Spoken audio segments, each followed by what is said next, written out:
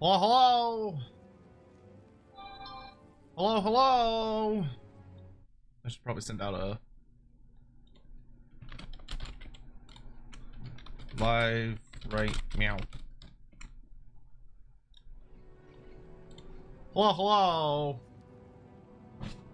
Hey, Calcifer, what's up?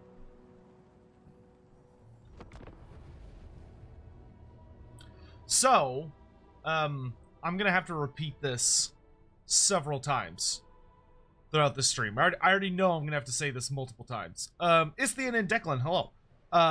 You may notice, hello, Chunky Nurgling, that I am not in my flesh form. Isaac, hello. But I am in squish form. And that is because it is very hot. It is so hot.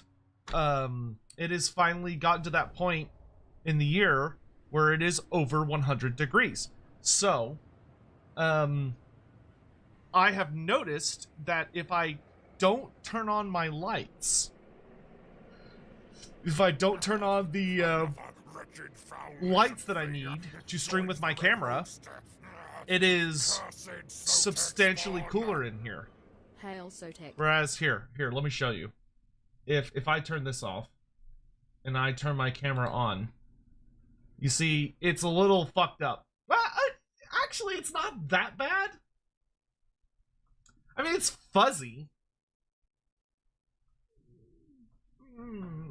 I mean, it's fine, I guess.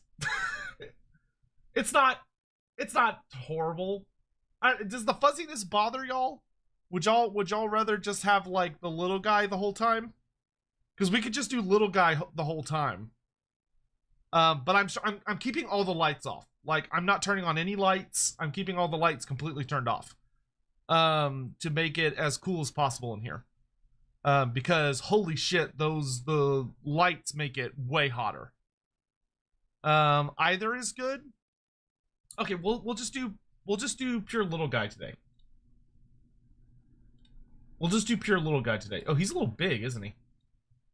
You can. Why can't I? What? Oh. Let's make him a little smaller. He's a little large. But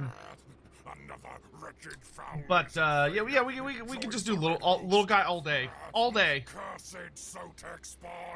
Oh, just. Hey there, Sotek.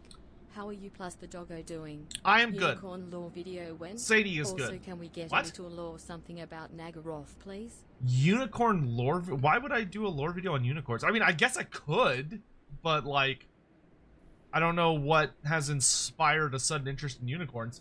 Jantos, thank you very much for the 3 years. Holy shit, Jantos, you sexy beast. How have you maintained such a fantastical body for 3 years? Truly a god amongst men. Spartan Lee, thank you for the 53 months. That's a really long time. Oh my god, that's a long time. Thank you. $10 through Super Chat.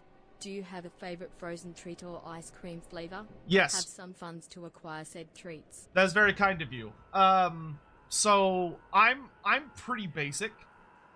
I mentioned doing a short on unicorns after the whoops. Yeah, I totally forgot about that. I'm actually, so I hopefully I'll do some of it tonight, but I'm starting to experiment with how to make shorts, because I don't even know how to make them, to be super blunt with y'all. I have no fucking idea how to make them. So I'm gonna be trying to figure that out, because to put it bluntly, YouTube, you get infinitely more growth by making shorts than you do anything else, unless you get like insanely lucky and the algorithm just decides that you're god now and it like pushes you to everything, and then everyone's like, oh, and then, you know, but that's not gonna happen to me. So I need to make shorts, and I need to learn how to do it, and I don't know how to do it, and I hate teaching myself new things, but I need to do it. In answer to your question, my favorite ice cream, I mean, generally speaking, like, I would say my absolute favorite is there's this place called Handles near here. where you can get like ice creams. And like I like getting like a like a chocolate chip cookie dough ice cream. And then I get a chocolate chip cookie dough ice cream, which is super fun. And I like it in an ice cream cone, especially if the ice cream cone has like has been dipped in chocolate, not the whole thing, just like a part of it. And that's like, oh my god, it's so good. I don't have it very often though. I'm not super big into frozen or cold food. I tend to prefer hot food. I don't know why. I'm just not really a big cold food person, unless it's like cereal, I guess. Yeah.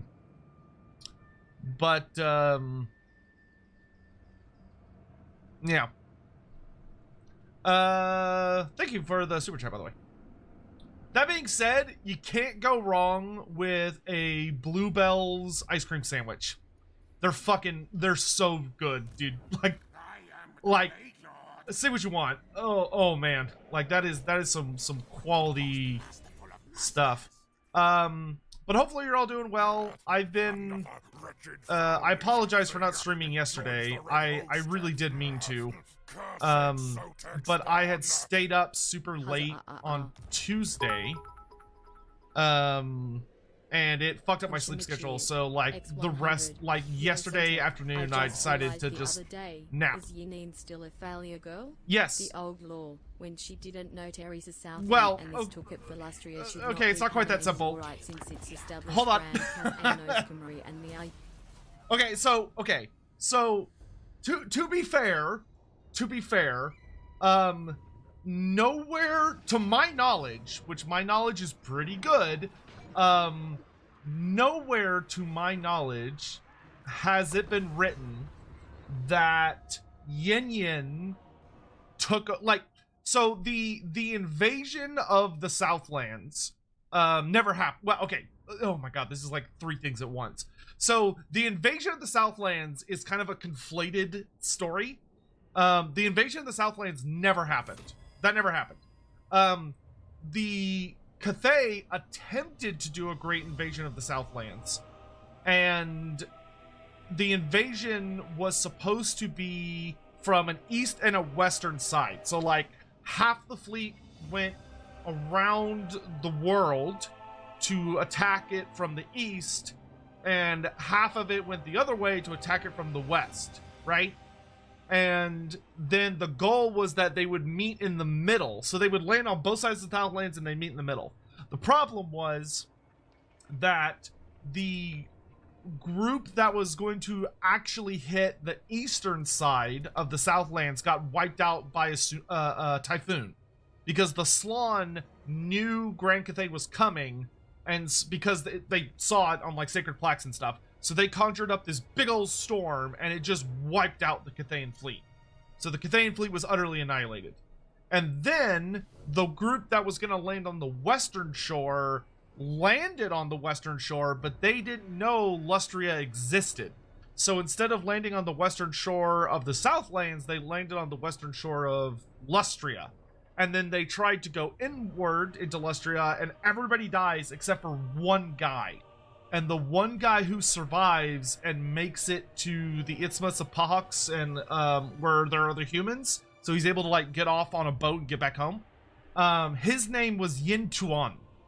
And Yin Tuan makes it back home, where he tells the stories of what he experienced in Lustria, and he's treated as like a bit of a hero, essentially. So, all that to say that when Grand Cathay came out, it was a very popular fan theory that Yin Tuan was going to be basically like recanonized as Yin Yin, in the sense that like it was Yin Yin's invasion, it was Yin Yin's fleet that got massacred.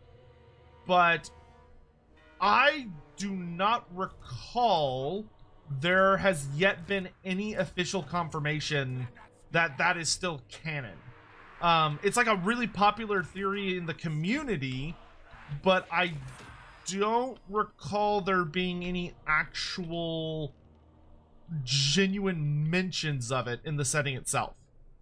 Now that doesn't necessarily matter all that much.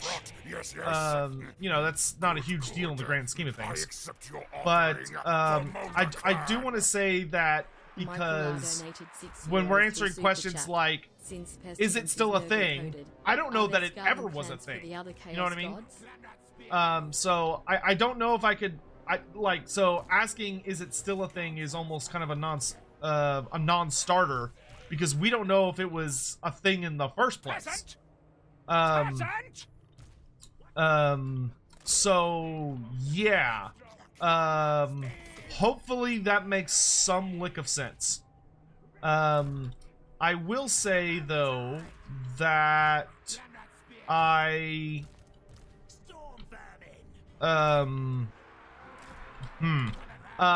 hope it ends up being a thing, and I hope it is still like a main aspect of canon. There does seem to be hints that are laid throughout the Total War stories that indicate that Yin Yin definitely is a bit disgraced, and is not as well liked by her parents as her other siblings. And the old world is also reinforcing this, because the old world shows that Yin Yin is the only one of them who's not being acknowledged at the moment, where like Yin Yin doesn't even have a family crest symbol, or like a symbol to represent her on the map.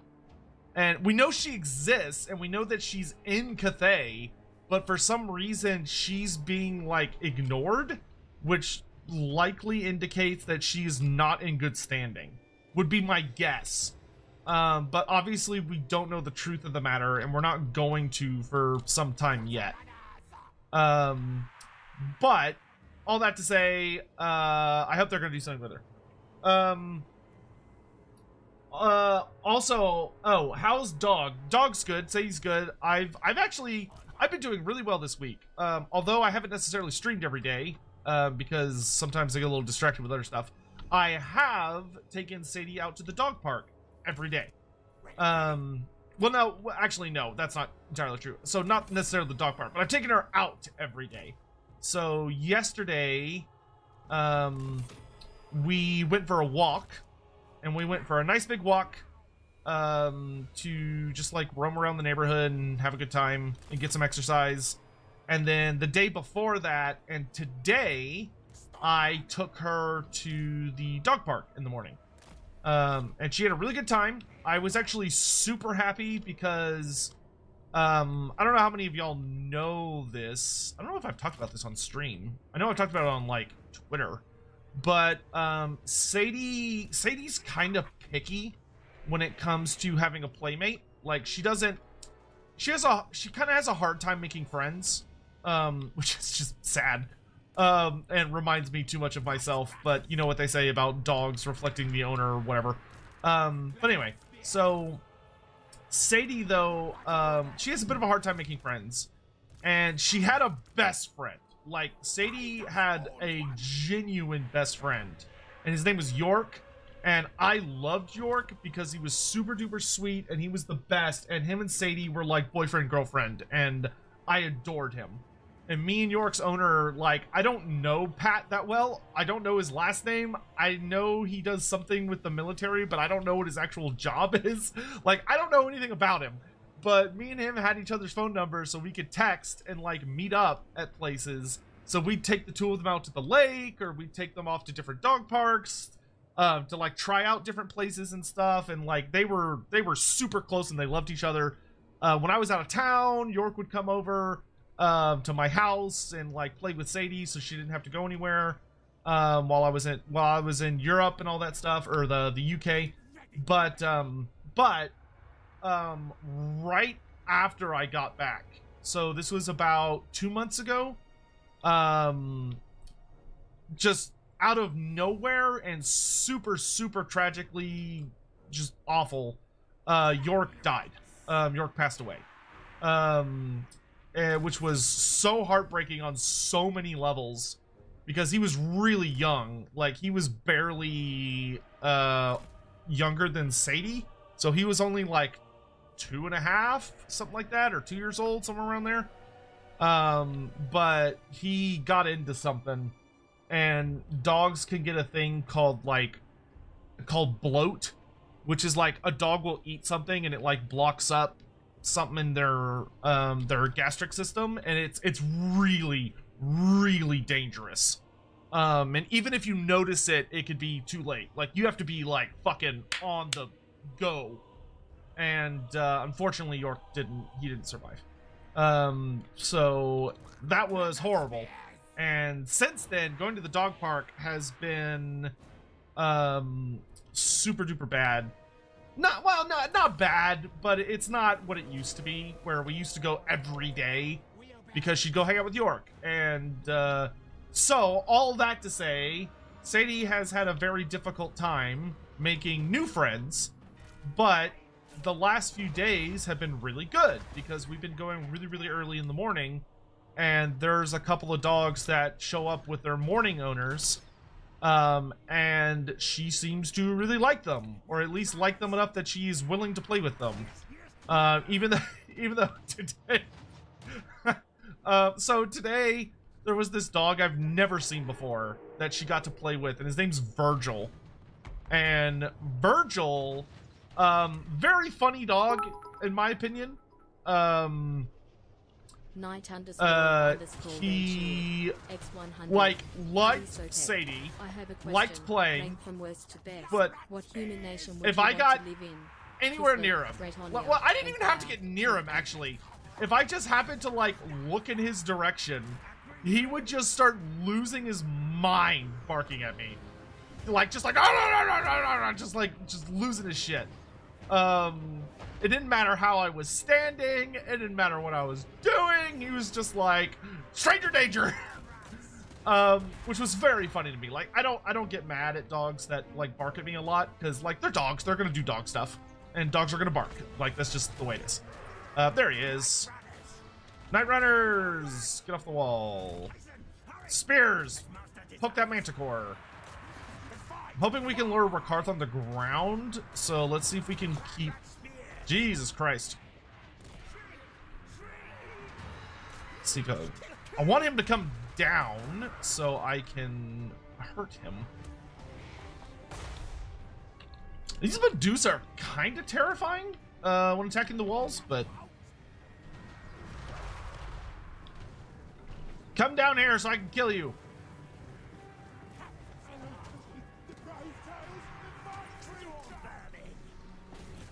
There you go. Good enough for me.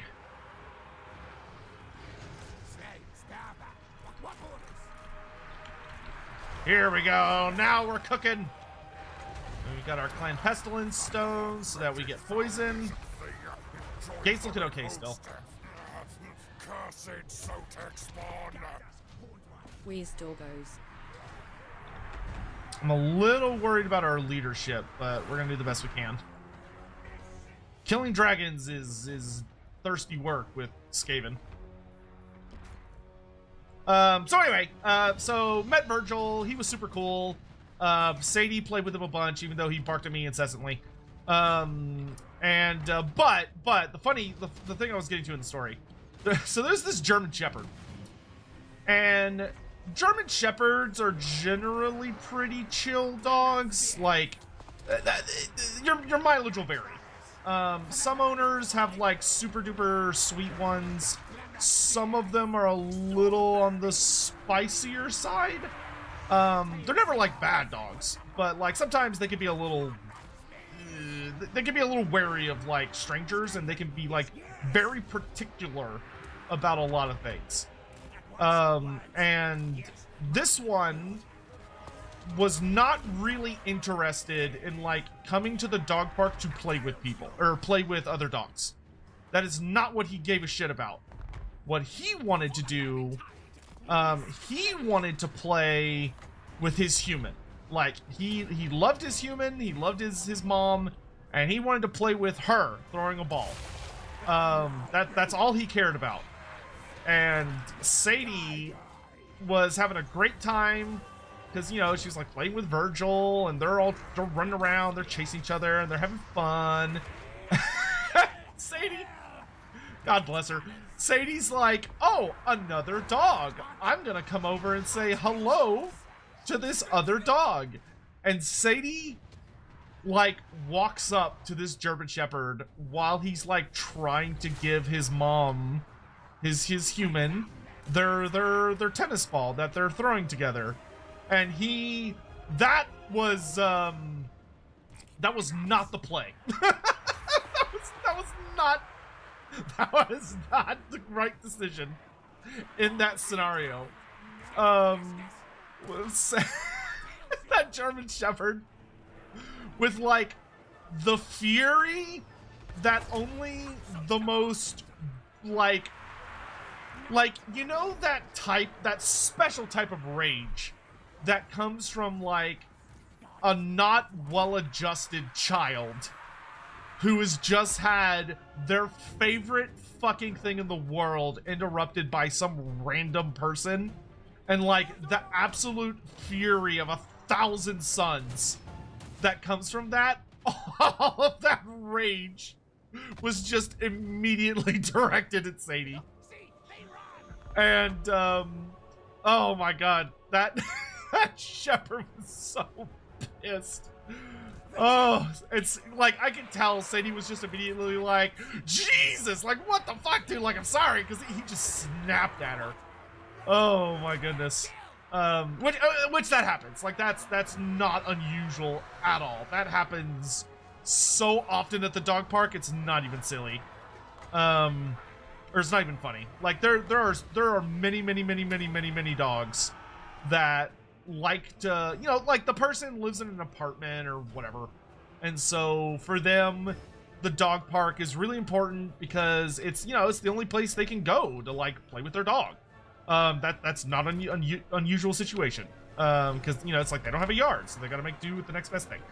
But that does result in unfortunate scenarios like that one, and it just made me laugh.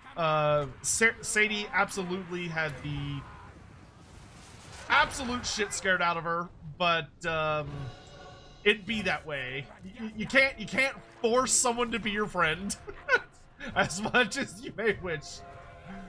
I felt bad for her, but it was very funny. Anyway, let me get caught up on other stuff here. What was I talking about before I got distracted? Howdy, Sotek, I have a question. Ranked from worst to best, what human nation would I want to live in? Between Kislev, Bretonnia Empire, and Cathay. I would definitely rather... okay, absolutely no question whatsoever. I would rather live in Grand Cathay. Like, not even a question. Grand Cathay is like... For the average human being, I would say Grand Cathay is leagues better than the competition. Like, Grand Cathay actually seems to have some reasonable systems in place to deal with the predations of chaos. That is not the case for many other places in the Empire. Oh my god, dude, the fucking Medusa hurt.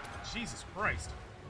Like, I think the Medusa are single-handedly gonna make my life a living hell.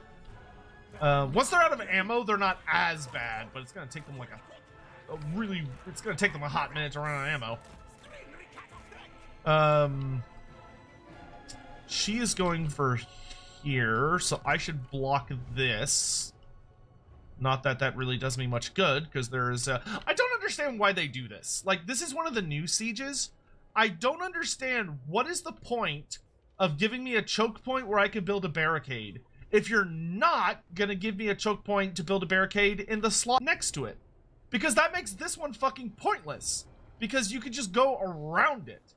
Like, the only way I could see this possibly being useful is if you build the option that gives you, like, defensive buffs, I guess. I hate when they do this, and they really like doing it. It's like, okay, either don't give me those at all, or give them to me so they are, like, helpful. I don't know. Not a fan of that. I am mucho not fano.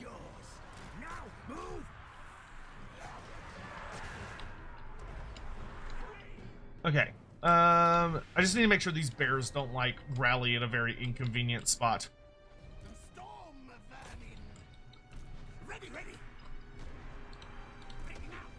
Okay, if y'all could flood downstairs and kill these guys, that'd be great. Catapult, I want you to turn and take out those dread space. If I can get rid of all the infantry, we'll be in a much better spot. Okay, those bears look like they're leaving. We'll see if that ends up being the case. Y'all can come down here. You chase bears. She is coming towards the leadership spot. I should probably do something about that. Let's see, she's gonna... Where are they going? Why are they rallying off that way? Or fleeing off that way? That's very silly.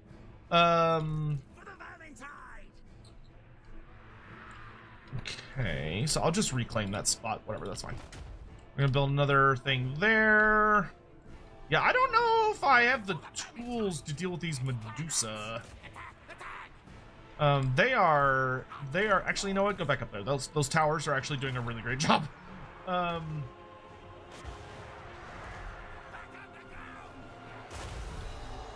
Yeah, those Medusa, I don't know if I have the tools to kill them. Oh no, you do have to go around this way. Okay.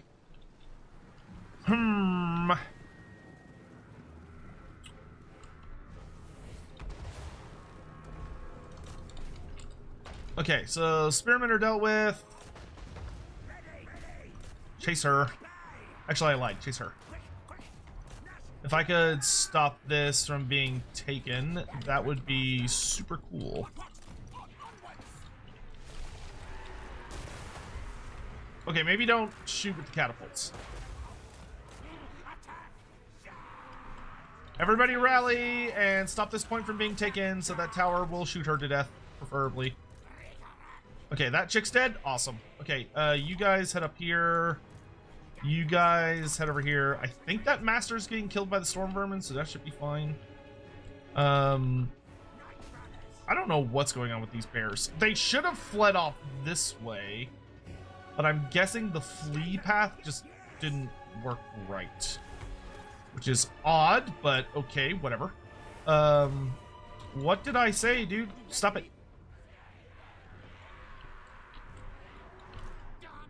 Stop her. Actually, you lot need to head this way. We're somehow holding this one in place. Another wretched foul joins the red host. Cursed Sotek spawn. Hi. Hello. But yeah, Cathay would be the best, followed by the Empire, followed by Bretonia, followed by Kislev. I would not want to. You cannot pay me to live in Kislev. Kislev would be awful. It is a truly hellish place. That is, you don't want to live there. No one in their right mind wants to live in Kislev. Chaos is way too close. Their culture has like a crazy amount of internal issues. It's a bad time.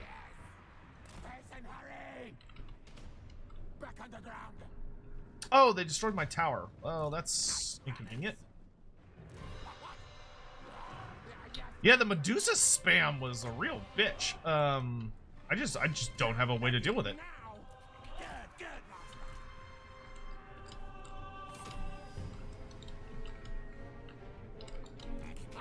Took too much of my shooting to kill the dragon.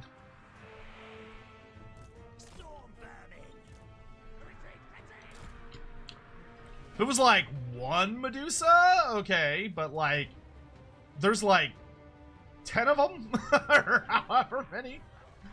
Blood Rack Medusas are really good. I feel like too many people don't appreciate how absolutely nuts they can be. Like, I'm reclaiming these points, but unfortunately this is a traditional siege battle. Which means if they take that center point, they start earning victory tickets. And we will have a problem. Okay, the master broke, which is good. I've got a big swarm of Skaven coming up this way, which is not bad. But I don't have any towers that I can really make any functional use out of.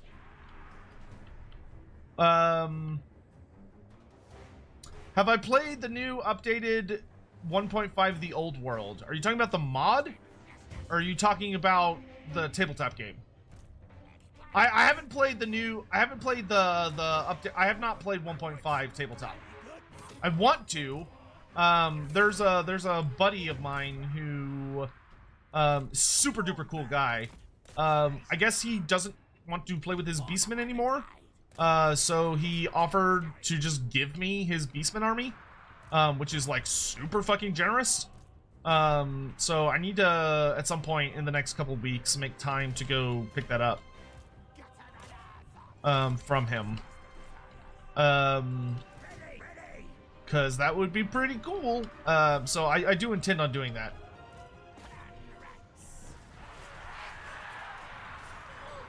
Just fucking die, Jesus. Okay, if we're lucky, we'll reclaim this before they get to this one. Which means that this tower is just gonna get a bunch of free shots on these Medusae. I'm a little scared of this one that's coming up. If you could stop her, that would be super cool. Oh, no, she's not coming for us, is she? She's going for the lead point. Aha, fool! You can't stop me, I'm gonna lock the point! And I've got a reasonably healthy squad of storm vermin coming.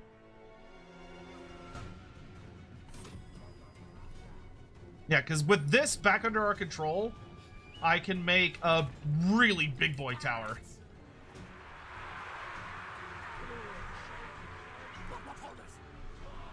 This is probably a good time for poison.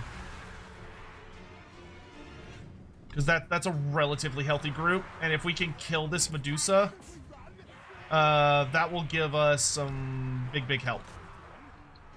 They're so scary! Turn this into a leadership point, and let's get our storm vermin on it. Okay, the good news is we've reclaimed all of our points, and our Skaven are all starting to rally together, which is all very nice. Save your ammo, boys.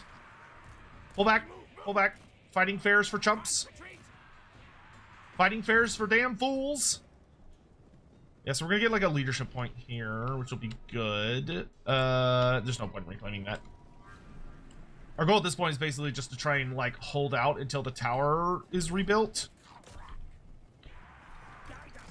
Oh god. They're coming. Oh god, there's so many of them. I love when I'm hitting them with attacks and then they they just fucking stagger and like functionally manage to dodge. Oh, it's terrible. Oh, is that army losses? Yes! Army losses! Saved by the bell! Oh my good god. Oh, that is textbook Saved by the Bell. Woo! Oh my god, that tower hits like a truck. I should have been building more of those. I'm used to the bigger towers being kind of shit against single entities because they're like so inaccurate. I really wish they would make towers more inaccurate. Or more accurate considering like how expensive they are and how like kind of conditional their usefulness is. Yeah, okay, whatever. Whoo! Saved by the Bell. Okay. Let me get caught up with stuff. Alex Lowe, thank you very much for the 50 months. Mr. Wheelman82, thank you very much for the 37 months. We is doggos.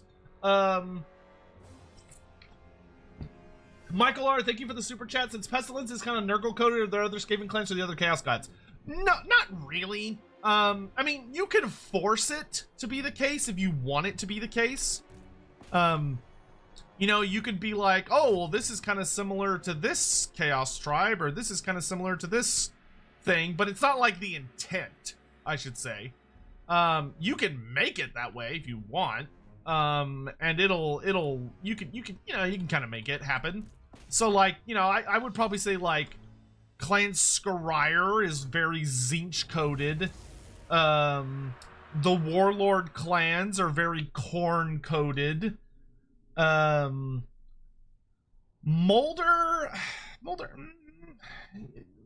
is somewhere between Tzeentch and Nurgle, perhaps. I don't know if I'd say any of them are particularly. I mean, I mean, you could argue that all of them are also Slaanesh coded because they take everything to such extremes. But I don't know if that's something that necessarily translates super well.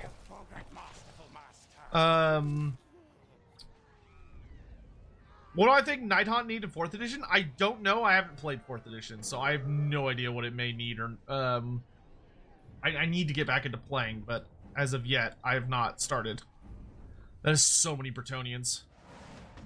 I don't know how Alberic ended up being the big bad of Lustria, but he clearly is.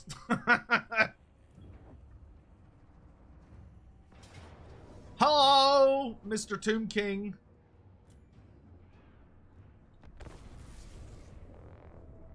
Hey Sotek, what are the lore implications of yourself, the Oracle of the Sacred Plaques, leading Clan Pestilens? How dare you?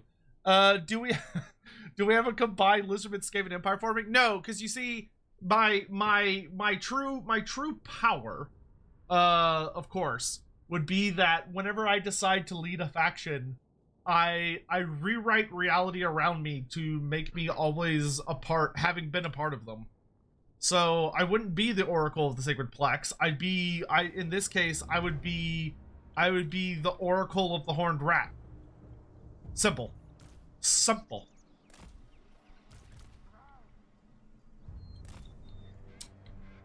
I still don't know if I want all these Storm Vermin in Skrulk's army. I need to figure out what my opinion on that is. Alright, lads.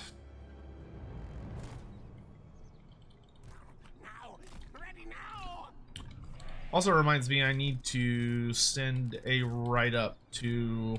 Not a write-up, but I need to send a little thing to CA politely asking / begging them to change the Plague Monk Censer Bearers so that they're no longer just the absolute worst garbage ever seen on the face of the earth. Because holy moly are they bad right now. Actually, yeah, why don't you go run around with our beasties? That works.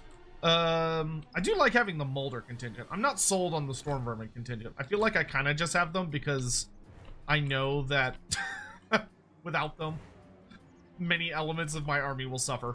Though, I do like the Bodyguard for Skrull. That I'm cool with.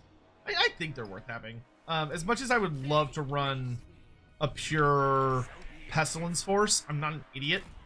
And I do know that the Pestilens units rather grossly underperform right now. Which does not need to be the case. It just simply is the case. But they also work as good bodyguards for my Blade Claw Catapult. So there is that, I suppose.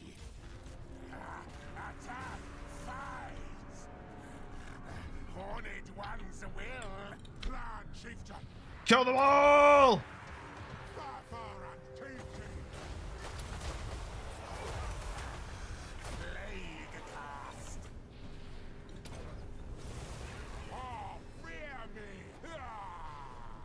Here, you play with them. I'm gonna... Actually, I guess I'll also play with them. Vermintide comes. Pestilens abound.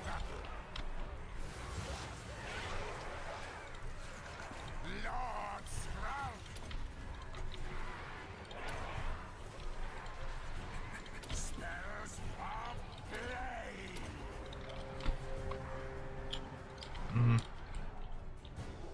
Oh, I was not expecting such a backward or back-facing horde. Best, see? No, fighting spears is for losers. Run. I don't want my rat ogres dying to stupid shit. Now for no Black Death, tear apart. Greatest coming. And flick breath. Blah. Oh, they're rampage. Oh, okay, no longer rampage. Yeah, this is not necessarily an ideal fight. We're going to peace out while the rest of my army swarms its way over. Catapults, aim a little further, please. All right, I'm no longer needed here, so I'm going to wander off this way. Enjoy your lessened armor. Kill him.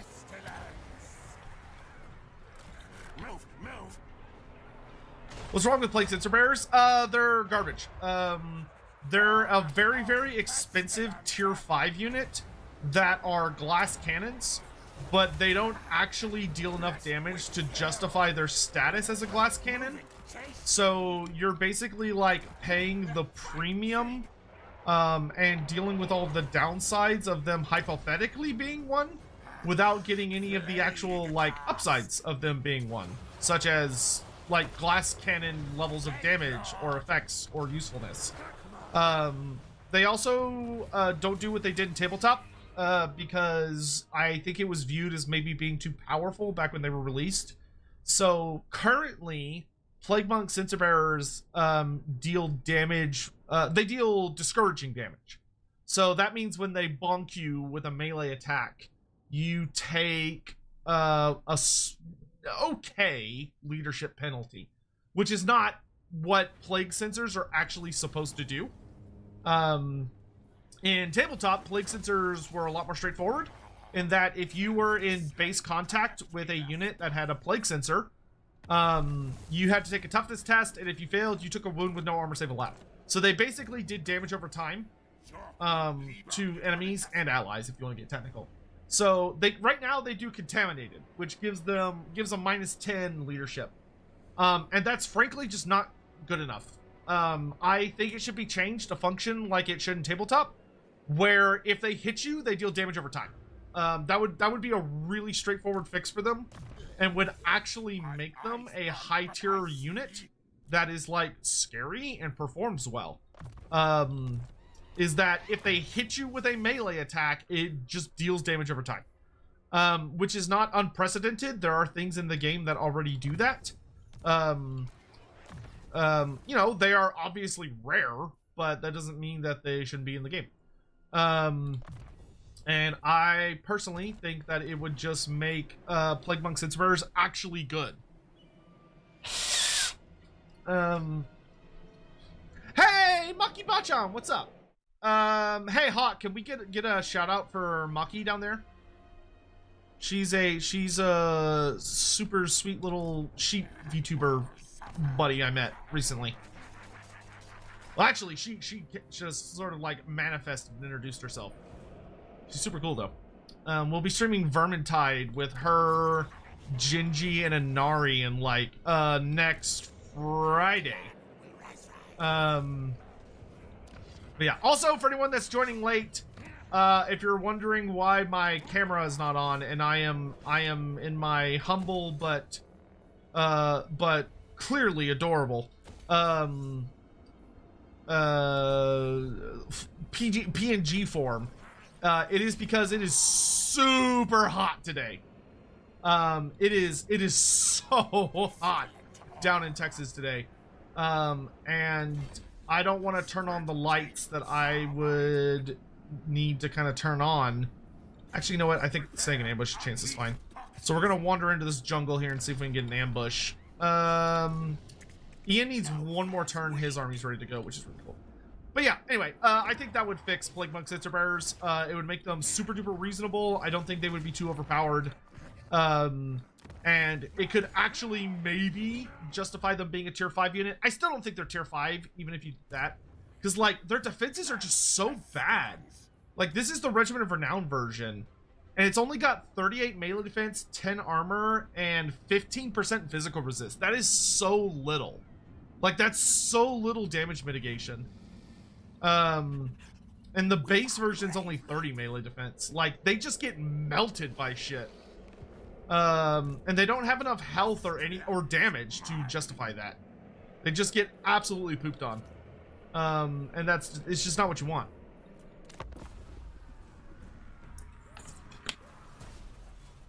Living Legend, is there anything you can tell me about the Melusai and AoS?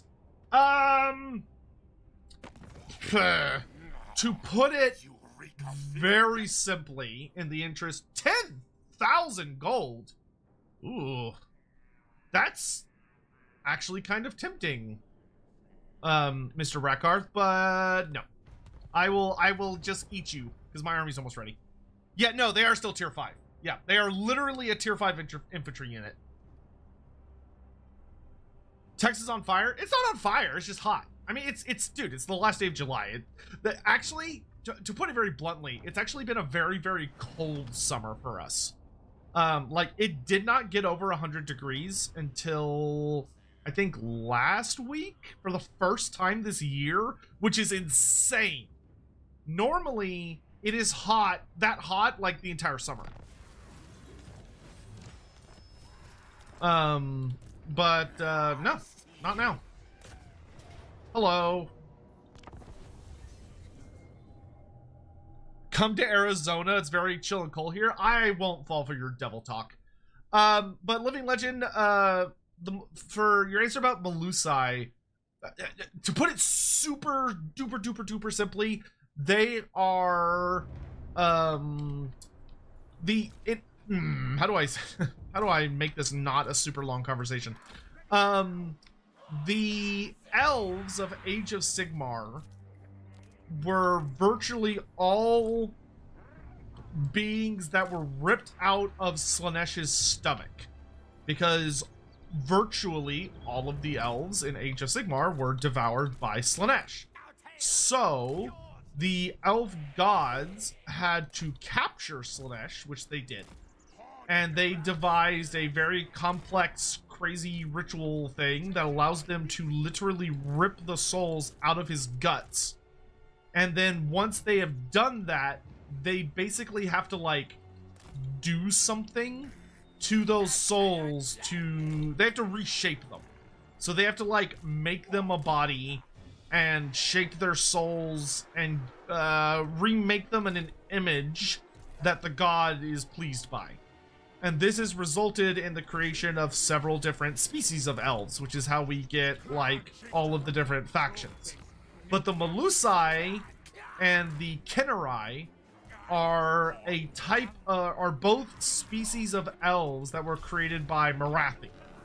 And basically, instead of making them the normal way, like the other elf gods do, of kind of like trying to shape them into a body and then purifying the taint of Slaanesh from them through various methods, Morathi instead was like, I'm gonna pour all of my personal problems and all of my emotional issues into these elves and basically infuse them with a portion of my own, you can kind of think of it as like corruption, but don't think of it as like chaos corruption. It's more like spiritual corruption of a personal sort, and made them like her. So they have the same kind of like faults and failings that she does, but they're also fanatically loyal to her, because she has like a piece of her in them. More rats! Send forth rat wolves, yes, yes! Make them all bunch up for my catapults!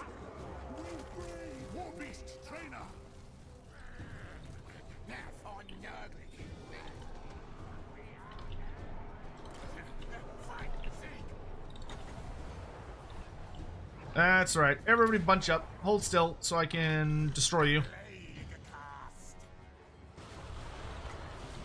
Gonna leave your Bubonicus the Tomb King. Hit these nerves of the Plague Breath. Beautiful. I'm gonna waddle back to my army.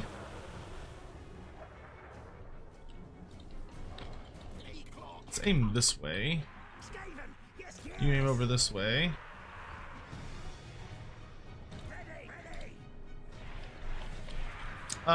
Chieftain, he is all yours, my dude.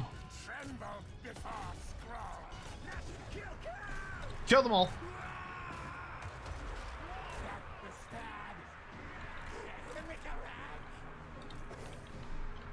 These spears? Yeah, they're all spears. See a lot of swords over here, though. Y'all come over and guard this flank with the Packmaster.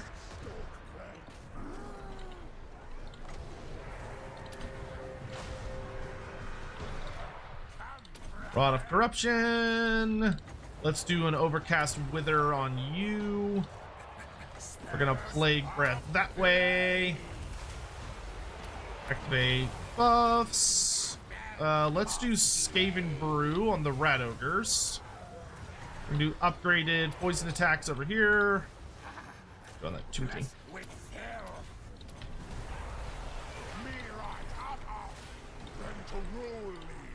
Okay, that popped his thing.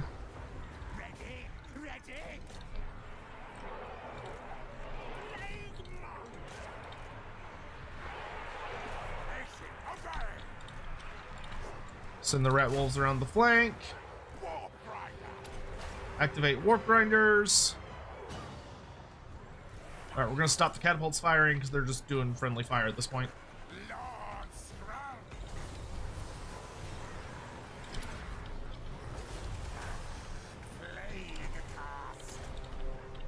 More plague! Can you also bug CA about making salvageable modding profiles? I was told on the CA stream today I need to make more people complain about it. Well, then you complain about it. Don't make me complain about it. That's a you problem. Just put it on the forums. Just put it on the forums and get other people to do it. To a regular guy, how common are dwarf slayers to be? Fairly rare. Most people probably are not aware of them. Or like most people probably like heard of them, but likely have not seen them. It's kind of one of those cases where like if you came across a slayer, for you it would probably be more of an experience of being like, oh, is that one of those slayers I've heard about? Because generally, if you have a slayer in your community, one of two things is the case. Option one is that you live in a very, very busy place. Like you live in Altdorf, where you just kind of see anything and everything. And, you know, you kind of get used to it because, like, you know, eventually the excitement wears off, right? Like you see all sorts of weird shit living in the big city. But if you are if that is not the case and yet you are still seeing a slayer, that probably means that a slayer is passing through or visiting your community, which is very unusual, and can also be a very, very, very bad thing. It could be a super bad thing, because if they are passing through your community, that likely means there is something within your community that the Slayer thinks is worth his time, which is not what you want. That is not a good thing. You know, like if you're ever in a place and like a Slayer shows up and is like there to hang out and check out what's going on, you're in danger. Like you need to get the fuck out of town. Until he kills or dies trying, and you better hope that he kills it. Yeah, that is not a good sign. At all. There are a few things as bad as walking into your local community and suddenly seeing a fucking slayer there, being like, I'm here to here to fulfill my oath, and you're like, you're what? What does that mean? In before like horrible underground gribbly bursts through the floor.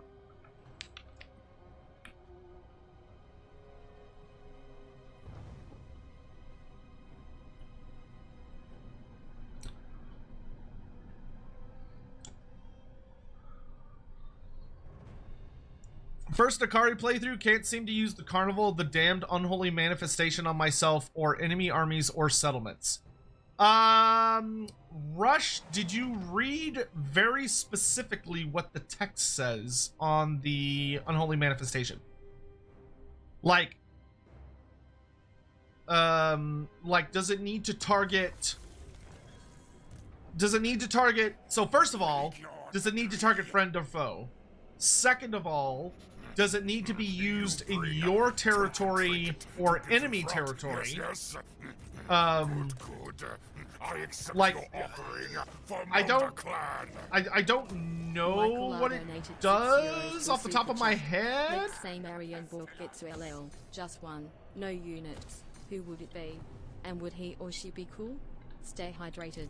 Chat, don't forget to like the stream. Michael, thank you very much for the super chat. I really appreciate that. If Marienburg got a legendary lord, who would it be? It would probably be the oh god, is it von Keppel? So Marienburg is ruled over by this group of really fucking rich people. Like it's ruled up by like a mercantile council. And I can't remember their names. There is it's like Cripesman or Cripsman or but there is a particular family that are like the big hot shots of the they're like the big boys of Marienburg, and control a significant amount of authority. And are very dangerous. Like, they're super dangerous. It would probably be them, because like they're the ruling family, the head of this council. Like they're the big bads, so to speak. But if not them, if you were gonna do it and you're like, no, I want something a little spicier, I would personally go for the leading matriarch of the cult of Manan. So Manan is the sea god, and is pretty terrifying and ruthless, but obviously has a significant cult. Well, I don't know about obviously, but he has a very significant cult in Marienburg, because they're a big, they're a big port city. They have a lot of big naval stuff going on. So they rely very heavily on the ocean in order to exist and survive. So the cult of Manan has a lot of power. Oh, Von Corden, that's what it is. Tell me why. Is it Von Corden? I think that's right. Luther Harkin's just hiding on his little volcanic islands over there. Blake GPS, thanks for the follow. I appreciate it. Once again, I'll say this every once in a while. If you're curious why my face is not on screen and it is this adorable little lizard creature, it is because it is very hot today and I don't want to turn on my lights. I'm playing as much as I can in the dark, so that it doesn't get too hot in here. Oh my god, there's so many Bretonians. This is gonna be terrifying. Yeah, we're gonna activate the Pestilence scheme as much as possible. We're gonna keep this baby grooving. No, I'm gonna send you Waddle because I'd rather try and spread it that way. I really want the stupid Chamber of Visions, because that extra magic drop chance is really nice. Liber Bubanicus. Okay, grab that. The game 402, thank you for the follow. I'm actually paying enough attention to see when new people are following. I don't know if I want this island territory. I think I'd kind of rather sack it. Ooh, warp energy condenser. It's actually not bad. I see you. Get back to friendly territory. There we go. That gives me enough for this and this. I could take over Itza. And I would very much like that, because then I could defile the Emerald Pools, which does give me that sexy, sexy casualty replenishment.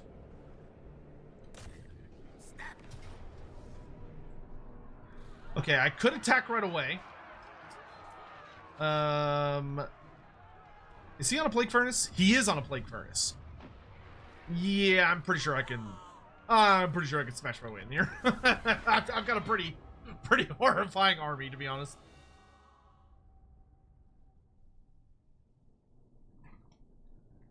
No, it's not the Von Cordons. It's not. Okay, this is gonna bother me. I have to look it up. Elite family of Marienburg. It's not the Von Cordons. It's a weirder name than that.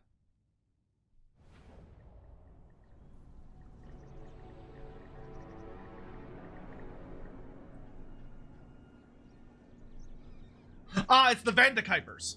Yeah, it's the Van de Kuipers. House, yeah, the House Van de Kuiper. They are the big bads. They're the greatest of the 10 families. And they are really fucking spooky. Touch the Sky 8. Thank you very much for the follow. Appreciate that. Thank you. All right. Well, I have overwhelming amounts of death-dealing firepower, and the Dark Elves don't. So yeah. My Warp Lightning Cannons are going to destroy all of their precious towers. And my Poison Wind Mortars are going to kill everybody else. While the rest of my army happily sits outside and drinks tea and laughs about how silly these elf things are.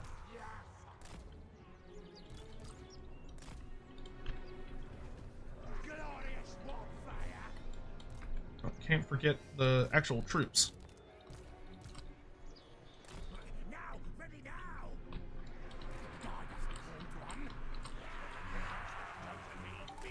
I'm actually I should probably put you guys next to or behind these. I'm a little worried that if I do it this way, the Warp Lightning Cannons will end up like shooting them in the back. Fire!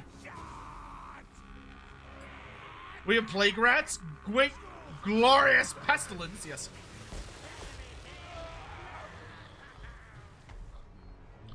Good stuff. Ooh, they have a dragon. Okay. Not too worried about that. Just gonna make sure this is gone and then we can start to advance. Go ahead and get Forbidden Rod going.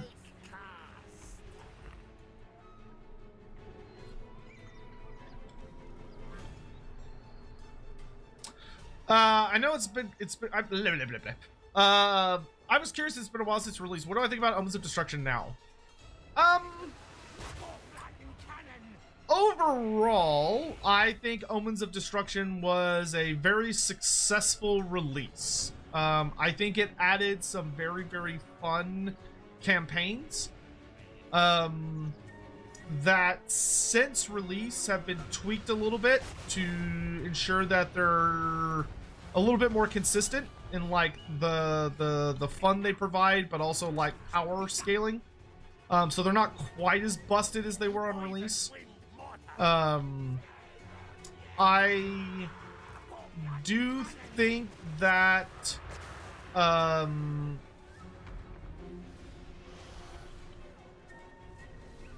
mechanics wise and units wise, it's a great pack.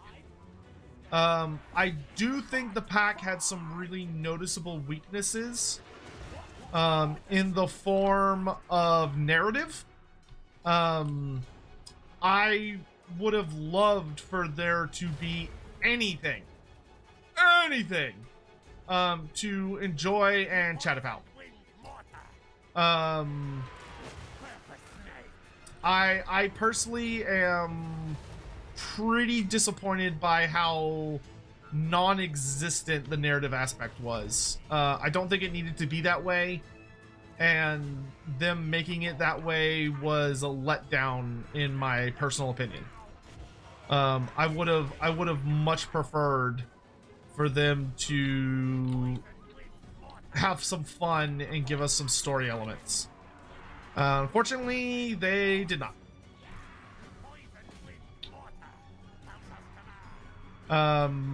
So it's not my favorite because of that. I think narrative elements are really good for the game, and add like fun storytelling elements to the campaigns.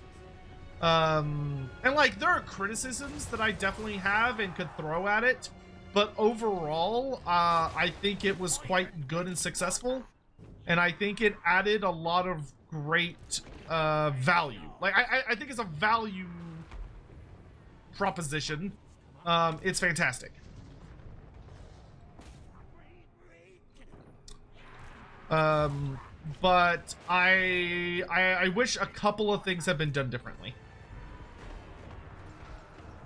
What I think would be my major takeaway. Hold your fire. I don't want to waste necessarily too much ammo. I'm fine killing like ranged units. That's always good value. That dragon's taking a beating, which I'm fine with.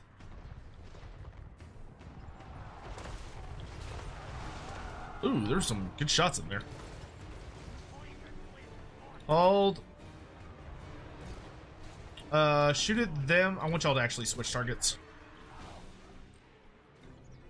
Pop that Forbidden Rod again and give me more magic. I will say that I think I wish they had done Skull Takers heads a little different. This is a very stupid complaint. I want to acknowledge this before I say it out loud, that what I'm about to say is the most like nerdy, not helpful bitch advice that I could possibly utter out loud. But I really wish that Skull Taker's mechanic, like the skulls of the people that he fought and stuff, that he's wearing on his cloak, I wish there had been a little bit more oomph put behind it. All of the stories kind of felt like it was just like some really random people, and I wish they had done a little more with the storytelling. So like it would have been cool if instead of it just being like, it sort of just feels like a group of random heads, and I kind of wish they had done it more of like these people would have gone on to do these like incredible things. Like these people would have changed the very course of history and would have been like some of the biggest players in the setting. Like they would have been the kinds of people that legends are written about, but their legends never got told because Skull Taker, you know, kills them, and like he wipes them out before they have the opportunity to become the kinds of legends the world remembers. Because I think that would have done a better job than because like with Skull Taker, you always have like the classic complaint when people learn about him of like, if Skull Taker is such a big deal, why hasn't he fought like any of the actual characters we know? Like why hasn't he fought like a bunch of special characters and like whatever? And there's not an answer given other than like pretty much like, well, you know, it's a game and they don't want to perma-kill characters, so they just don't have him fight anybody, which is obviously silly, but that would be like, if you wanted to get super technical, that would probably be the answer. But the way you should answer it is that no, he has fought lots of people like that, and he killed every single one of them. Like, he killed them all, and you don't know about them because he killed them. Like, that's the cool way to answer that question. And I wish I had thought of that really, really early on, so I could have looked at CA and said, this is what you should do with his mechanic, and they could have been like, oh, that's a cool idea, and then they would have done it, and everyone would have cheered. X100, who decided that the forbidden rod is forbidden. That's a great question. I don't remember. I'd have to look it up, I think. I believe the reason it's called the Forbidden Rod is because the way it technically works, as you may know by the way it works, is that it quite literally, like, leeches the life of the wielder.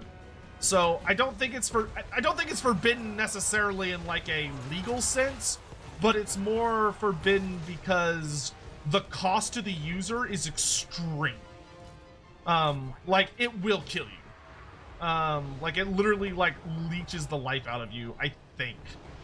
I could look it up, though. I'll look it up after this fight. Just remind me. Because there will be, like, some kind of notable quotation about it.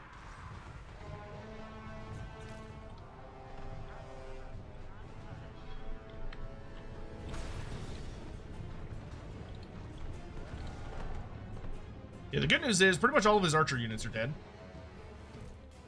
Guys? Oh, that's... I was like, why aren't we attacking? And they're like, boss, you're sending us at, like, literally impenetrable walls. What do you want us to do?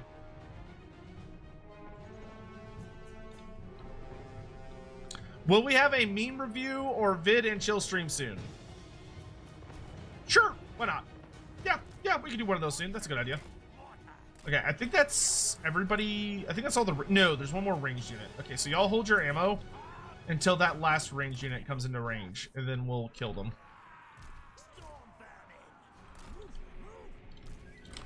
Advance! Kill that dragon. Turn off guard stance and kill that dragon. Oh, that was a mean volley. I would like more narrative in game. Me too. I really like having narratives in my campaigns because they make me care. I'm more inclined to finish a campaign if I feel like I'm trying to complete a story than just tick off boxes. You know what I mean?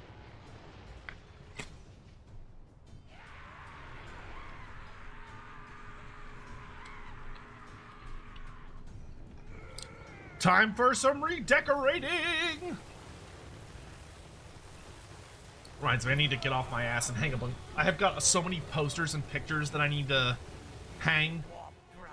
I just haven't gotten around to it, and I need to get around to it.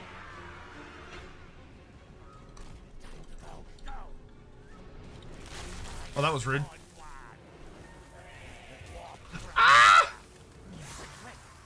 It's very rude, ladies. Oh my god, stop shooting me.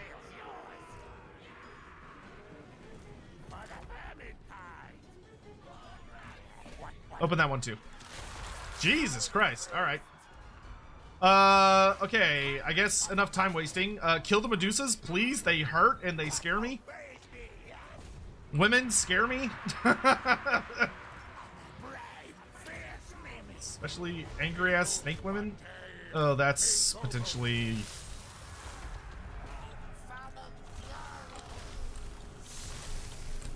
Bro, can y'all chill? Jesus.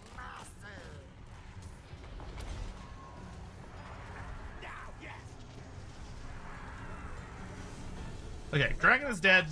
Go inside, kill everyone. Did the other ranged unit come down yet? Or are they still in the back? They're coming. Oh, there's two of them. Well, that's no fun. Warp grinders will rally in a minute. There we go. Get that wall open. God, shit hurts. Jesus. Can we get them in combat so they stop shooting the absolute shit out of me, please?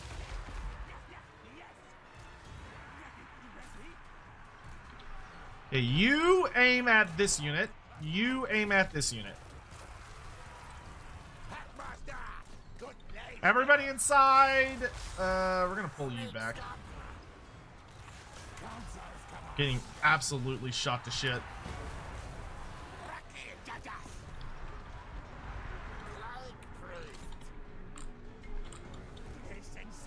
Nice. Next section is open. Charge! Rat ogres. Kill. Doom flares. You too.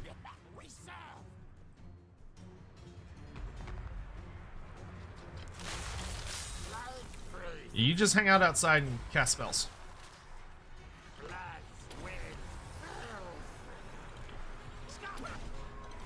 I fucking hate all these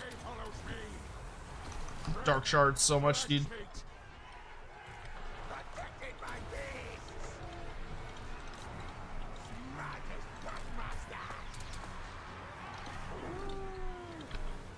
Get that sorceress. She's hurting my butt, and I don't appreciate it.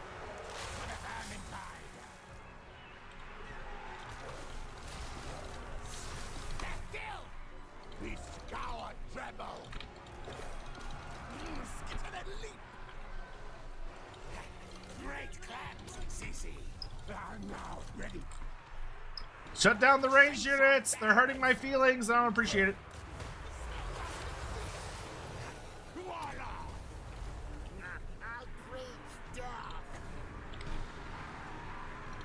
Okay, we need to get rid of the Hargadeth executioners here. Y'all are out of ammo. Alright, you're dismissed. Flood in! Everybody go! Go, go, go, go, go!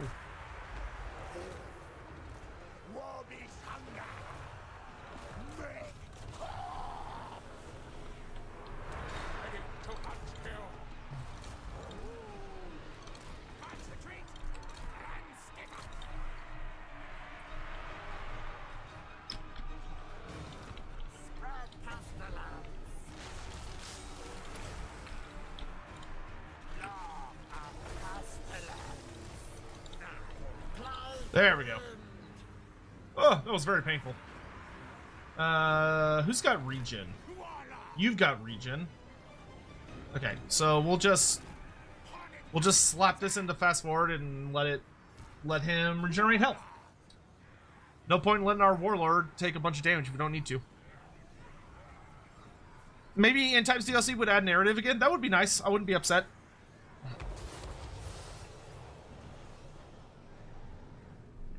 I would not be upset. Oh, I thought I fast forwarded. Fast forward. There we go. That gives us some time for that. So I don't know if y'all saw. I'm curious if y'all saw this, but did y'all see that in the? I haven't read the full thing yet. I need to sit down and read it, and maybe I can make a video out of it. But Games Workshop put out their like financial support, or their finance report for the year. Their like quarterly report or whatever the fuck it is, where they talk to their investors and shareholders, and they publish it, right? And apparently, there were a couple of interesting takeaways, but one of the big takeaways for it was that they're trying, or they want to put more effort into making like a successful Age of Sigmar video game is something that they apparently have spoken about a fair bit in the article, or at least I read that part of it, which kind of had me thinking about like, if y'all were given an opportunity to like sit down with them and talk about what kind of game you would want to try do something for Age of Sigmar, like what sort of jumps in your minds? Because for those that don't know, Age of Sigmar has had, unfortunately, a pretty meh set of attempts into the video game market. There's been like a decent handful of games now, but they've all failed.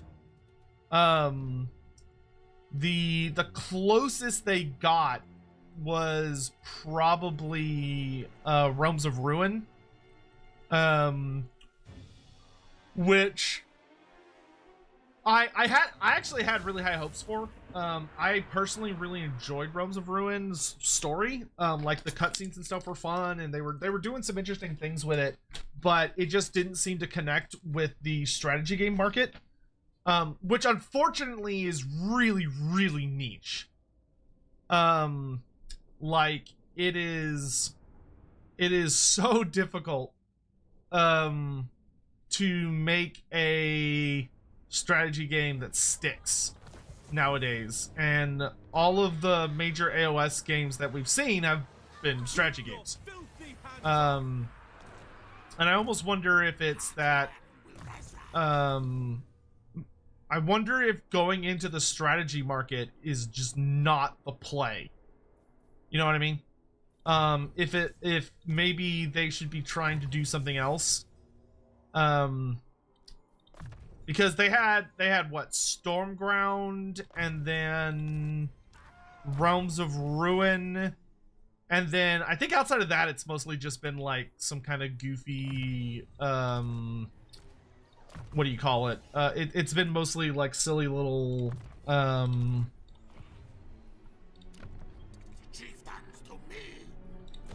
damn it, what are those games called? Virtual reality games. Which just isn't a big enough market to be super meaningful. You know what I mean? Strategy games work better with a bigger scope. I mean, yeah. I mean, I think, but you have to start from somewhere, right? Like, I mean, both games I think have featured like a pretty good amount of factions. I really like Stormground. But is that the one I'm thinking of? Was that the one that was like on a grid? It was like it was like grid-based gameplay. And it was more about how you like, and you got like units and they like move around the grid and had various synergies and stuff. Like, that game was actually really good until you got to the late game, which absolutely crushed me. I was so disappointed when I realized that. Because I was actually like super duper duper enjoying that game. And then I got to notably later in it, and realized that the game basically just kind of petered out, which was super disappointing. Like, I wanted to love it, and then I got to the end, and it just kind of dies with a whimper. And it's like, oh, well, that's a bummer.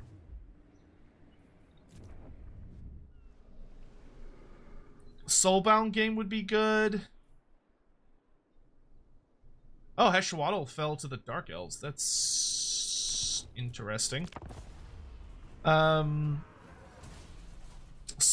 will be fun. Action game. They should make a Souls-like with Stormcast Eternals. Yeah, that's personally, if I was advising GW, which I'm not, obviously, but if I was advising GW, I would tell them, y'all need to make a roguelike. Like, y'all need to make a roguelike that has a roguelike or a Bloodborne Souls-like type game that has a Stormcast as the main character, or as the playable character. Because the whole gimmick behind the Stormcast Eternals is that they're immortal, right? They can keep dying over and over and over and over and over and over and over and over again. And the only consequences of that are that, you know, they kind of change and they kind of like mutate a little bit, and they go through, you know, that kind of stuff. So like there are narrative consequences, kind of like there are narrative consequences to Sekiro Die Twice, or Shadows Die Twice. I accept your offering for bro, there's so many Bretonnian armies. I don't even know what I'm gonna do against this shit. $5 through Super Chat. I have the impression that Tzeentch is the least actively evil dark god. Any way to break me of this notion? God, no. God, no. What? Who? What? Bro, that is like, whoa, that's a take.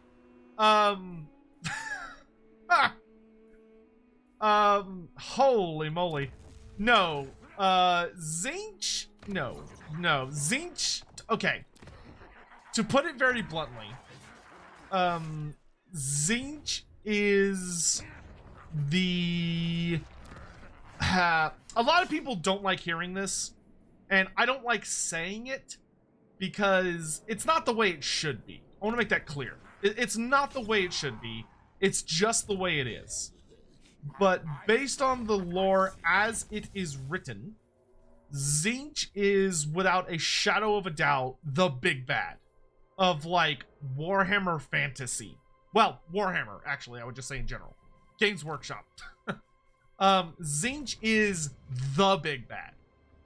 He is the great conniving schemer above everything else, who is 10 steps ahead of everyone, and who works by basically manipulating people into following paths that they think they have set themselves upon, and working against him requires you to basically not know what you're doing and almost be working more on instinct. But Tzeentch is, because the fact that Tzeentch is the easiest to write for, to put it very bluntly, like most of the time when you have stories and you have narratives, you want to tell like an active story with like a complex villain, or like villains that are capable of doing sneaky surprise third act type moves. And when you're messing with anything along any of those lines, that results in you basically having to, you always use Tzeentch. Like Tzeentch will be your go-to that is used for fucking everything. So because of that, it's kind of led to an unfortunate scenario with like the writing of Games Workshop, where every time they told a major story that needs to feature a villain that isn't like super obvious and straightforward, they always use Tzeentch. And this has led to Tzeentch becoming the big bad of all of Warhammer. Whether it's 40k, fantasy, whatever, doesn't really matter. Which I don't think that's the way GW wanted it to be necessarily. I think their desire, their intent, was to have like all of the Chaos Gods are supposed to feel equal, but they don't. Tzeentch is the big bad. Because at the end of the day, everything is like caused by Tzeentch. Like Tzeentch is the grand architect, and he kind of works at a meta level as opposed to a top level, which makes him kind of a bitch to deal with. Like Andy has like kind of a funny joke that's not really a joke, but it's kind of a joke, but it's not really a joke, but it's kind of a joke.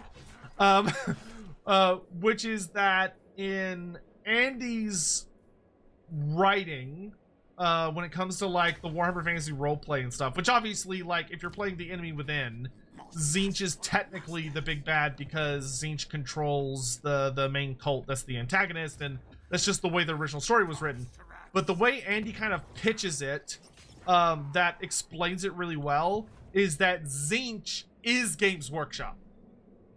Like, if you're playing the Enemy Within and you're playing a Warhammer Fantasy roleplay campaign, you're playing against Games Workshop's writing for Warhammer Fantasy. So, like, you know, because most players, the vast majority of players, frankly, even if they're playing good guy or bad guy campaigns, they want to prevent the end times from happening. They don't want the end times to happen. But Games Workshop wants the end times to happen. And Games Workshop, at a meta, like outside of the Warhammer universe, like a genuine meta level, moved everything into place so that the world would end. Right? Because it's their IP and it's their story and they wanted to kill it. So technically, Games Workshop is Tzeentch. From that in-universe perspective.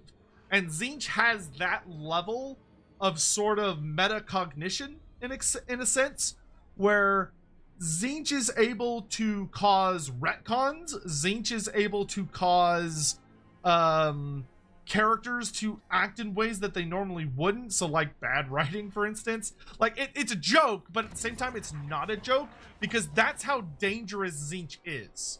Like that's the important part. The important part isn't dunking on GW. The important part is explaining that is Tzeentch's actual level of power. Like, you are dealing with a god who can genuinely cause actual retcons to happen in universe. He can change what actually happened in the past.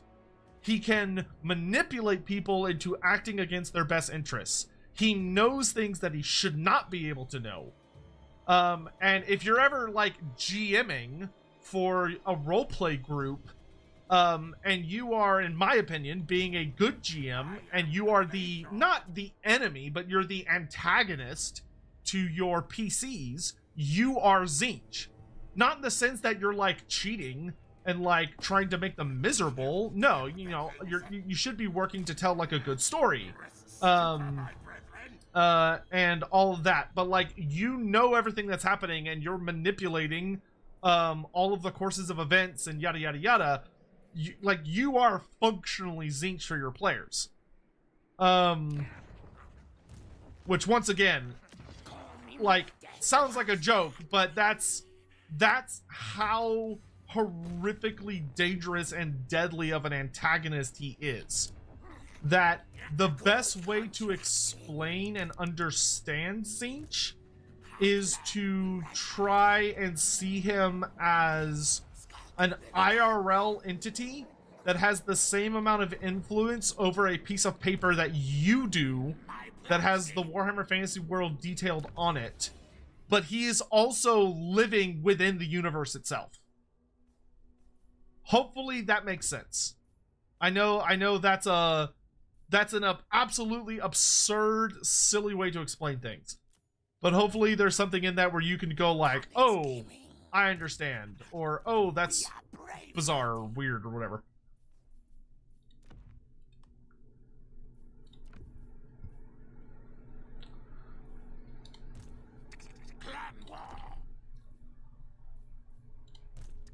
No blame.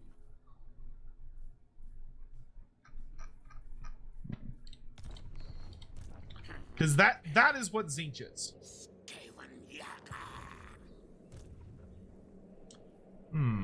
I don't know if I should run and just let them have Itza, and then I can start like picking people off from around it.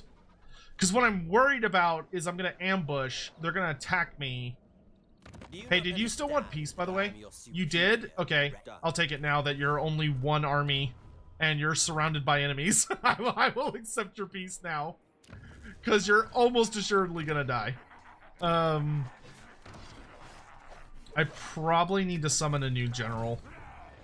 I would like a Master Assassin, I think. Because I can finally give him the goddamn Ranger's Quiver. And then we can get him a bunch of other stuff. And we need anti-Bretonnian armies.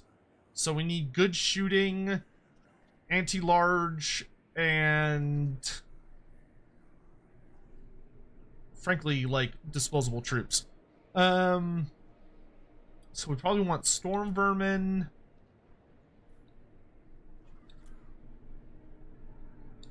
What do triads do? Weeping blades. Ooh, that's certainly not bad. So maybe like storm vermin, Eshin triads, mortars, and rattling guns. And Giselles might be well suited actually. You bring a token trinket to give to Throt. Yes, yes. Good. I accept your offering for Mulder Clan. Michael R donated €6 through Super Chat. Sorry for the many questions. No, you're fine. Do the other Chaos Gods have a place similar to the Well of Eternity, i.e. a place they won't dare to enter themselves? No, not that we're aware of. And not that's like explicitly pointed out. It doesn't mean it doesn't exist. It very likely, it wouldn't surprise me for them to have such places. But they don't have any such place like explicitly pointed out. I think having one Eshin sorcerer amongst our various armies could be fun.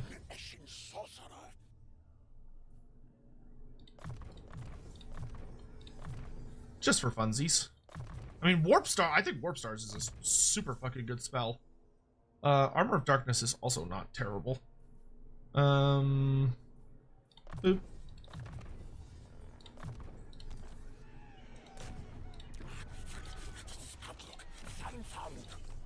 Yeah, you could be the wizard for this army, that's fine. Here, have a Forbidden Rod on me. Okay, so I also would like... I need to build up this army. So I'm thinking if we go Storm Vermin, Eshin Triad, we do need some anti-infantry. I think...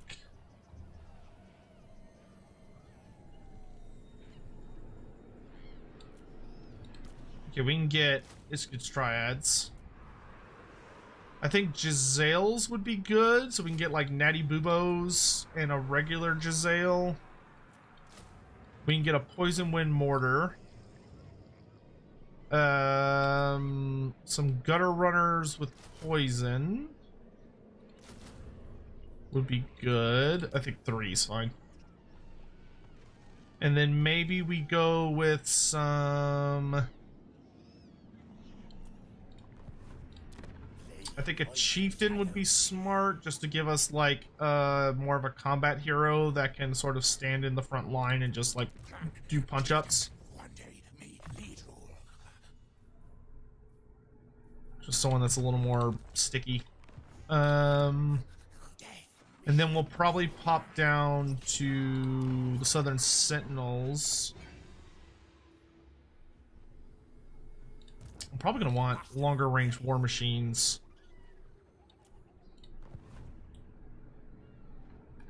I don't know. I'll have to think about that. Okay. I got plague spreading.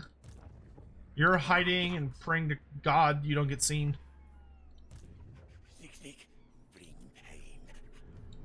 Some Death Runners might be really good. I don't know. They're really expensive, but I feel like they're just gonna get... Like, they do give me a way to get into the back line, and they will chew up anything they find back there, which is nice. And they're fast, which is also nice. Especially because they're also stealthed. So yeah, we could go with Death Runners in the back, in the back. So maybe like 2 units of Death Runners, which gets us to 15. 2 characters, maybe, which would get us to 17. And then we could get like a catapult and a warp lightning cannon, which would get us to... I might need some more infantry, actually. Like, I kind of feel like I want some clan rats with like just some basic bitch clan rats with spears to just give me more numbers.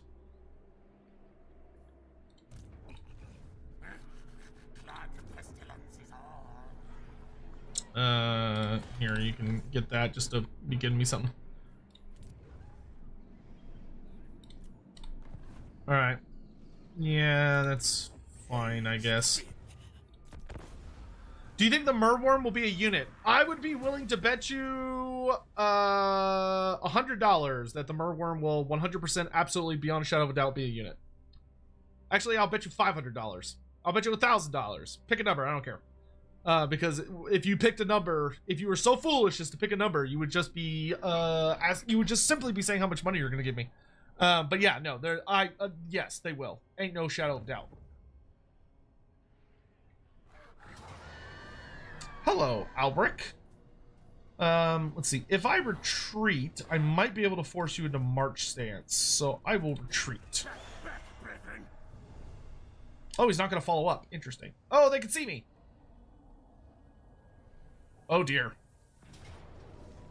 Hey guys, this army is terrible.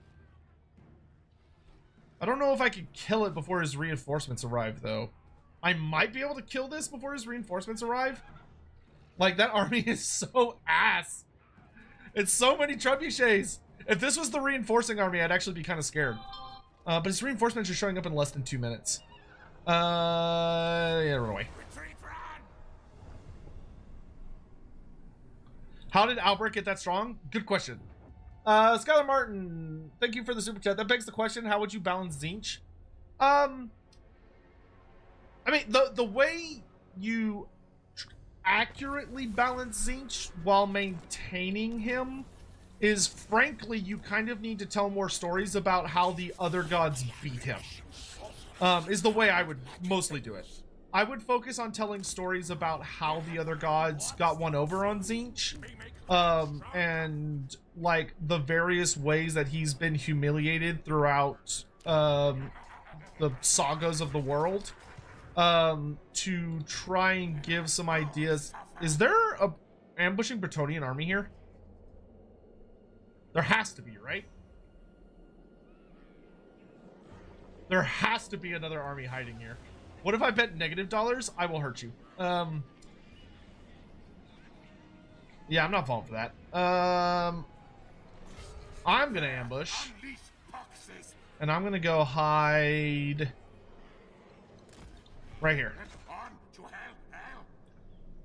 Can I pestilicify the new lord and name him Squelch Moisttail? Sure, that's actually a really good name. I approve. Squelch Moisttail. I almost feel like that's my name. It's trying sitting on this goddamn leather chair in this heat. Okay, you're gonna be recruiting for a hot minute. You, my dear ratty friend. We could attempt a good ambush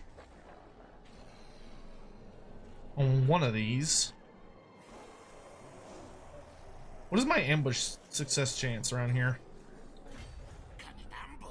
It's gonna be like 80%. That's not very good. I mean, if we could break the lead army, we could easily shatter all because this is all garbage. Oh, finally, I could get fucking distill poisons. Jesus. And then spread rot and decay. Hell yeah. Actually, wait. No, that one's not that good. We want hallucinogens. Make my plague monks actually hit hard. Come on. Gampa, Gampa, Gampa, Gampa, Gampa! Oh. Gampa, Gampa, Gampa, Gampa, Gampa, Gampa! Yeah! Gambling always works, kids. Alright, there we go.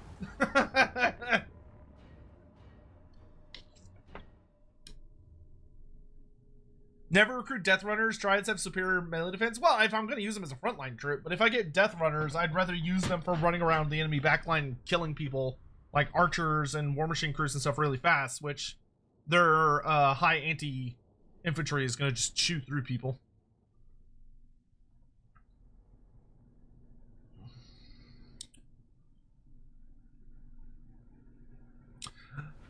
Ice Delulu. Don't all warp actions echo to the past, effectively retconning it? All the chaos gods have existed at the beginning of time, from the time they were born. If you fully destroy them, you effectively retcon the past.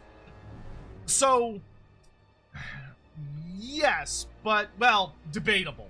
I would probably actually say the answer is more like debatable. But what, when talking about Tzeentch, Tzeentch is more of an entity that actively tries to do things that will mess with the past. Like, Tzeentch actively utilizes various tools and has in his very agenda the desire to mess with the past to cause retcons to happen. A really good example, actually, is if you read or listen to the audio drama, which I would highly recommend, Blood of the Old World, which I won't spoil what it's about, because that's no fun. But all I'll say is that story, which is a Gotrek story, hinges very heavily on the concept of Tzeentch trying to unleash literal retcons as, like, a power, which is very spooky. But, yeah, it's pretty cray-cray. Okay, Storm Vermin, take the Plague Monks, or Plague Censer Bearers, and go kill all these cavalry for me, along with the Packmaster. Warp Grinders, protect our War Machine stuff.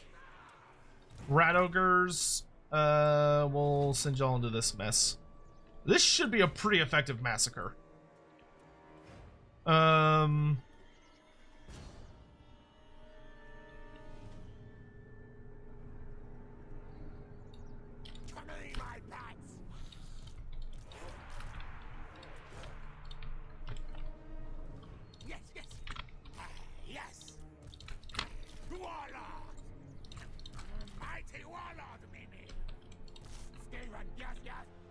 He's all Knights of the Realm. Are there any bigger things?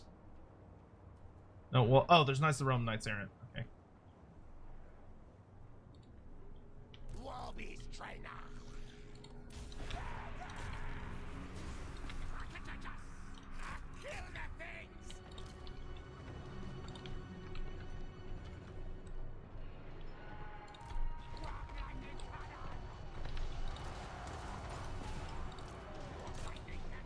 Oh, those plague mortars. Holy moly.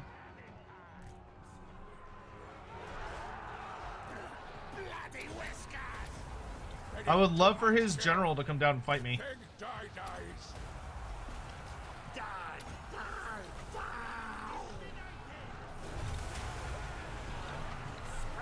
Go ahead and pop that. Oh wait, what am I doing? Warp lightning can, shoot. Okay, I want y'all to be poison wind mortars. Just hold your fire.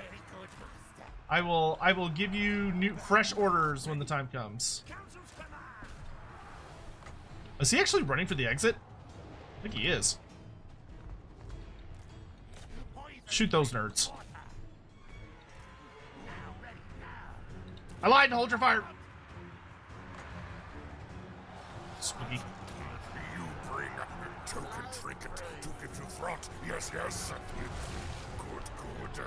I accept your offering for Molder Clan. Michael R donated 22 euros through Super Chat. Oh, thank you. That's very kind of you. The last question for now. What, if any, unresolved mystery in Warhammer do you most want answered? Oh, Fishman, dude. Not even a question. Well, ooh, actually, no. Okay. Okay, that's not true. I have two. I have two big mysteries that I would happily give one of my nuts for to have answered. Though, of course, you know, there is the truth that some questions are better left unanswered. We're going to talk about a really funny example of that in a second that may be on many of y'all's mind if you've been watching Warhammer Twitter the last few days. I do like that the AI has gotten a lot better at ambushes. Of that, it like actually does try to escape. Which I actually think is really, really cool. Like, the AI isn't just like, oh, I'm just gonna sit here and die. Like, it's like, no, I'm gonna try to get the fuck out of here. Anyway, what I was gonna say is that so, finding out what exactly the fishmen are would be pretty baller. I'm not gonna lie. That would make me very, very, very happy. Because I'd probably get like a whole new race out of it. However, the greatest mystery of Warhammer, in my honest opinion, I think would be that probably never should be answered, but I would love if it was. Depending on what the answer was, of course. Like, if it was a really stupid answer, that probably wouldn't be super fun. But, I would really love to know what exactly happened to the old ones. Like, when chaos came to the world, and they all vanished. Like, did they all just die? Like, were they genuinely just killed? And that's it? That's what happened to them? Which is an acceptable answer. Were they transmuted into the Chaos Gods? Were they, you know, did they just flee and they're still alive somewhere else in the setting? on like some distant star or whatever. Like what happened to them? I would really, really, really love to know the answer to that. Those would be the two big ones for me. Would be what happened to the old ones, and what the fuck is the deal with the fishmen? Those would be my two big go-tos.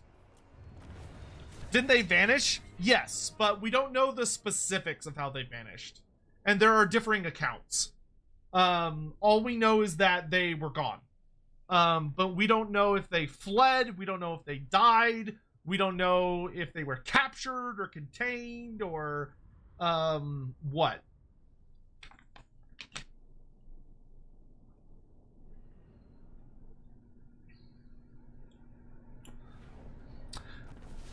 Michael, thank you for all the super chats, by the way. Super generous of you, my dude, and I really do appreciate it. Oh, Shadow Magnet Trinket is super fucking good. Holy shit, that's an amazing item. Gives you 360 missile block chance, 10% missile resist, and gives you a plus missile block chance to all allies in range. Oh, but you can't be in melee. Oh, I see. Okay, so it does have a downside. But that's actually perfect for my Assassin Lord. That'll slot right up in his butthole real nice. Good. Call me Death Master. Yep, let's get another point into Blastmaster. Hello! Giga_Golgantz cheered. X100. Transmutation into Chaos Gods would be so funny. Tzeentch would always try to work accents to big plan he himself created in the past. Yeah, I think it was the, I think it was actually the 8th edition, no, 7th edition Demons of Chaos army book that really kind of leaned on the idea that some of the old ones may have been, like, turned into the Chaos Gods or eaten by them. Which is fun. Of course, I will always be a very strong subscriber to the theory that, you know, that it's not like all of them did the same thing, that it's like a mix of things. So, like, one of the old ones, like, some of them stayed and fought, which would explain, because, like, this is one of the things that we've talked a little bit about in the past on Lorebeards, and I really don't like Andy's version.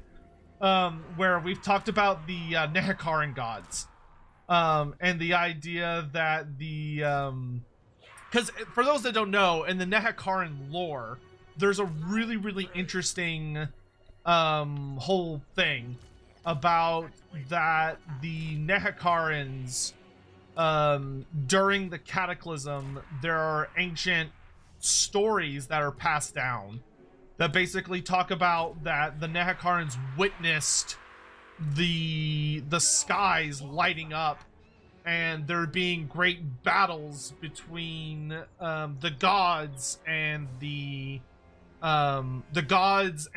forces of chaos, and that this is where they witnessed the Nehekaran gods for like the first, or like maybe not the first time, but like enough of a time that it like permanently imprinted on their memory as a culture, and it's where they like developed a lot of their gods from. So like the ideas of Pethra and Osirian and Joff and you know, just this crazy catalog of gods all came from this era, because they believed they saw them like fighting against the demons in this ancient time. And Andy is more of the opinion that this is the that what they saw was the elven gods, that they saw gods like Ashurin and like all the, you know, gods that we typically associate with the elves, fighting against the forces of chaos, because we do know that they did fight them, that, you know, the elven gods were defending Ulthuan, and facing chaos in their own ways.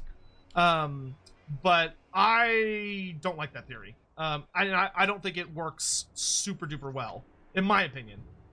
because the Nehekaran gods do not one-to-one very, very well at all with the Elven gods, but they do one-to-one, in my opinion, very, very well with the old ones, as the Lizardmen understand them. So I've always personally been of the theory that what they witnessed was the old ones, the ones that survived the initial part of the cataclysm, but that they witnessed the old ones actually fighting, like what old ones survived, fighting against some of the forces of chaos before they are eventually killed.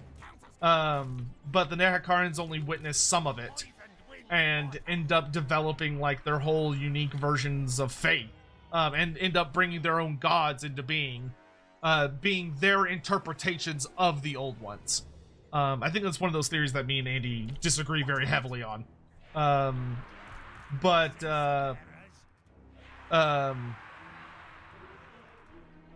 So I have always been very much of the, if it were up to me, I would have always wanted it to be that kind of relationship where some of the old ones actually were fighting up until the absolute bitter end. Shower thoughts. If Cetra woke up every TK and they did not start fighting, would there be enough to form an army of purely kings, queens, princes, etc?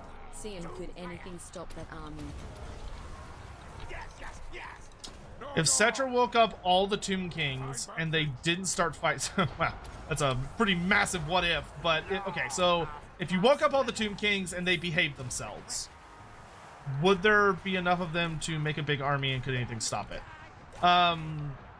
Yes, and I mean, technically yes, there are things that could stop them, but it would not be a very big list of things. One might say it would be a very, very, very tiny list of things. No, there would, are there enough Tomb Kings that you can make an army out of nothing but Tomb Kings? Absolutely.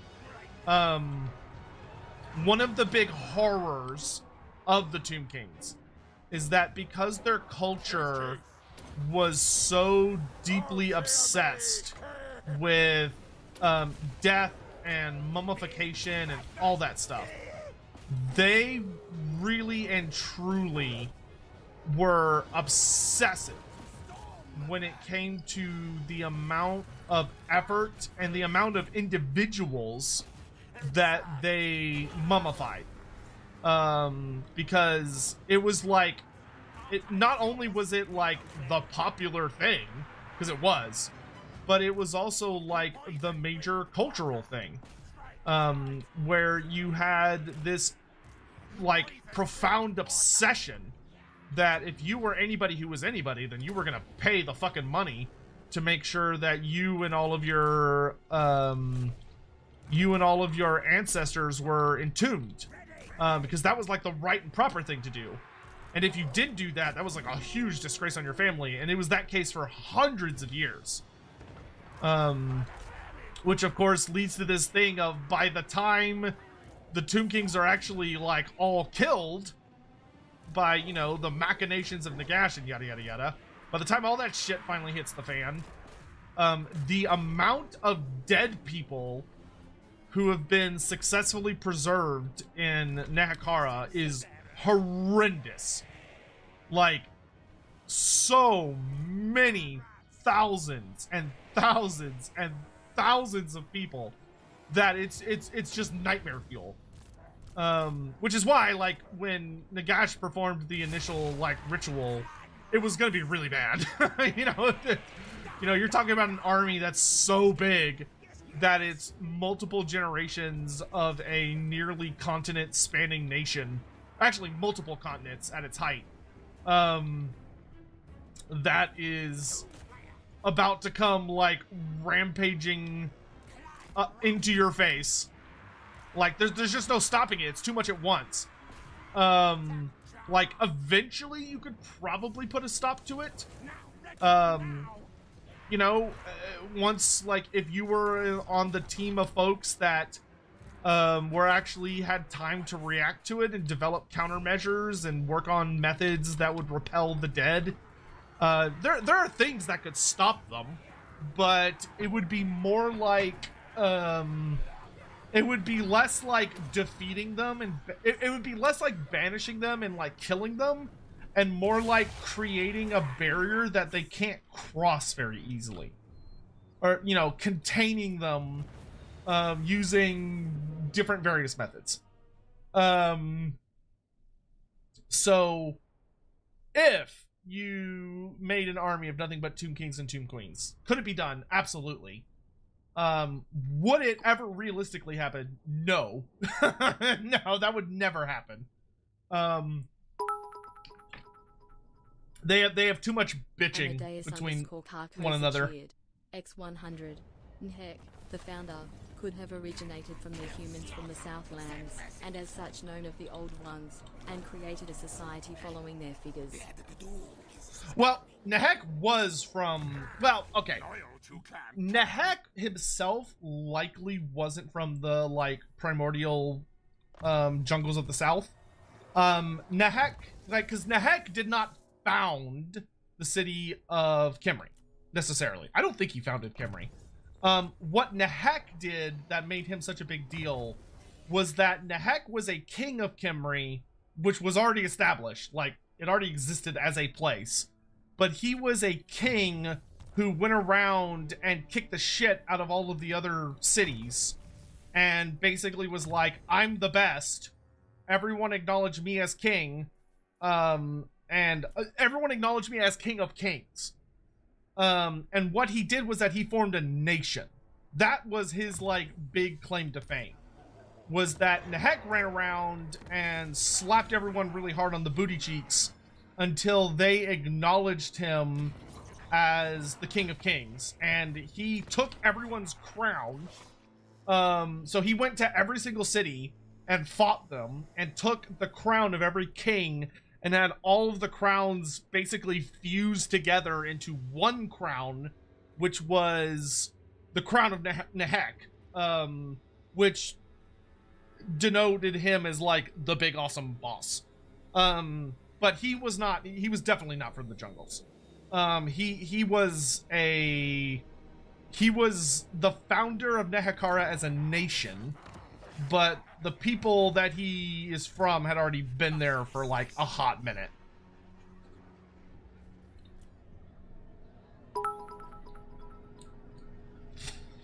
Tech 27 SS cheered. X100. What are your thoughts on the CA stream this morning on mods? I'm gonna be honest, I don't have one because I didn't watch it. So I don't really have an opinion on it.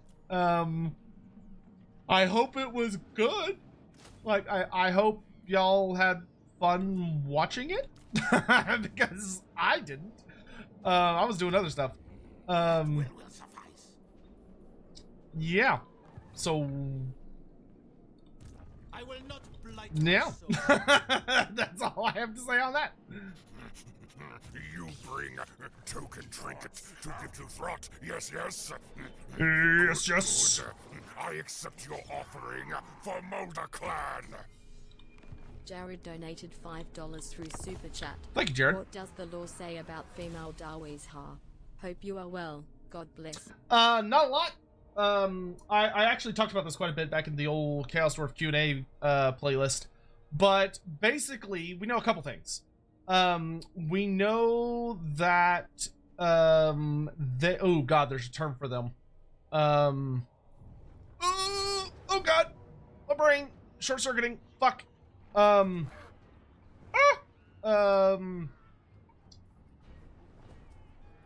damn it.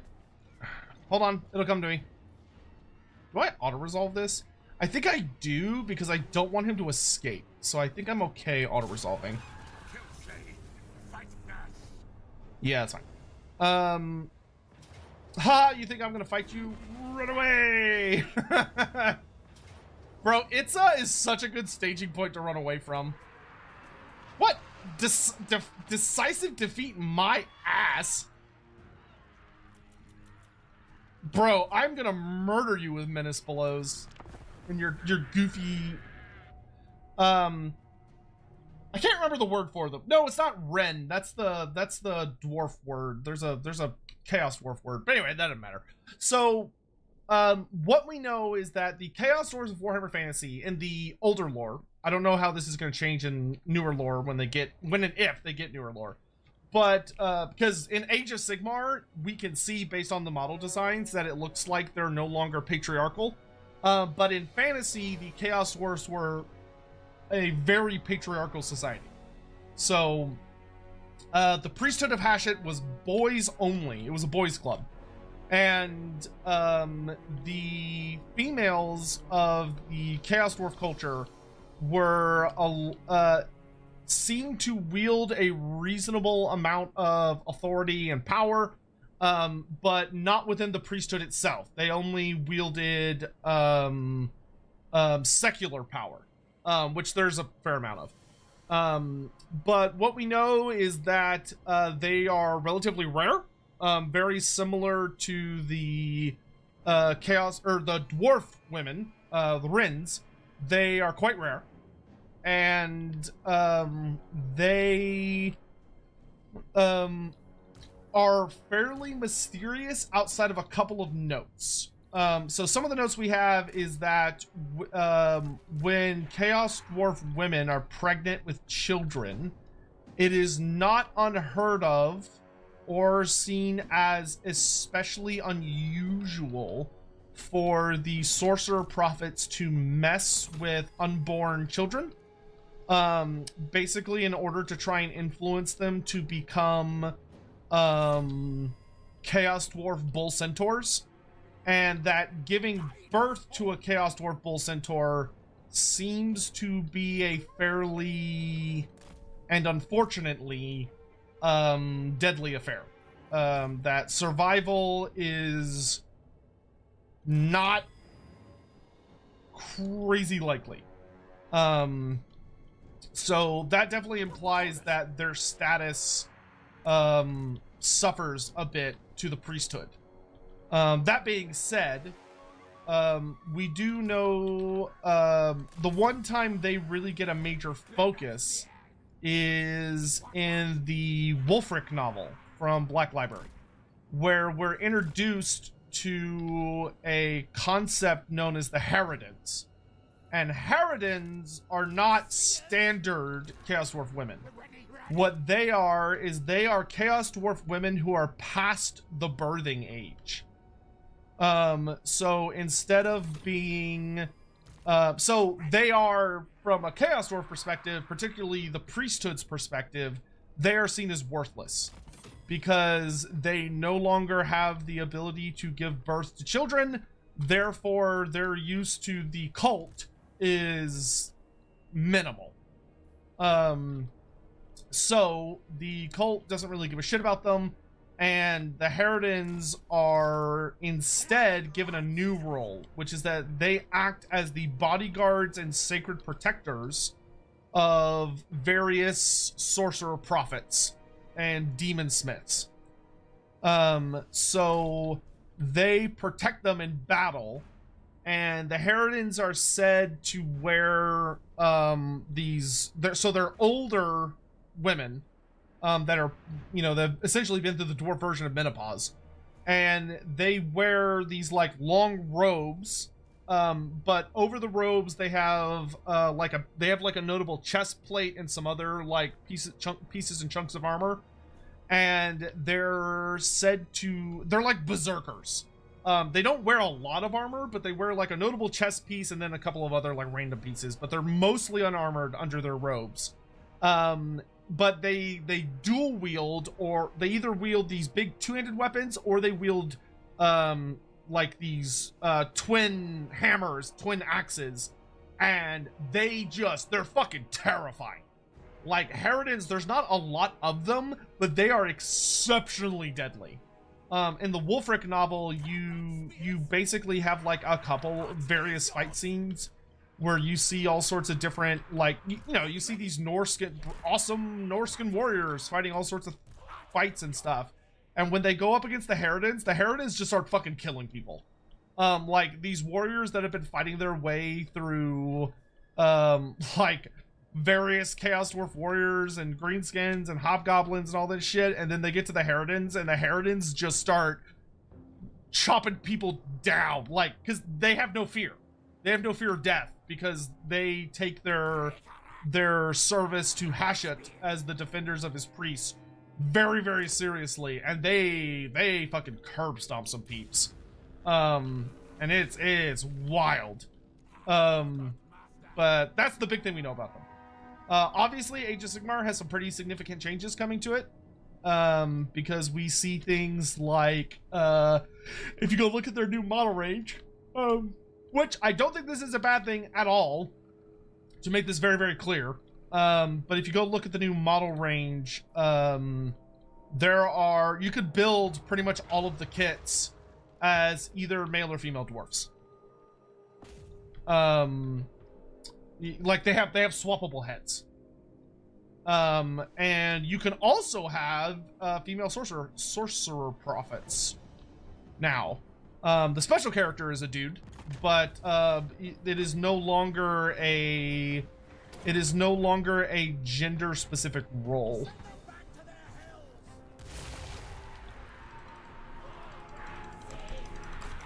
Will GW remember that there are human followers of Hashut? Probably. They're usually pretty okay about those sort of things. Ooh, y'all should probably move away from that. Whoop.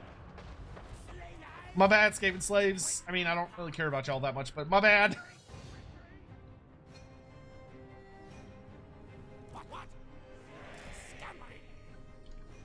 He's gonna be able to get into the city pretty well, but like, he doesn't really have all that much to take it with, so I'm not really that worried. How did y'all get knocked off the only important part of the wall? Are y'all for realsies?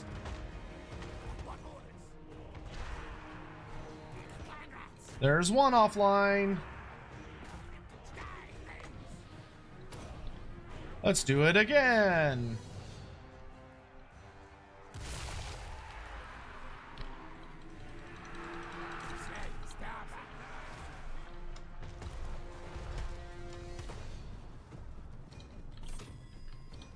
Yeah, keep that tower firing.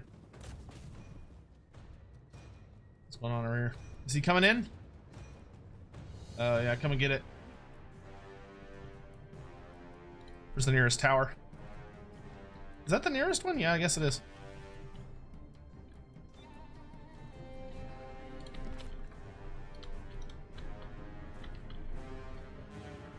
Come on, you know you want to come in. Come on! Come in, it'll be fun! Alright, we can go ahead and start killing these catapults since they're not protected. Get him!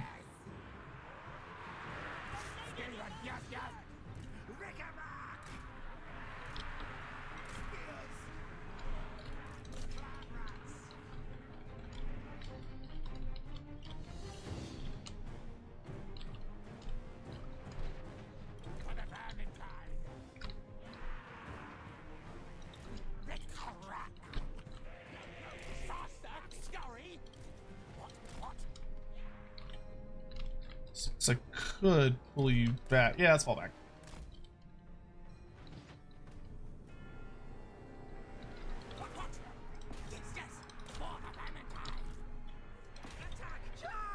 A little faster, guys.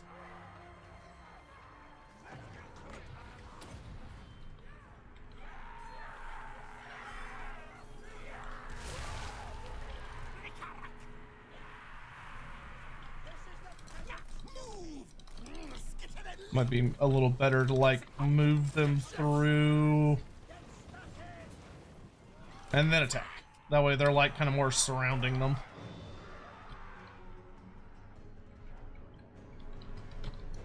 I no longer care about this spot. Fall back. I want this tower to start building. Yeah, you're gonna lead them back over this way.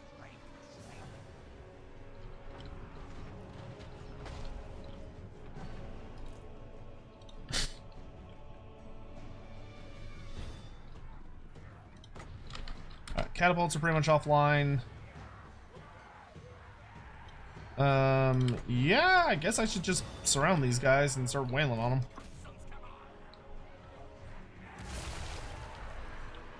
Really not that many.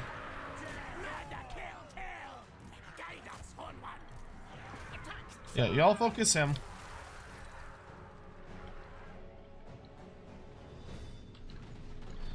And Gerald, thank you again for the super chat, by the way. And you can get out of there.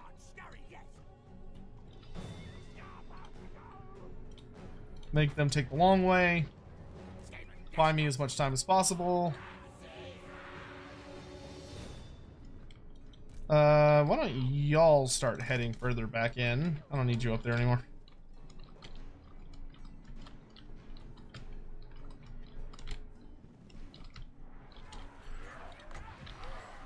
Those foot squires are taking a bit of a beating.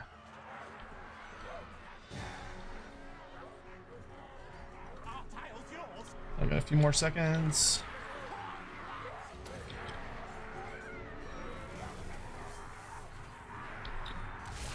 Get your fresh Skaven in here. Get your fresh clan rats. What turn am I on? Like turn 62, I think. We obey.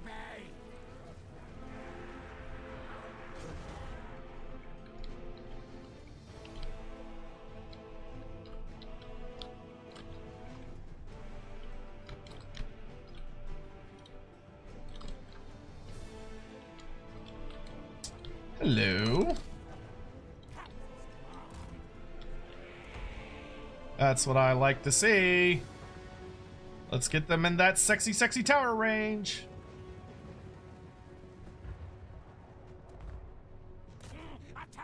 Get him.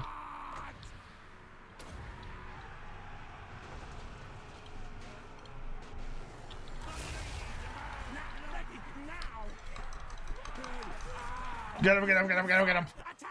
Super Orlock, thank you so much for the super chat. Thoughts on my sleep deprived theory that Mathland isn't worshipped by humans as Manam, but as Stromfels? The evidence is that it would be funny. Well, I mean, I don't know about, I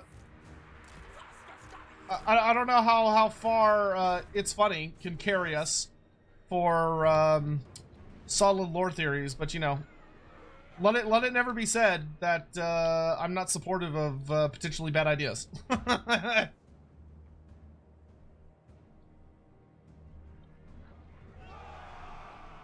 Someone would be able to do a bit more damage to that Lord, but that's all right. I need a really, really big tower. I need like a 2,000 cost building.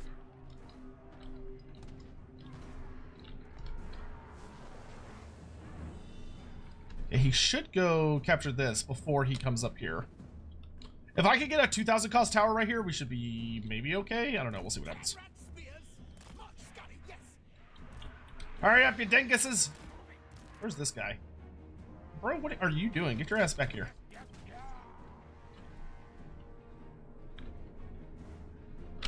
Speed up time a bit.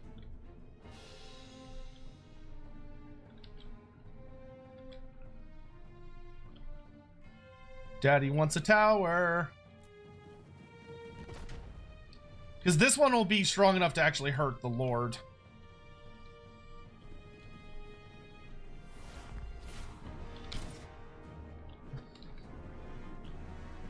Just gotta deal with the battle pilgrims.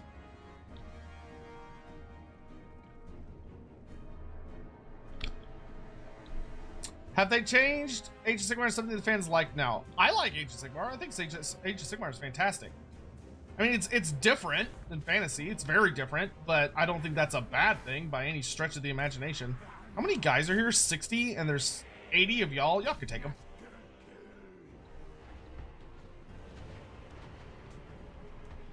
If y'all can get there fast enough, you should be able to stop them from capturing it. Hell yeah, good job, boys.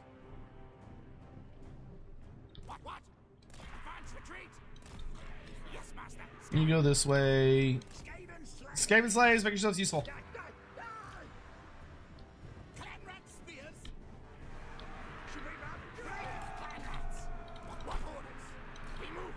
Go for the surround. Fighting fairs for losers.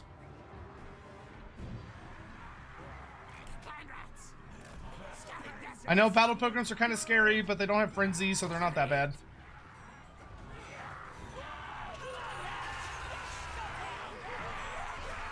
I should take care of them.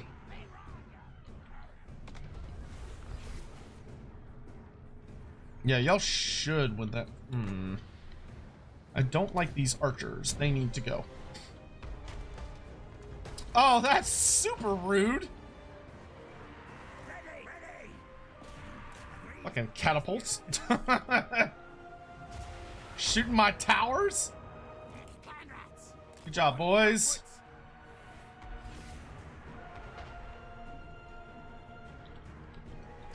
How dare you use siege equipment? That's against the rules. For the Vermintide. Come on, Bretonnian Lord. You know you want it. Skaven, yes, yes. Skaven slaves, get ready to reinforce. Y'all get ready to flank.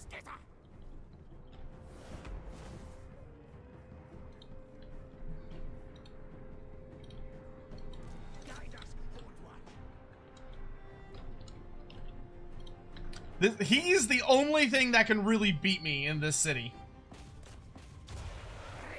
Oh, everyone go hide behind the spears. We want him to charge the spears. Ready, ready. Forward, backwards. Yeah. Yeah, come and get it. Brace! Yeah! Swarm him! Swarm him! We all obey. March, scurry, yes.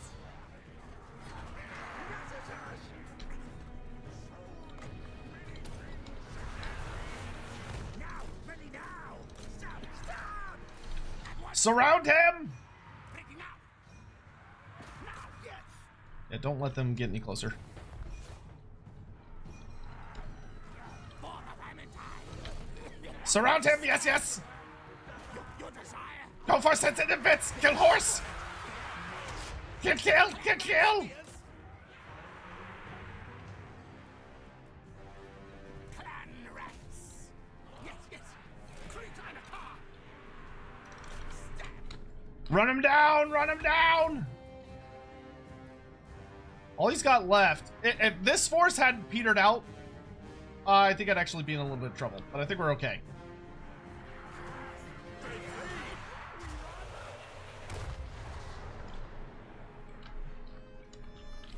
I've only got 2 summons left, which is a little spooky. I think they've got him under control. As long as I make sure these guys don't get over here and support. Let's upgrade to a full power tower. What? Go kill those archers.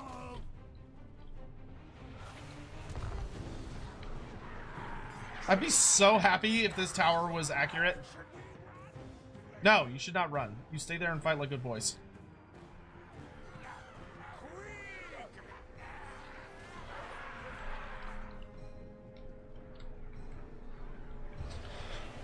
What do I think of Storm Warriors? The fact they can't die? I'm fine with it because there are severe consequences to dying.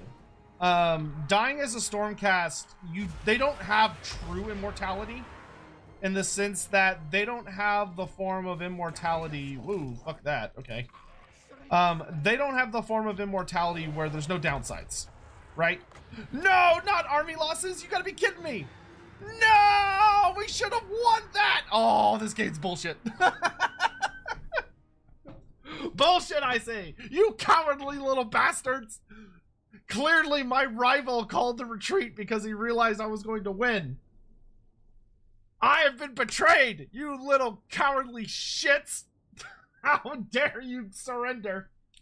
We had that! We had that! You little bastards! How dare you destroy my level 1 non-reinforced city that with a wounded garrison? Oh, those little bastards. Anyway, But what I was saying is, I personally really like the Stormcast. That was a shameful display. Because at the end of the day, the Stormcast, their form of immortality, I think, is the best form of immortality, in that they, like, not in like a ridiculous over-the-top sense, but Stormcasts are functionally immortal, but they are scared of dying. Despite the fact that they are, like, not to the extent that they're like, they're big pussies or anything. You know, they're still very much like, most of them are like, duty and honor, whatever. But they do have a genuine fear of death. Because instead of it being that if they die, they're simply dead, the end. Instead it's, oh, okay, well, you're gonna go be reforged. And now for us, we might hear that and be like, oh, well, if they're just gonna be like put back together, then like there's no consequence. But that's not how it works. Because the problem is that being reforged is, there is no guarantee that the process will go smoothly. And it is in fact more common that the process will go wrong. And when the process goes wrong, instead of it being, oh, look at us, we're super awesome, cool, immortal bros, and nothing bad ever happens, it's, you're immortal, but you have dementia.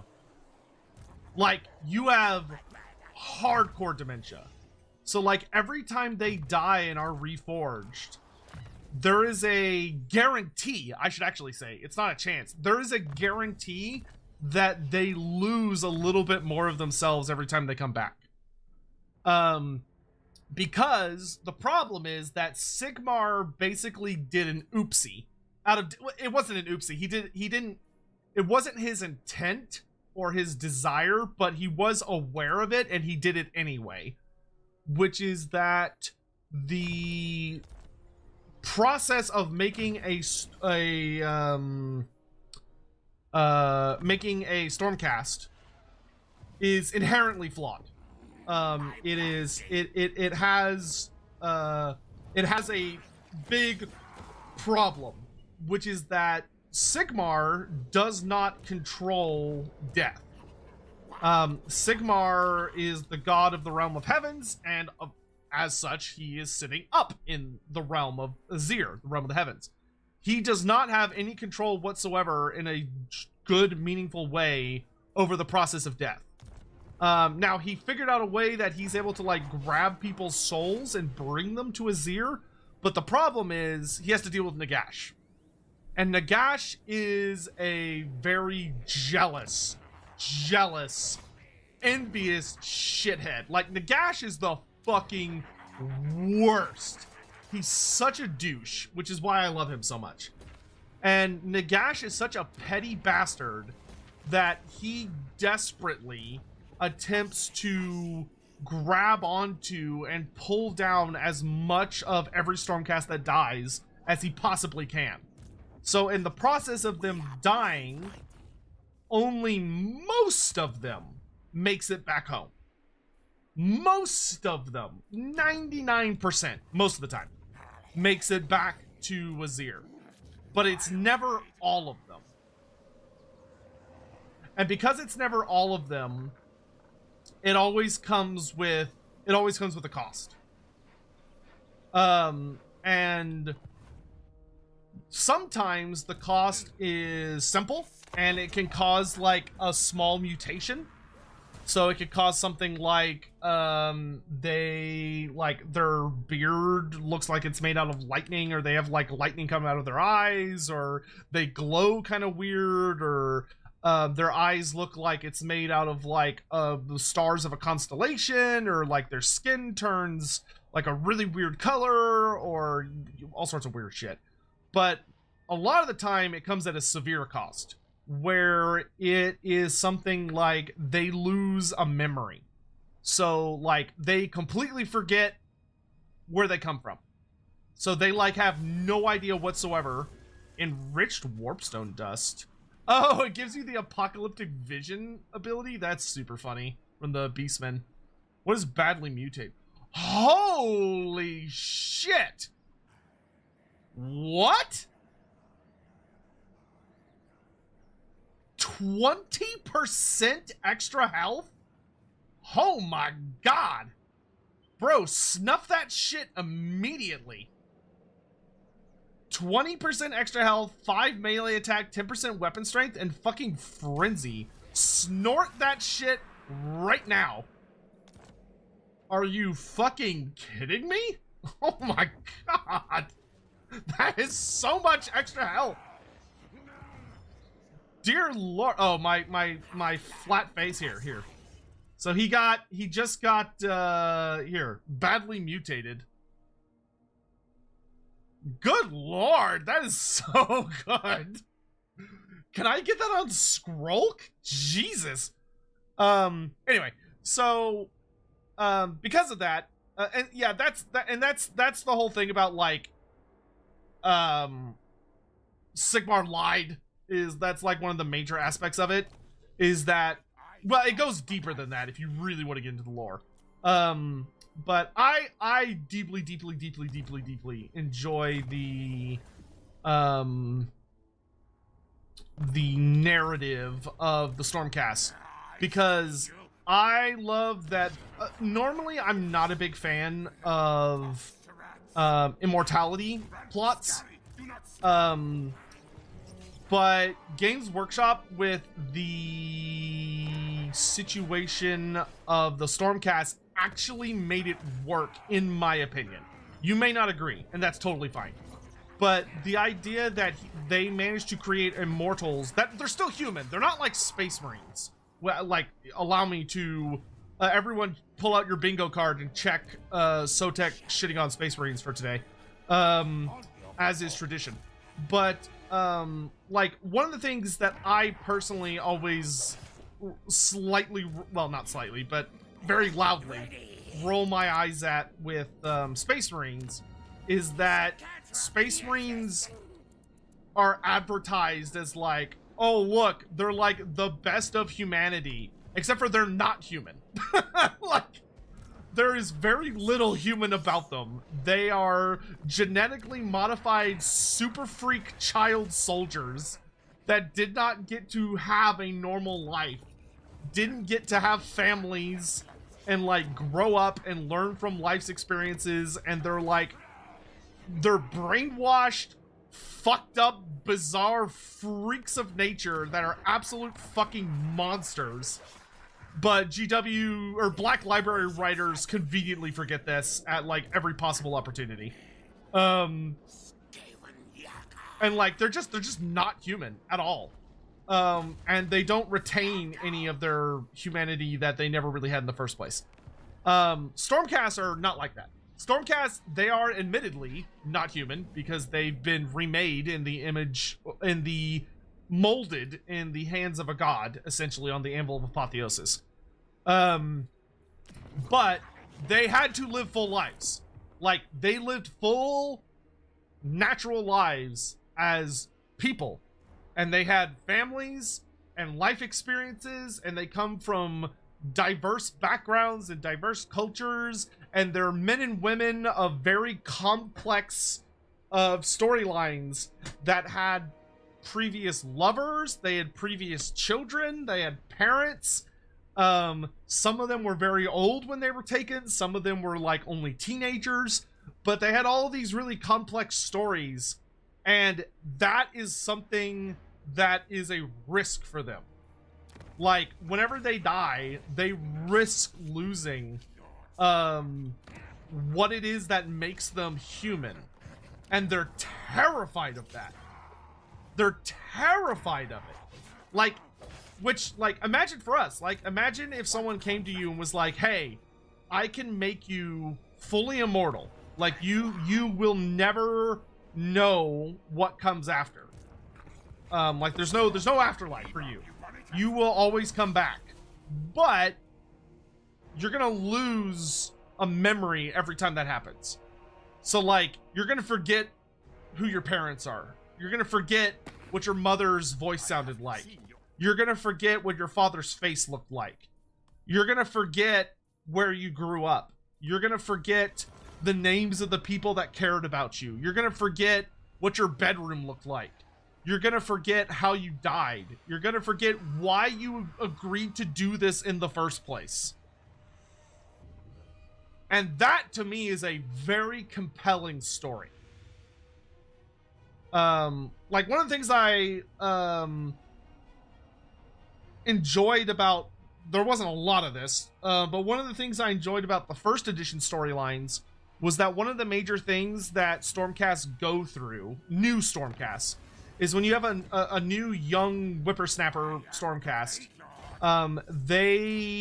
when they're out in the field doing stuff, usually the first time they die, or like they see something out in the field that reminds them, they will usually have a moment where something starts triggering a lot of memories for them, because coming off the Anvil of Apotheosis for the first time is like a really traumatic experience. And a lot of people like don't remember shit when they start off. So like they've been a Stormcast for a hot while, and they're like, I remember being a Stormcast, I remember being trained under like Sigmar's thrall, and I don't really remember a lot outside of that. But when you're running through the stories, you start seeing more and more of various Stormcasts like start having nightmares and flashbacks about like when they died, or like the people they cared about when they were alive, and yada yada yada. And the things that I like is it leads to, there are a lot of Stormcasts that are super fucking critical towards Sigmar. Like, they get really, really fucking upset with Sigmar and what he asks of them, because they're like, when I signed up for this, I had no fucking idea what, like, well, first of all, I didn't sign up for this. Like, one of the things that gets Sigmar a lot of criticism, and rightfully so, which makes me like him because I like that he's super flawed, is good old Sigmar Soul Thief, as Nagash calls him. Most of the people that become Stormcast did not ask to become a Stormcast. They were usually like doing a last stand against the forces of chaos, protecting their home or their village or their family. And then like as they're fighting against these chaos warriors or whatever it was, or orcs or what have you, like a lightning bolt just hits them and they vanish. And then they basically like wake up as a Stormcast.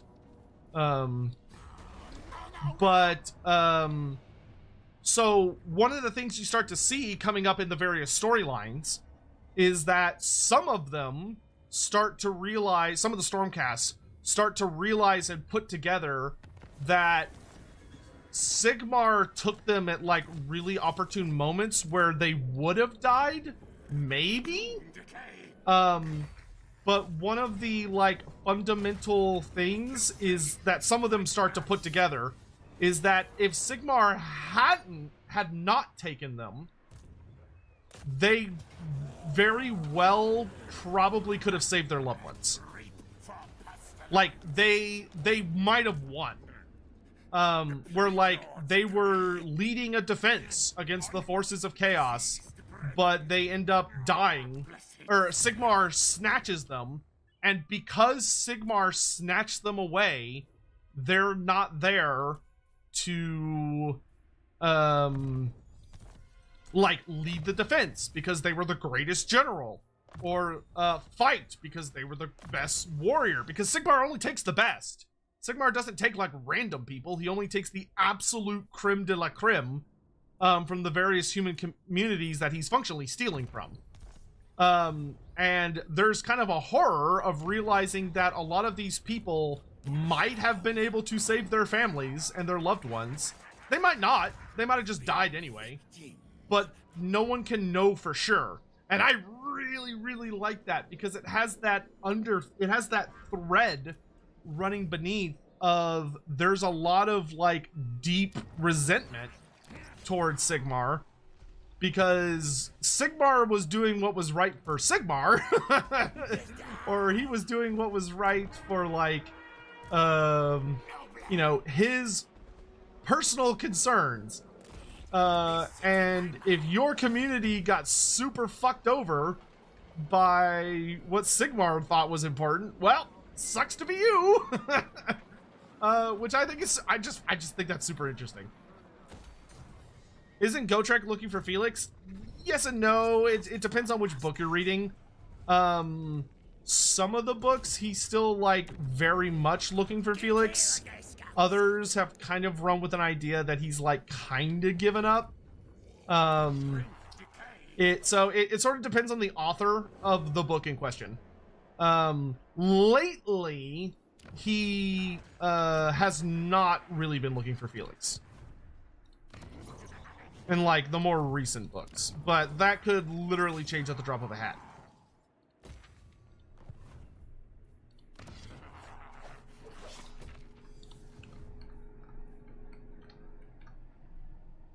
I believe all notable Stormcasts have gone through at least one free forging. Oh yeah, all the important ones. Stormcasts die all the fucking time. They die a lot.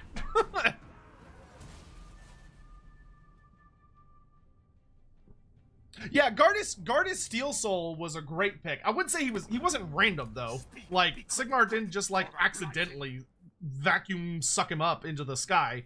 Like Sigmar was watching his like extreme bravery that despite the fact he wasn't some great warrior, he took up a weapon and was going to fight against the Warriors of Chaos, or the Warriors of Khorne, to defend the people that the patients that he was caring for, even though he did not stand a chance in hell.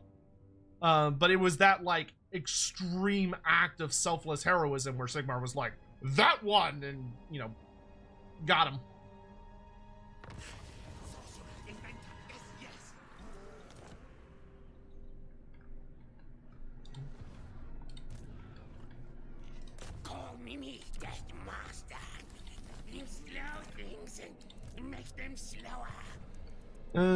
Okay, we need to make sure these lizardmen don't come back. Skaven warlord. Plus 10% weapon strength. See, this is gonna be base strength.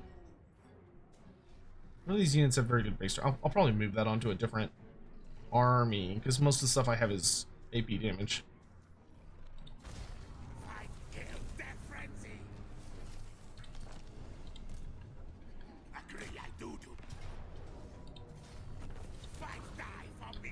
I don't think I want to take that just... Ooh, Briar Sheath. Briar Sheath's okay. Actually, that'll be very good on my Assassin Lord. This guy's slowly getting kitted out with a really weird set of weapons. Yay, now he's got Snipe. Hell yeah.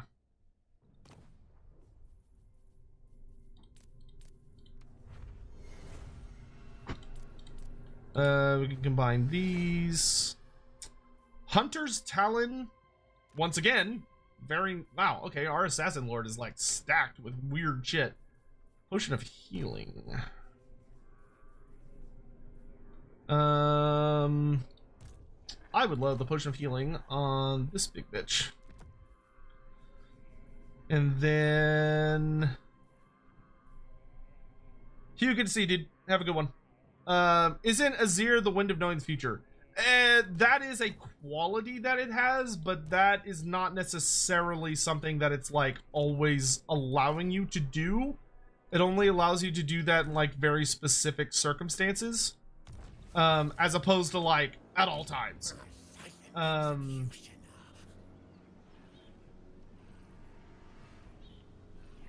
think maybe one more. No. I guess I could pick up a warp grinder. That would probably be smart. Negative income. Oh.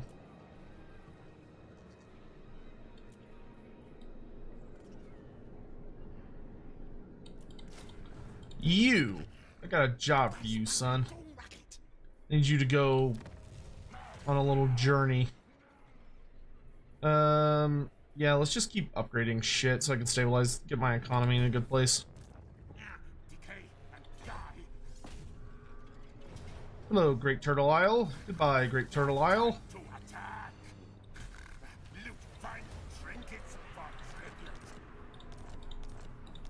Ah, finally, we got the fucking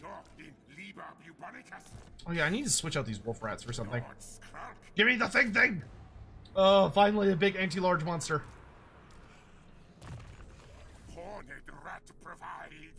Okay, you get Deadly Onslaught. And then we're gonna get that last point Opportunist. For the Chieftain, let's do Blade Master. On you, let's grab more points in Tenacity. Start upgrading that. Alright, it's good. So you can start marching north. You're recruiting what you need. You're gonna head out to the ocean. You slapped Ketza. We're gonna run north. Get that last point respected and feared. You're level 13. Why don't you go... Oh, let's get that next point in Flesh Snatcher. And then I'm gonna take you out of the army and put you back in under replenished troops. At least until I can get an assassin in that army. I think I might let that army be kind of character centric. Grab that. Okay, that should be good for this turn. Rebellion. Oh, okay. Scroll can deal with that really fast.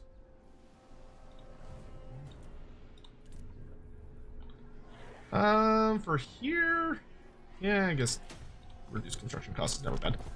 Does Skrull have a unique bodyguard unit? Sadly, not that we know. Well, not that I'm aware of off the top of my head, but he might have got one in the end times that gets like a brief mention. That's actually a great question. Hold on a second. I'm gonna look.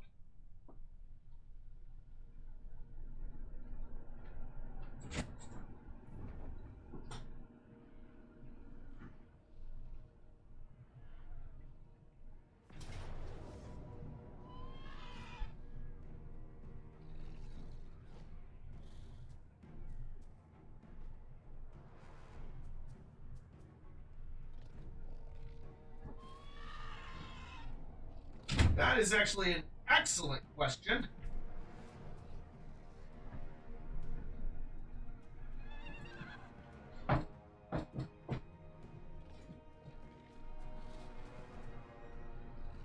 Alright, let's see. If I go pop into End Times Nagash here, or no, Thankful. We go through the story. There's a couple of battles that Skrull participates in. And in one of them, he probably has a bodyguard.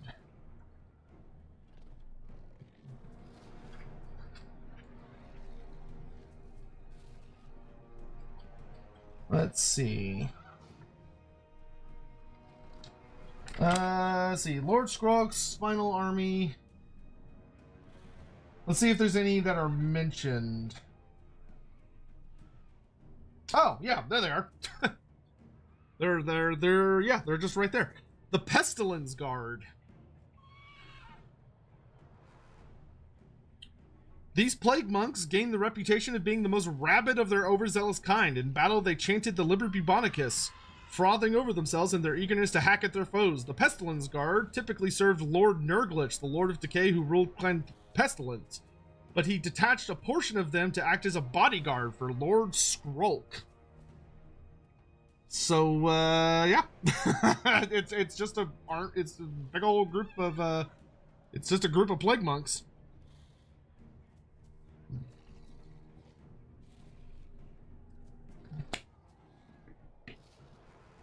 That was easier than I anticipated.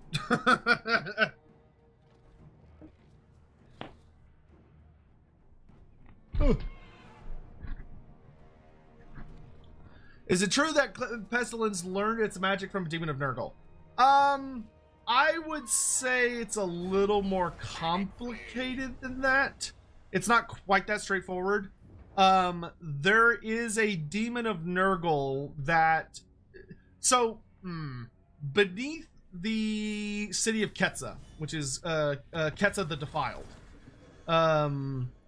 there is a Demon of Nurgle. whose name I can't remember because it's something ridiculous. And this demon of Nurgle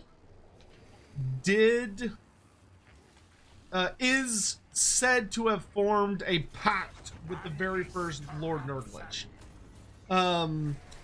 It's a bit of a mess, exactly like how much of Clan Pestilens and their ability of disease comes directly from him, and how much comes from their own understandings and stuff. So me and Andy did a whole Lorebeards episode on Lord Skrulk, which if you want to get really into the nitty-gritty of that, I would recommend watching the Lord Skrulk episode. But one of the things that we discussed is that if you wanted to make it work really well, because the roleplay book kind of almost seems to imply that, which I was not a fan of this, but it kind of seems to imply that the Clan Pestilens version of the Great Horned Rat isn't real, and it's all actually just this powerful demon, who is just some big Nurgle demon, and that it's basically like it was him in a mask all along, and there are people within the Clan Pestilens that know it. So like Lord Skrulk knows him, Nurglich obviously knows him, yada yada yada. But it doesn't work with the setting very well because it opens like a huge can of worms about where does Nurgle end and the Great Horned Rat begin. But also, like, the demon is kind of portrayed as like he's a Scarbrand type figure. So like, but one of the big things about him is that he like hates Nurgle, and so he's like trying to. It talks about how he wants to betray Nurgle, and like he wants to build up a bunch of power so that he can like fight Nurgle himself, which is very messy on a lot of different reasons. If you go watch the Lorebeards episode, we talk a lot about the story and how there are ways you could smooth it over to keep that demon. So like you could keep that demon and you could still have him be part of the narrative. But instead of it being that, oh, well, he just is like, it's all made up bullshit, as far as like the original story goes, and he just did all that stuff. Instead, you have a more nuanced story that focuses more on his involvement from the perspective of that he's the one that, like, he still meets those early Skaven. He still forms a pact with them. They still eventually discover him and stuff after they go through their initial apotheosis. But his big contribution is that he aids them. He gives the Skaven the tools to steal the Liber Bubonicus. Because the Liber Bubonicus is not actually a, like, OG relic of the Skaven. It's a relic of Nurgle that the Skaven somehow got their hands on. And we don't actually know, like, the full story behind how they got it. But the best way to handle it, at least in my opinion, would be to have a story of that this demon basically helped the Skaven pull off a incredible theft in his desire to bulk against his father, so to speak. And he basically gave the Skaven the tools they needed in order to successfully pull off this escapade and grand theft, which makes for a really fun story. And also gives the Skaven, like, a lot more agency than the, like, random demon who just kind of, like, shows up and is like, you work for me now! And they're like, okay! And there's somehow no repercussions.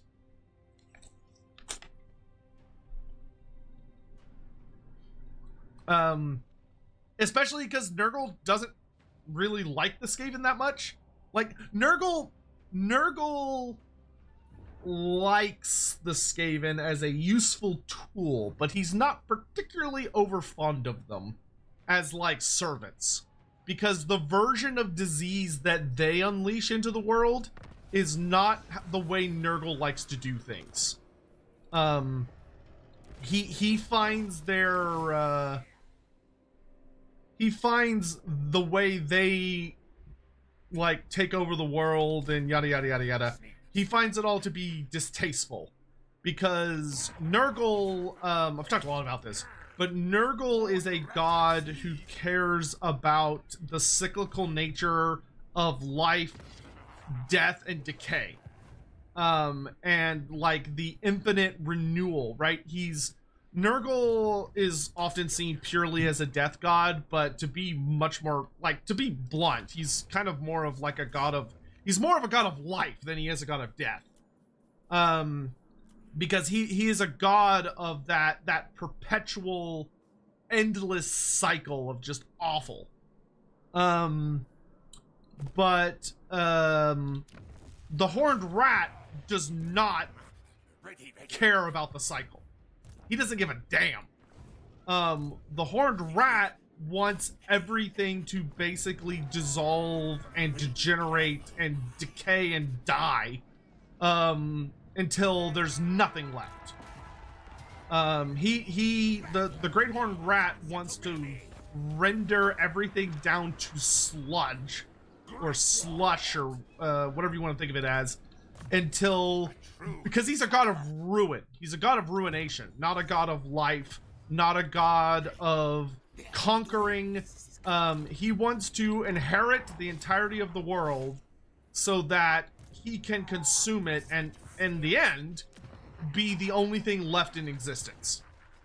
Like, the Great Horned Rat, from a very blunt perspective, is probably the most dangerous god. If you are someone that cares about existence. Like, you think existing is a general good thing.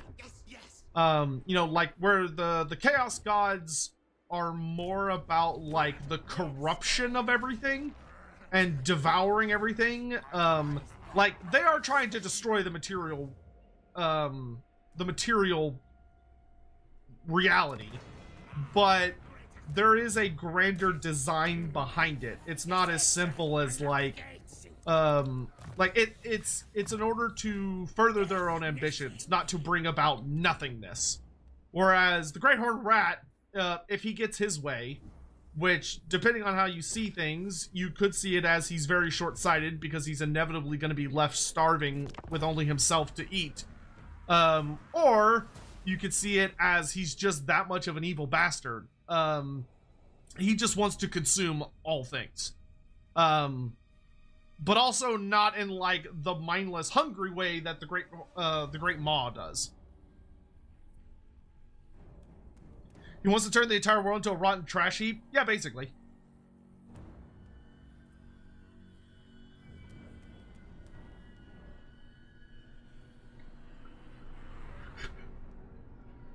Whew, excuse me. What about the Maw? The Maw's just hungry. The Maw is just basically like a big animal. Like, it's dangerous, but it's not complex. Well, we hope. It could be that it is complex, and that it's just done a really good job of functionally hiding that. But there is the genuine horror with Zhao Ming, the Iron Dragon of Grand Cathay. The fact that he's hearing voices and seems to be suffering considerably from some form of corruption or manipulation coming from the Great Maw implies that it's not as dumb as it appears to be, that there is something far more malign to its intelligence than we thought, which is a terrifying thought. That is a genuinely, like, holy shit, that's really fucking scary tier thought of that there's actually a stronger form of intelligence behind it than we assumed. Because that would be very bad. That would be very bad for everyone in even the most moderate of radiuses. It is not a good sign when your simple animalish god of hunger is suddenly whispering discreet thoughts, discreet, carefully planned, manipulative ideas into the head of a 10,000 plus year old dragon. That is not a good sign. But maybe it's just that Zhao Ming has smoked too much warpstone, and he's just losing his fucking marbles.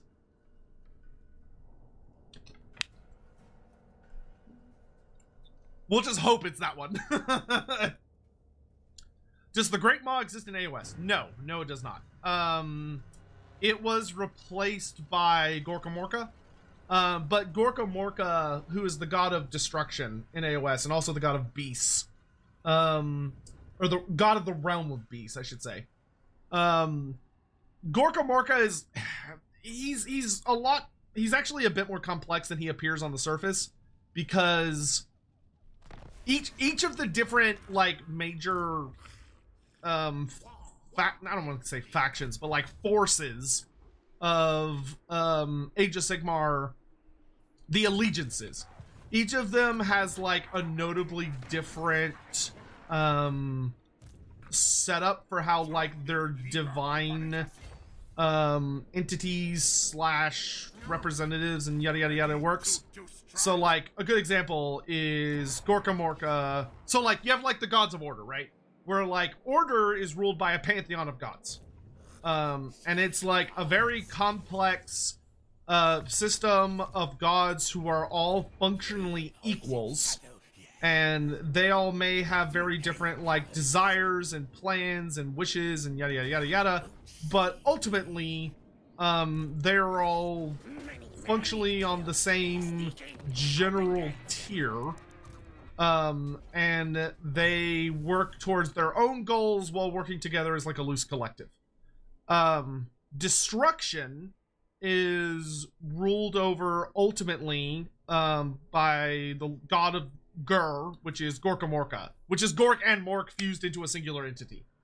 However, Gorka Morka is a very messy entity who is worshipped in many different ways, in many different aspects. And he has also created a significant amount of children gods, so to speak, which are most often creatures or things that have been infused with enough of his essence that they become like divine in their own right. So you have Gorka Morka at the top, and then you have like gods that he has sort of spawned off of himself, or gods or him viewed in a very particular lens that causes him to be adapted to a proper culture. So for instance, the ogres of Age of Sigmar worship Gorka Morka not as like the standard twin-headed greenskin god, but as what they call the gulping god.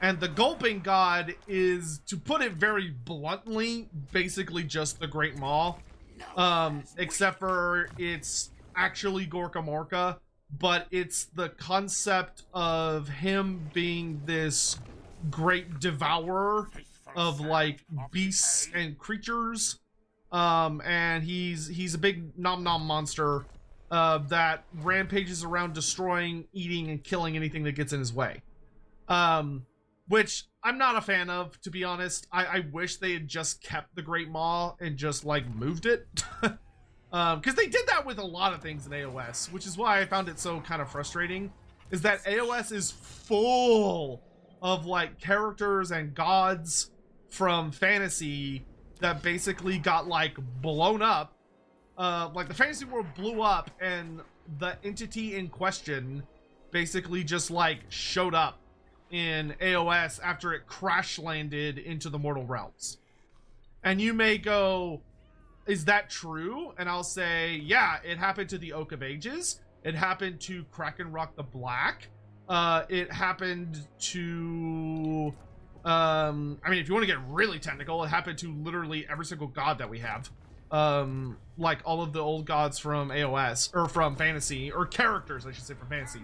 But like Krakenrock the Black and the Oak of Ages literally like got blown up, flew off into space, flew around for a while, and then eventually kind of got sucked into the various forces that pulled towards the mortal realms and eventually crash landed. So the Oak of Ages eventually crash landed in, though the Oak of Ages was killed, but what would remained of it crash landed in Gyran, whereas Krakenrock the Black is so fucking tough. He's such a tank that he crash landed into Zero and was totally fine. I'm echoing? Does anyone else hear an echo?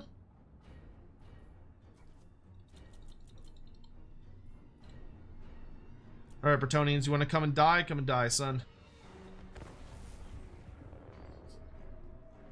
Where do Ogre Casters get gut magic from in AoS if there's no great mod? They get it from the Gulping God, Gorka Morka. Also, thank you for the 4 years. Holy shit, that's a long time, dude. Gorokan Broyevsky, there we go. And Odin's Gungear? Thank you very much for the follows, by the way. Also, there was a guy that followed named Cosmic Frog. Well, he just belongs here. Okay. So, I think... Hey, oh, hello, Uggs. Hello, I'm new at the game, playing with the greenskins. Orcs, that's not how you spell orcs. This isn't 40k. We spell it with a C in this neighborhood. Can I have war with all factions and still win? Is that possible? Yes. If you are very good at the game, you can declare war on literally everyone the millisecond you meet them and fight them and just kill everyone, and that is a perfectly viable way to play the game. It does require you to be very good at the game. Or play on a very easy difficulty. If you are not terribly experienced at the game and you declare war on everyone, you are probably going to have a bad time, because everyone will get very upset with you and will gangbang you into hell and back. Because you'll just be overwhelmed. To put it very bluntly. But it is, if you're very good at real-time strategy games, then yeah, no, you could totally do it.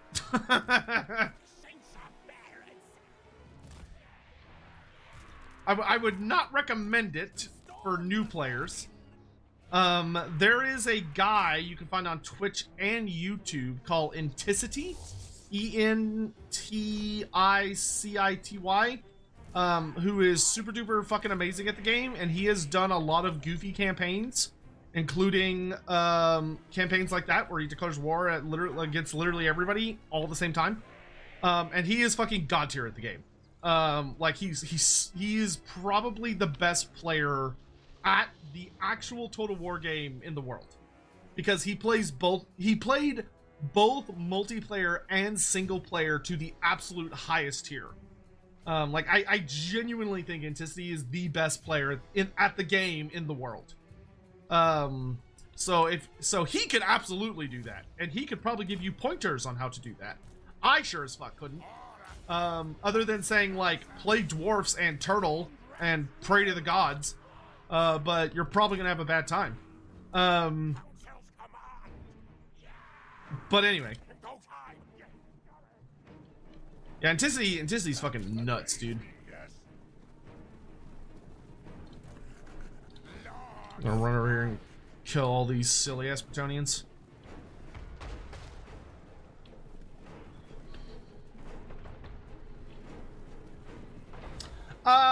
okay, I wanted to ask this. I meant to ask it earlier, but I forgot, and I have just remembered.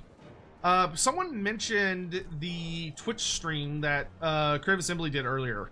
Did anybody who is here on stream... Ow, those catapults are actually kind of hurting. It's not very nice.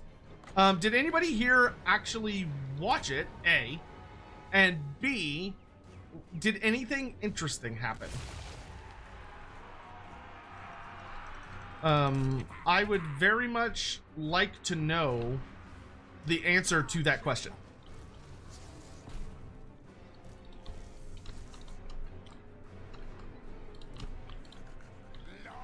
I know, I think Intensity and Legend are equal. I say this with all due respect, but no. Legend, I think, is much more about, like, exploiting the AI in very clever ways and playing the game in a very meticulous and slow fashion, which is a very, very impressive and very incredible. And I'm not saying that he's bad by any extent. I think he's better than I am at the game, but I don't think that his abilities would translate well into multiplayer where there is another human reacting to what he's doing and not being able to be exploited. I think if he faced off against a human, a lot of his techniques and tricks and strategies would just not work. That is not the case with Intensity. Intensity, it does not matter if you are a robot. It does not matter if you are a person. It does not matter of any of those things. He is going to slap your ass directly into orbit. And there ain't jack shit you can do about it. Like, Intensity is just, his micro is just so fucking good. There's just not, there's not, thou can do.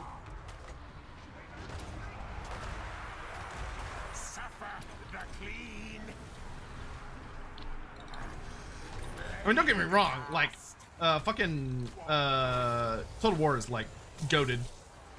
I love Legend. He's a good fellow.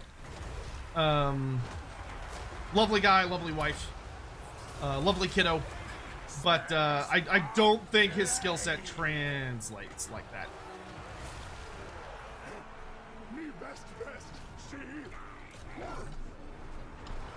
But I don't know. I don't think I've ever actually seen him play in a multiplayer tournament. Maybe he would, and he'd be like fucking amazing and just curb stomp everything, and I would be like, oh well, never mind then. That is very possible.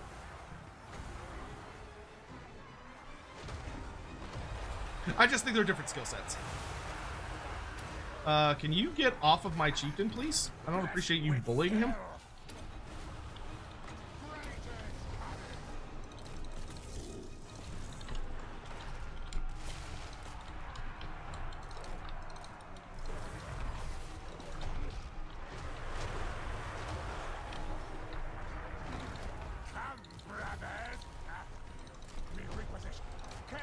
Kill that wizard. Kill that.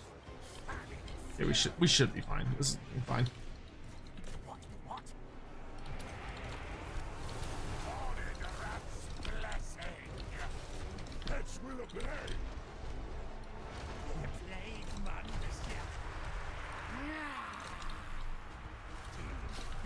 There's so many like fucking little characters and catapults.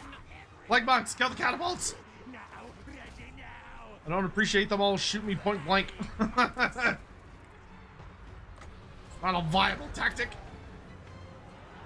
Yes, yes, bully. No! No, no, bully.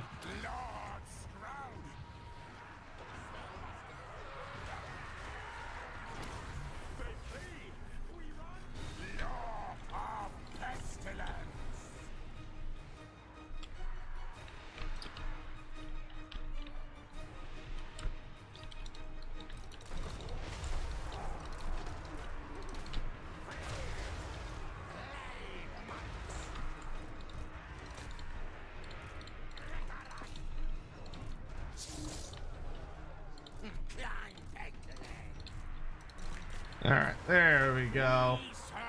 There we go. Yeah, get out of my territory. Go on, get. God damn Bretonians. Always coming in my yard trying to start shit.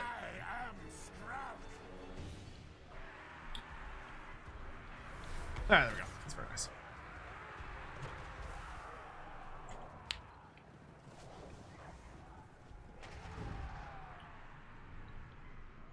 Is the no morale mod good? I have no idea.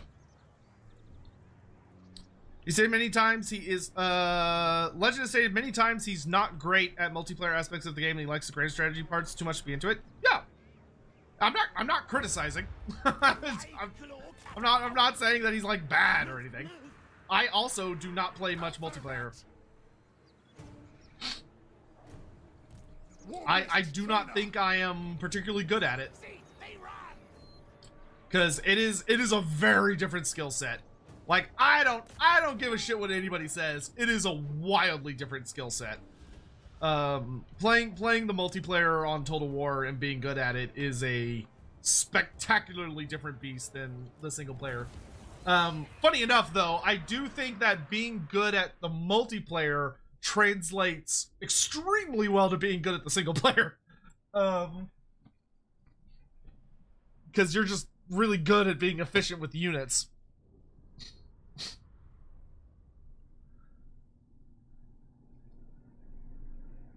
A lot of single player is more about like trying to get the biggest bang for your buck out of a pretty large pool of resources, whereas our lovely multiplayer community often has to work with significantly more stringent resources. The only way you can really catch them with gotchas is to hit them with like actual, like big campaign mechanics, which is usually not super easy to do. Loyal Musk. This one's loyal, too loyal. I can make him one-eyed, so I can rip out one of his eyes. And he makes people more... Oh, he makes local characters more friendly. Meh. Slay underling. I could kill someone. Oh, have him kill his guy. +5 control. Oh, that's... Wow, +10 to his leadership effect? Ooh. That's pretty good.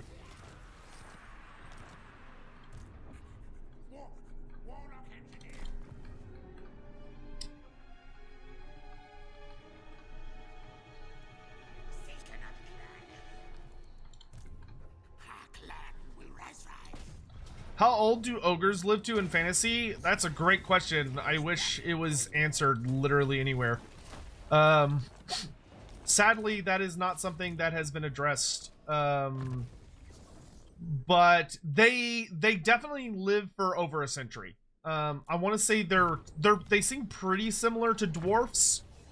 So I would probably guess somewhere in the ballpark of like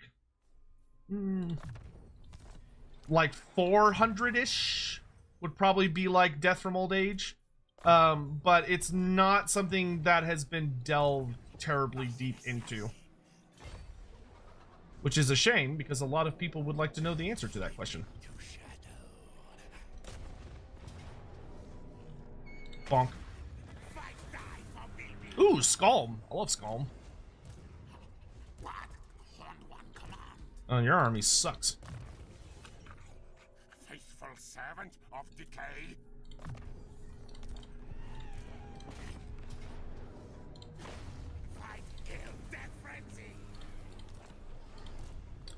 I love when the AI starts becoming that meme of like they just keep throwing out armies and you just keep eating them and they're just all real good and tasty like.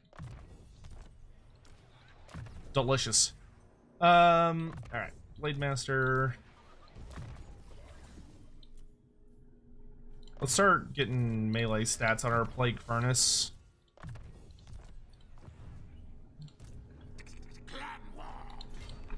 More magic. You can also start getting more magic. Oh, finally, I have enough money. to upgrade this to tier 5. Woohoo! Okay, Citadel of Dusk also to tier 5. Hell yeah, let's go. Get that tier 2. Well done, Skrulk. Well done. Let's start making your Plague Monks actually good at fighting. It's so hot. Might rain tonight, though, which would be really, really nice, because it'll be super humid, but it'll bring the temperature down. And that is a trade I am willing to make.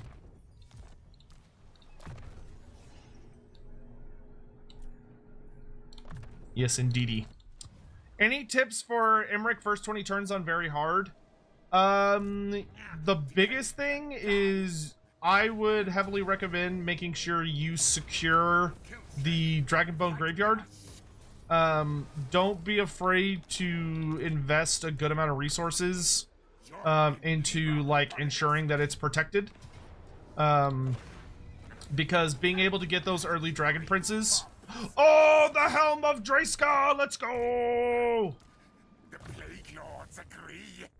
Daddy fucking loves the Helm of Draiska. I mean, when it works. It doesn't always work, but when it works! It's my favorite gambling piece of armor. Slap that on Lord Skrulk immediately. And then we could put the Trickster's Helm. We can slap that on you for now. You're level 20, right? Yeah, okay. And then I've got a bunch of armor I need to hand out. Let's put... Bring decay. Oh, whoops, that's a... Well, whatever, it's fine. Actually, no, I think the Telean Pavis might be better. Giving a missile block chance may actually be better, honestly. Let's give the Trickster's Helm to my Warlord. That's fine. Charm Shield and World's Edge Armor. I mean, those are good items.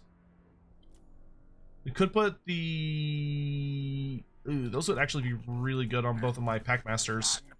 Yeah, that's fine. Okay, you can have the World's Edge Armor. And you can have the Charm Shield. Ogre Blade. How's my main army on weapons? Okay. You can have the Sword of Anti-Heroes, because you already have an activatable anyway, so that's fine. And then the Ogre Blade I'll give to...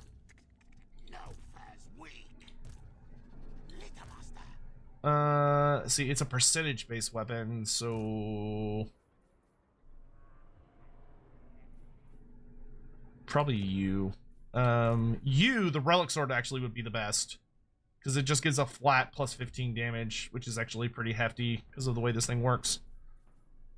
This is a talisman. Oh, if I actually combine the Shadow Magnet trinket with the Telean Pavis, that knocks him up to a pretty good shield. Gives him extra missile resistance and makes his missile block 360. That's fucking good. That's actually a nice combo. We can combine our arcane items here.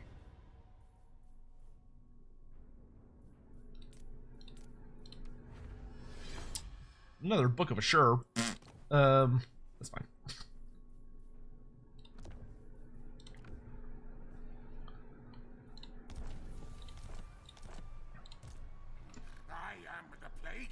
Oh, this desert kind of hurts. Onward, diseased brethren. Diseased brethren. All right. Bro, why are you so bad at this? I need more assassins, to be honest. Okay, we got a bunch of building stuff done. You are heading to Skaven Blight. Where's that other guy? You are heading to Lothern.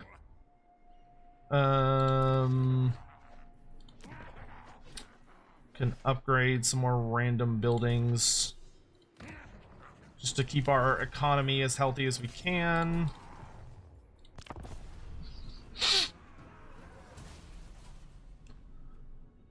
Who are we playing Vermintide with? So next Friday, which I think is the 8th, we're gonna be playing Vermintide with Gingivitis, Inari Reiju, who y'all know if you've been here regularly, 2 of our buddies. But we're also playing with that new lovely lady that came by earlier, Maki.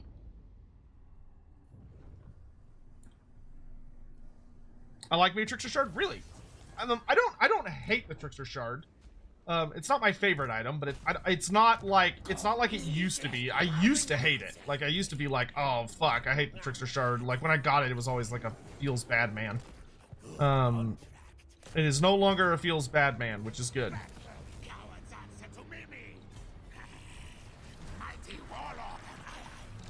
There we go. Alright, it seems like we have kind of messed Bretonia up pretty bad. I think he's pretty much whipped, which is excellent. Okay, let's flesh out our warlord a little more, combat-wise. Skrulk. How good are the defenses here? Ugh, he's got a full garrison. Oh, my casualty replenishment is excellent. Okay, we'll go this way.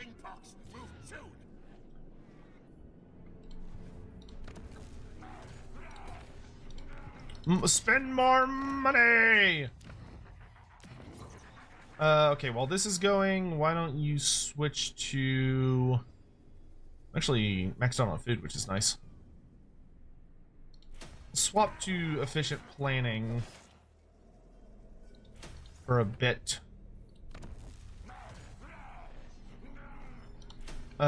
And I would like another Skaven assassin.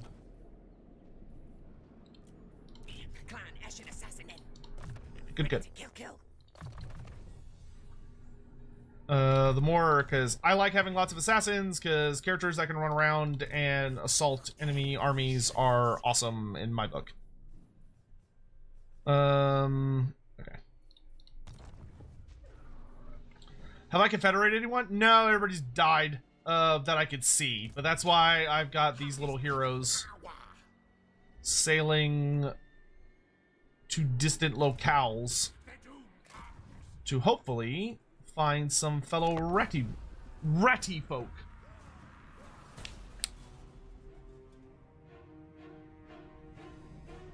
Sotek and Jamie the VTuber say is a PNG tuber. Yeah, well, yes, you're not wrong. But the reason I'm doing this today is because it is so fucking hot, and it's the hottest part of the day now too. Well, not now. We're actually past the hottest part of the day.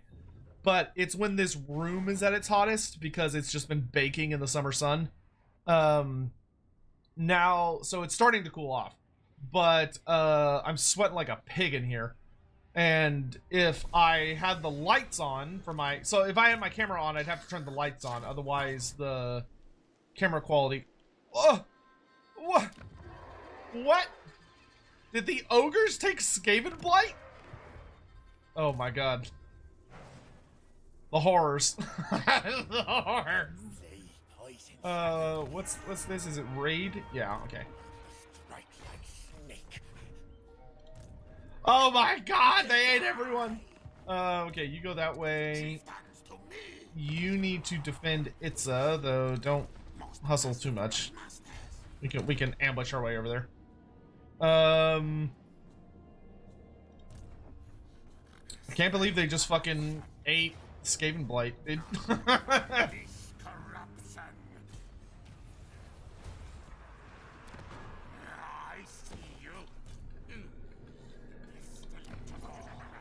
I know that, you know, I know there are people on the internet that think Ikid is a snack, but this is not what they meant. It's not what they meant. Stealth. Off you go. If I redeem the flat, will it send you to another dimension? No, it just won't work. It will just break. In that it'll just not do anything, and your points will be wasted. So you know, choose wisely.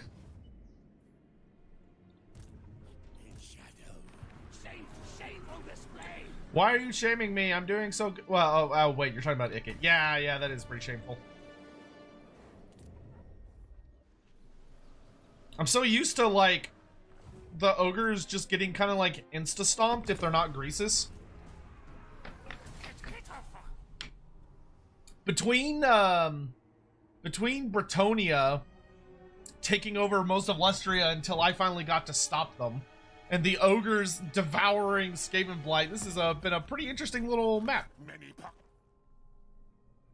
Do I leave you alive, Rakarth? You could be a pretty interesting puppet for me, and you're not in possession of any territory that I'm really keen on having.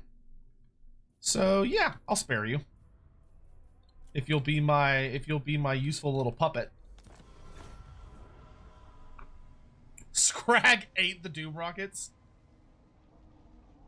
My man's just like, dude, when he's ripping ass, it just like destroys entire settlements.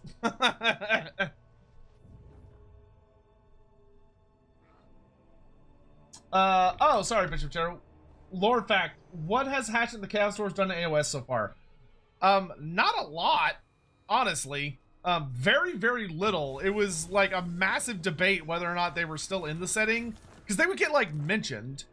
The only time we really saw them do anything in the past editions was that they were explicitly mentioned during Broken Realms, I think it was.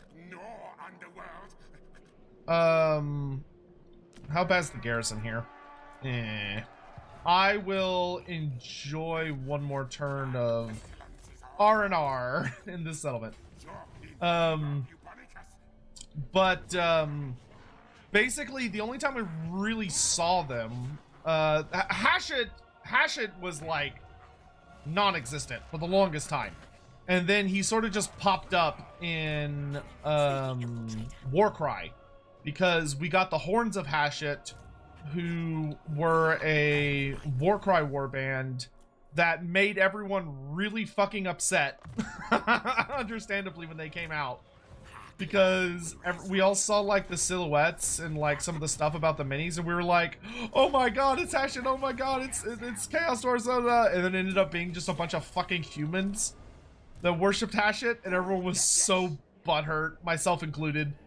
Like, oh, it was such a tease in the worst way. But anyway, so there was that, and then in Broken Realms, when Catacros invades Archaon's the 8 points. So Archaon has this big fortress and the 8 points, which used to be called the All Points, but now it's called the 8 points because chaos. And Catacros does this big fucking invasion where he smashes his way in and basically sees how far in he can push to basically like test Archaon.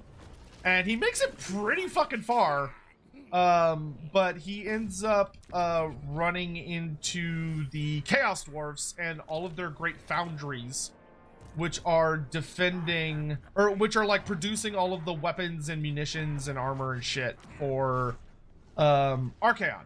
So when Catacros meets them, he decides that this is as good an opportunity as any to piss off Archaon, and he massacres them. So he just kills all the Chaos Dwarfs that he could find. But they didn't get an army or anything. We literally just read about it, and it's like, yep, he found some Chaos Dwarves and he fucking murders them. The end. And we're all like, all right, cool. Cool story, I guess. And that was that. And then after that, it builds up to well, that's really it until 4th edition, where Hatchet kind of has been getting mentioned like more and more and more and more, building up to his reveal and, you know, return, which is pretty crazy. See, I think I am happy to encircle them for a bit. I think I'd rather them come to me. I speak for Carneth, Lord of Murder. It still makes me sad that the Altar of the Horned Rat doesn't have a unique location for Skaven. Like, I don't know. I feel like that should have one. Like, right? I'm not crazy.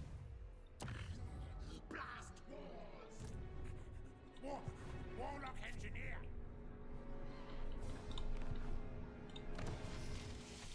Hey, Heshwaddle's finally making some fucking money.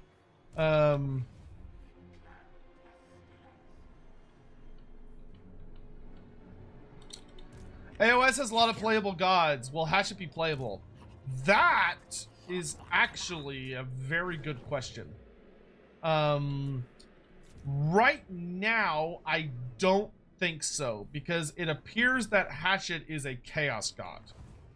And the chaos gods are not playable. You know, so the Great Horned Rat, Tzeentch, Khorne, Slaanesh, Nurgle, and I'm guessing Hashit will all not be playable characters. That being said, I would not be surprised if they end up releasing a model later that's like an avatar of Hashit.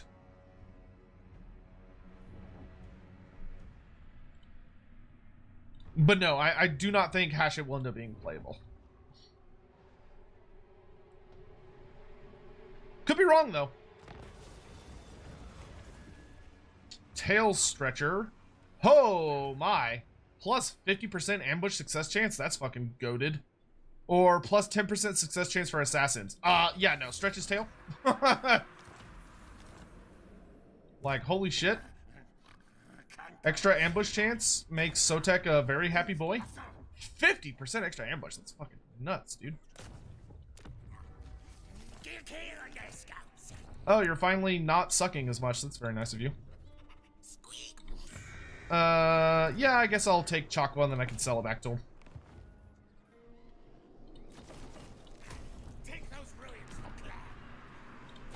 Build some random shit here and then we can sell it back to the Dark Elves at price markup.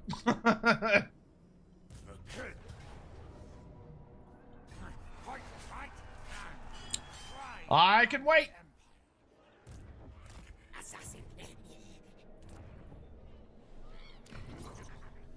Wait, did I already move these guys? No. Oh, that costs money. What did I just do? Whatever I just did, cancel it. Did I build something somewhere?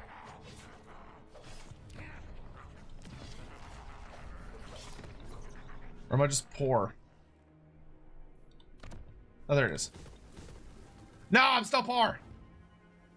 Okay. Well, now I need to win this battle because I need the money. Go in there and kill everyone. Papa needs money. No, that wasn't him rebelling. That was a rebellion from the Turtle Isles. He lost 3 loyalty, but he's fine. Skaven recession? Dude, it's too real. Am I a Skaven? Am I the Skaven? I too am watching the value of the of my precious dollar dwindle rapidly. Affording a house? What's that?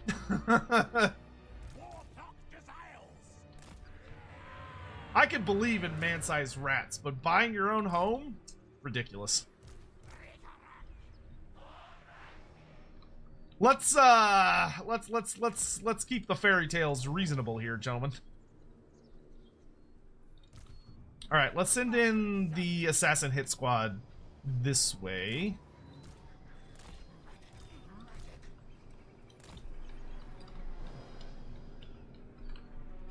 Hey, Chili Lagardo, what's up? Oh, that right in the feels.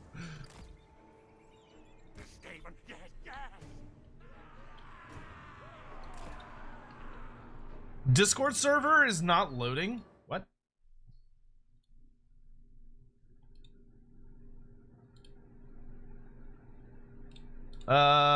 Looks fine to me. I'm on it right now. That's not a my server problem. Cheered. X100. Man-sized rats and no affordable housing is just like Florida.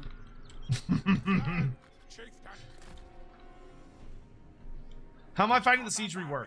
Pretty... I think it's a step in the right direction, is the way I would put it.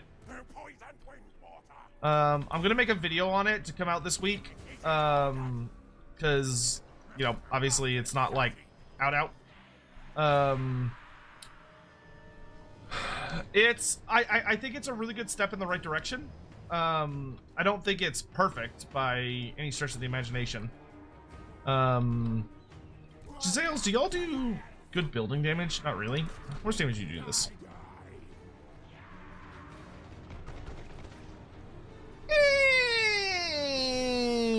Good enough. Okay, we're gonna go capture the high ground.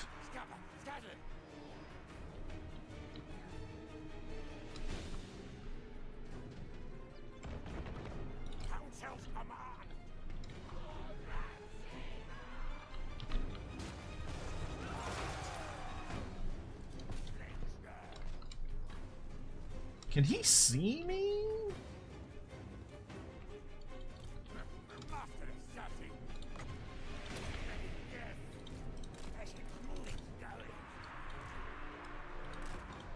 Is he sure acting like he can see me?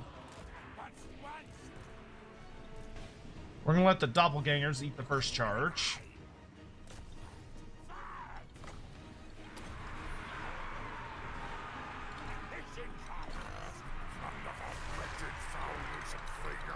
Joins the red host.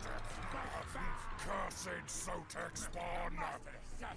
I think one of the main issues with the sieges is the actual layout of the maps themselves aren't very defensible. Plus, a lot of the time the buildable towers make no sense and are blocked by buildings. Oh my god, tell me about it. Yeah, I think there definitely needs to, well, I think a lot of the settlements are plenty defendable. Like, there are places where you can, like, when you're looking at them, you can go, okay, I'm gonna make a stand here, and I'm gonna do this thing here, and I'm gonna do this thing over here. I think they do give you plenty of stuff to work with. Now, whether the AI is taking, like, proper advantage of that is, I think, a matter of debate. I don't like, there are definitely parts of the settlements that I don't like. Well, that was a terrible one of those. Kill the ground knights.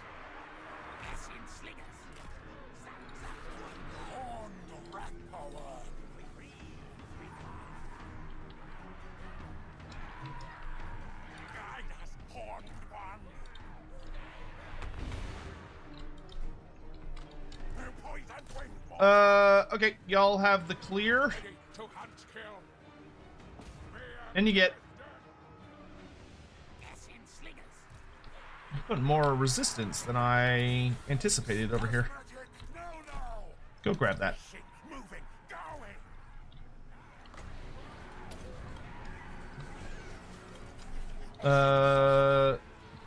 Give the... Oh, interesting. Okay. These ones.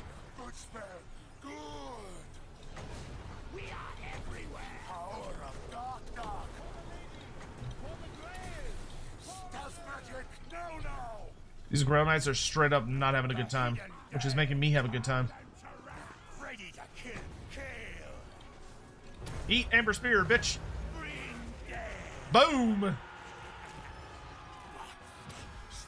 gonna walk over here, and I'm gonna turn around and start throwing ninja stars.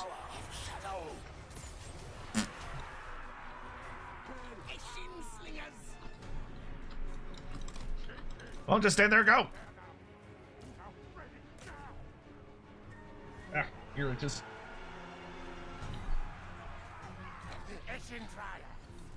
Okay, cool. We're conquering that. I totally forgot about these guys. Oh, what I would not give for the one spell that I can't remember the name of.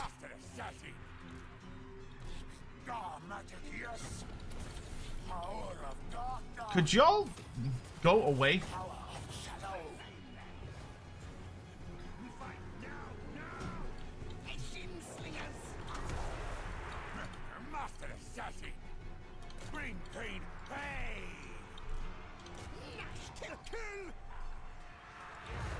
Fucking hate when they fight to like the last man.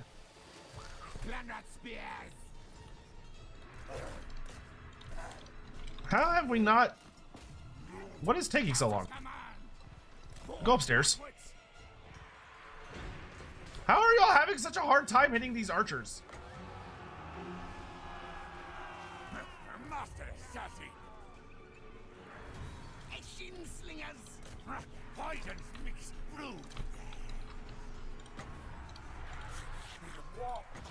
Buff yourself.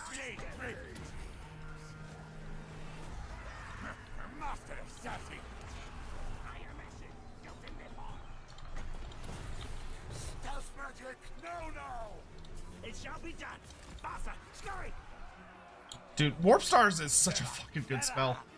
It doesn't always work, but when it does work, like, holy shit, does it hit hard.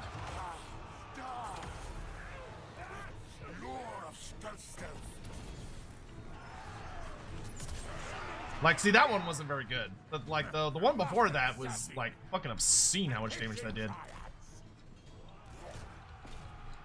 Are we through, finally? Jesus. You lot. Kill them. Sorry, I haven't been paying very much attention to y'all. That's my bad. Oh, I forgot my warp grinders. Whoops.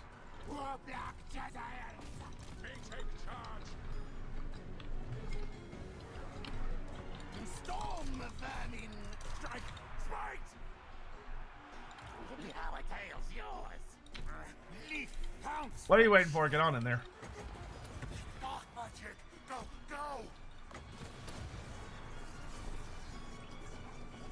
If the shades would go crazy right now, that would be nice.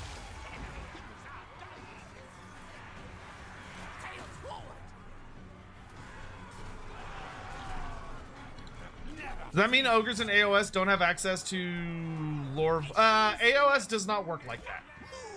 Age of Sigmar does not have, like, the Wind of Heavens or the Wind of Fire, or like the it doesn't have the battle lores. The battle lores of Magic, as you understand them in fantasy, do not exist in AoS.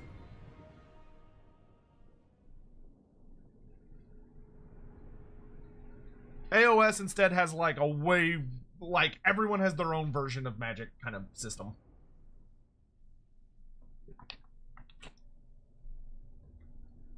And if you're using, like, Magic based on the realm you're in, then literally everybody can use it. Like, if there's, like, oh, this is a spell of the lore of fire because you're in the realm of fire, then it's a spell that literally everybody in the setting can use. So you don't have that concept of, like, oh, well, this race has access to these ones, and this race has access to these ones. They don't do that.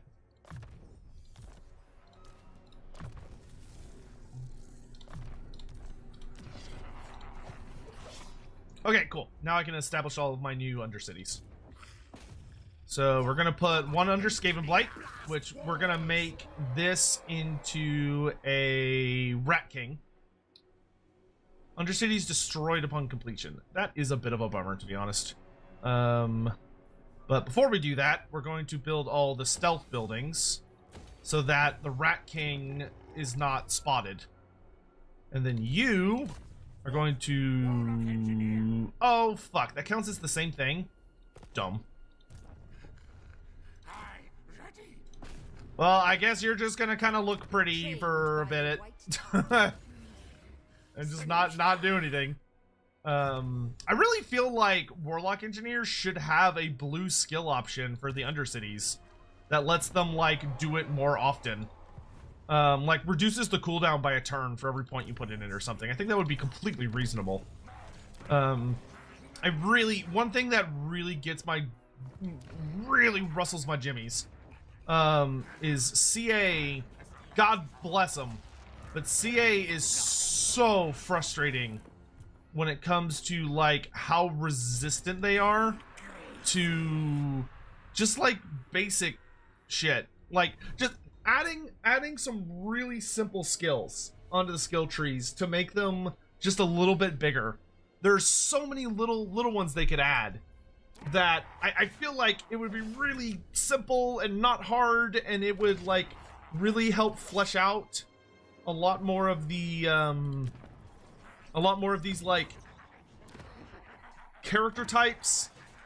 And CA is just like fucking, they just won't do it, and it drives me up a wall sometimes.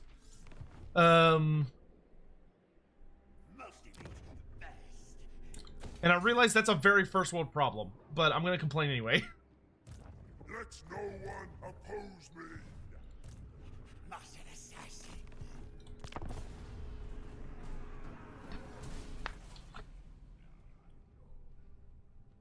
Oh, that's a fun name for a unit, Down Man. Yeah, I'll do that. Not let my lack of eyes fool you.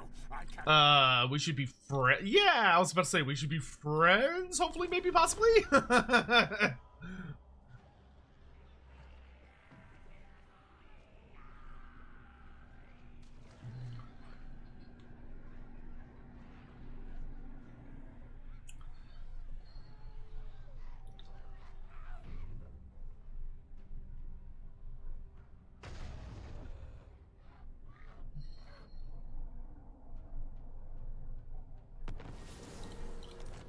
The more I learn about AoS, the more I don't like it. I mean, that's fine. You don't have to like it. Master of death.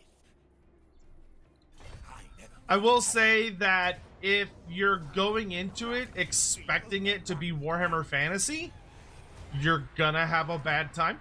Like, you know, that's not what it is. So like, a true I would really caution like the angle you're approaching it from. If you're like, oh well, I want this to be Warhammer, like I want this to do Warhammer Fantasy stuff, it's not gonna play ball with you.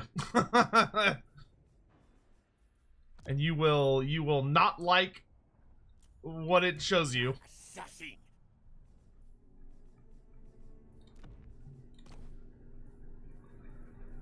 Yeah, you should probably take the Book of Assure, because Forbidden Rod's just gonna hurt you, and I don't really want that. Feels weird not to go into that mindset because it replaced fantasy. I mean, I see what you're saying, but actually, okay, never mind. You've got barrier, so you can have the Forbidden Rod back. I see what you're saying, but I personally don't agree. Like, although it did, I don't really see it as replacing fantasy. I'm gonna be honest. That's a very reasonable way to see it, but that's not the way I see it. Because to me, it didn't replace fantasy. Like I would say more like it succeeded fantasy. Like it's you know, it's its kid, it's its child, that has that carried on its legacy, yes, but I would not personally go with the narrative that it, like, I don't know. I feel like I'm splitting hairs, because I'm definitely splitting hairs. I don't know, I just never felt that way about it. And maybe that, well, no, that's not true. I felt about it that way when it started. Like when AoS originally came out, I definitely saw it as like, oh yeah, this is the full-on replacement to Warhammer Fantasy.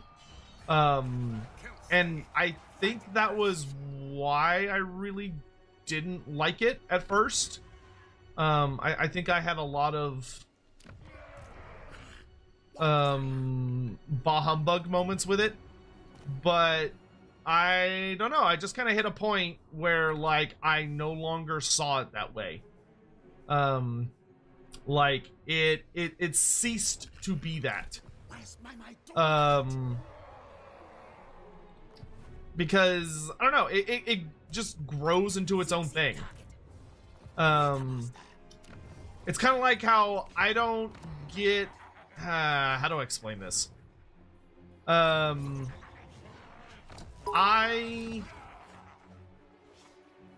Dynamo95 cheered.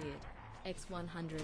From a business side of things for Games Workshop, it did replace fantasy, but it is not just fantasy 2.0 because the entire point was to make it have a different feel, because that was why they felt the need to replace it. Yes, that is all very true. You are not wrong. I don't know. I'm a very, like, I'm gonna have my cake and I'm gonna eat it too, because I don't fuck life. I'll do what I want. So I think because of that, I just didn't. It very quickly reached a point where I was not bothered and I didn't care. Because for me, a lot of the big, like, the issue of, like, seeing it as a replacement just stopped being a thing. I saw it as a sequel, not a replacement. That's really the only way I could put it. Is, to me, Age of Sigmar, after first edition ended, because first edition, like, Jesus Christ, first edition had so many problems. But after first edition ended, I could no longer see it as a replacement because it was so different. It was so wildly different. But I could see all of the, like, little threads and all the little pieces of what I used to love, and I could see where they still were and how they still existed. And I guess for me, that was enough. Of, like, I still see, like, I still see my baby in there. Like, I still see the thing I fell in love with buried beneath all of these strange new places and strange new characters and yada yada yada. Like, I can still see the thing I fell in love with. But then because I'll be honest, like, it's not a secret, right? Like, it's not a secret that everybody that loved that, I don't know if there's an exception to this. I don't think there's an exception to this. But every single fucking human being on Earth that played Warhammer Fantasy and liked Warhammer Fantasy fucking hated Age of Sigmar when it first came out. Like, just fucking despised it. At the highest level. Because it wasn't just what it wasn't. Because, like, it's like, oh, this isn't Warhammer Fantasy. It's so different. And, like, oh, look at these obviously Space Marine adjacent things. Look at, like, this stupid thing. Look at this stupid thing. Like, there was so much that was just rough. And it really felt, you know, like GW was just trying to, like, shove garbage down everybody's throat. Like, it just started off on such a bad foot. But, like, I'll never forget when 2nd edition came out. Because when 2nd edition came out, I had to, like, sit down and just look at the Stormcast Eternals. And it wasn't just the Stormcast Eternals, actually. It was, like, the whole build-up to 2nd edition. Because for anyone that, like, wasn't there, which is probably most of y'all, to be honest, but the build-up to 2nd edition, Games Workshop had, like, not done anything like that before, really. Where it wasn't like they just released the edition. Like, they were like, oh, here's your fucking new edition, whatever. Instead, it was this really interesting situation of, like, oh, they were publishing short stories like practically every week on the website, and it was like really well written short stories that were showing the Age of Sigmar universe from like a really grounded perspective. So we were getting like these really interesting gritty dark fantasy stories from within the setting, and it was from like all of the different races' perspectives, and it was showing like all of these really worrying things that were building up, and there were all these strange omens and all sorts of weird shit was happening. And I remember the story that I read that finally made me like, you know what, I'm gonna give this another try, was the rocket boots. Oh my god. I wish this gave you like 200% speed or something stupid. Let's see, +5 armor, +5 defense. You get foe seeker and cause fear. Yeah, sure. I mean, I'll take another piece of armor. But the story they published that made me pause was they released a short story about the Stormcast Eternals. And leading up to this point, like specifically this exact point in history, I fucking hated the Stormcast. I hated them so much. Like, I knew what they were. Like, they're these obnoxious, over-the-top space marines. Everything about them was super not subtle, and I just hated their fucking guts. Like, they were everything. Like, the only thing I could see when I looked at them was like GW's over-the-top obnoxious greed, and how all they cared about was like replacing the setting that I loved, being Warhammer Fantasy, with like a shitty Space Marine coded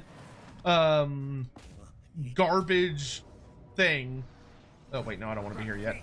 Of like, oh look, people aren't buying enough fantasy for a long myriad of reasons that people like to really underplay as like, oh well, fantasy just wasn't as popular, when it's a lot more fucking complicated than that. But like, all this shit.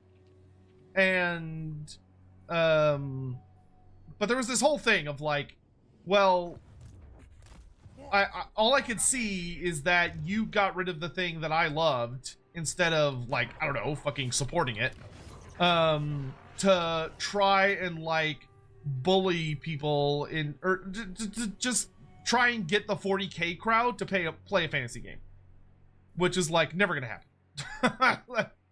Like, that was such a bizarre way to approach it, of like, what if we could get the 40K people who are already playing a ludicrously expensive hobby, like they're playing one of the most expensive hobbies in the world, and we try and sell them an entire another game with none of the themes that they like, but there's fantasy Space Marines. But anyway, so I hated them, right? I hated them. And then they started releasing all these short stories to build up to the next edition. And one of the stories features, it's this like village in the realm, I want to say it was the realm of death. I think it was Shaish, but it's this village that Nurgle has been exerting his, or no, actually no, it wasn't. There was like some kind of attack that was nearby. So there was like a chaos force that was in the area or something. But the village had escaped a lot of the worst aspects of the predation of chaos and had like kind of survived. And so you have this little build-up story of like the people of the village are hiding in their houses, and there's like people screaming and like out in the dark, and they're under attack by something, but like you don't know what's attacking them. So you think it's like undead or chaos or the usual suspects. And it's like a farmer guy and like his little kid. Like it's literally just a kid. And they're hiding in this like farm, and eventually like something attacks the door and just like smashes through the door, right? Just like plows through the door. And it's revealed that it's a Stormcast Eternal, who has come through this door like a fucking horror movie villain, just like smashing his way in, and he's like covered in blood, and you have all these people like screaming in terror, from the fact that they're under attack by this demigod. And you're sitting there reading this like, wait, what the fuck is like happening? Like, aren't these guys supposed to be the good guys? And like, this Stormcast basically, yeah, it's a Hollow Knight, yeah. And this Hollow Knight basically smashes his way into this farm, and he just murders everybody. Like, he murders the little kid. So you have this like crazy thing of like this, what's supposed to be like the super good guy that never does anything wrong, just kicks the door in, and in just the worst possible way just brutally murders everybody. And you're like, oh my god, like what the fuck? And what it's revealed happens is that happened basically, because I don't remember the exact order of the way the story's told, but you get the perspective of the Stormcast, and basically what happens, oh, actually I think it's the Stormcast breaks his way in, and the people are freaking out because they don't know what a Stormcast is. So they just see like this like 10-foot tall dude in like heavy plate armor smash his way through with like lightning coming off his hammer. And then I think it switches to his perspective for the end of the story.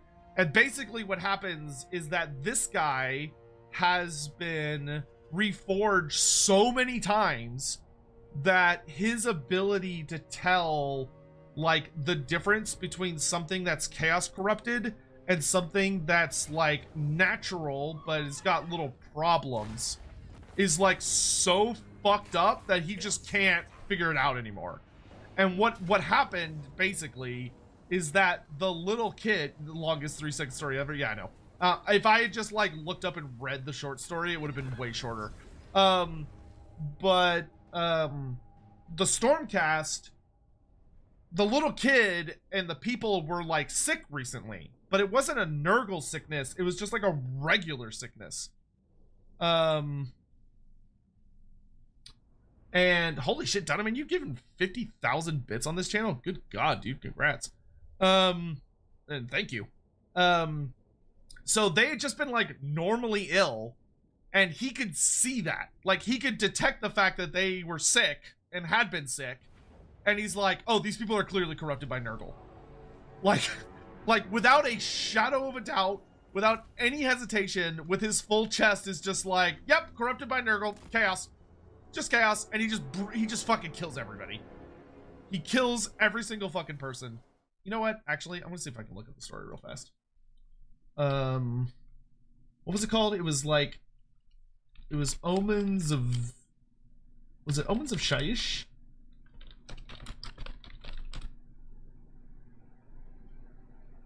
No, it was, yeah, there it is. Malign Portents, compiled stories. Hell yeah.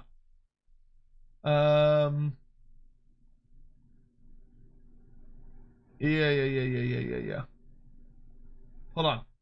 I can find it.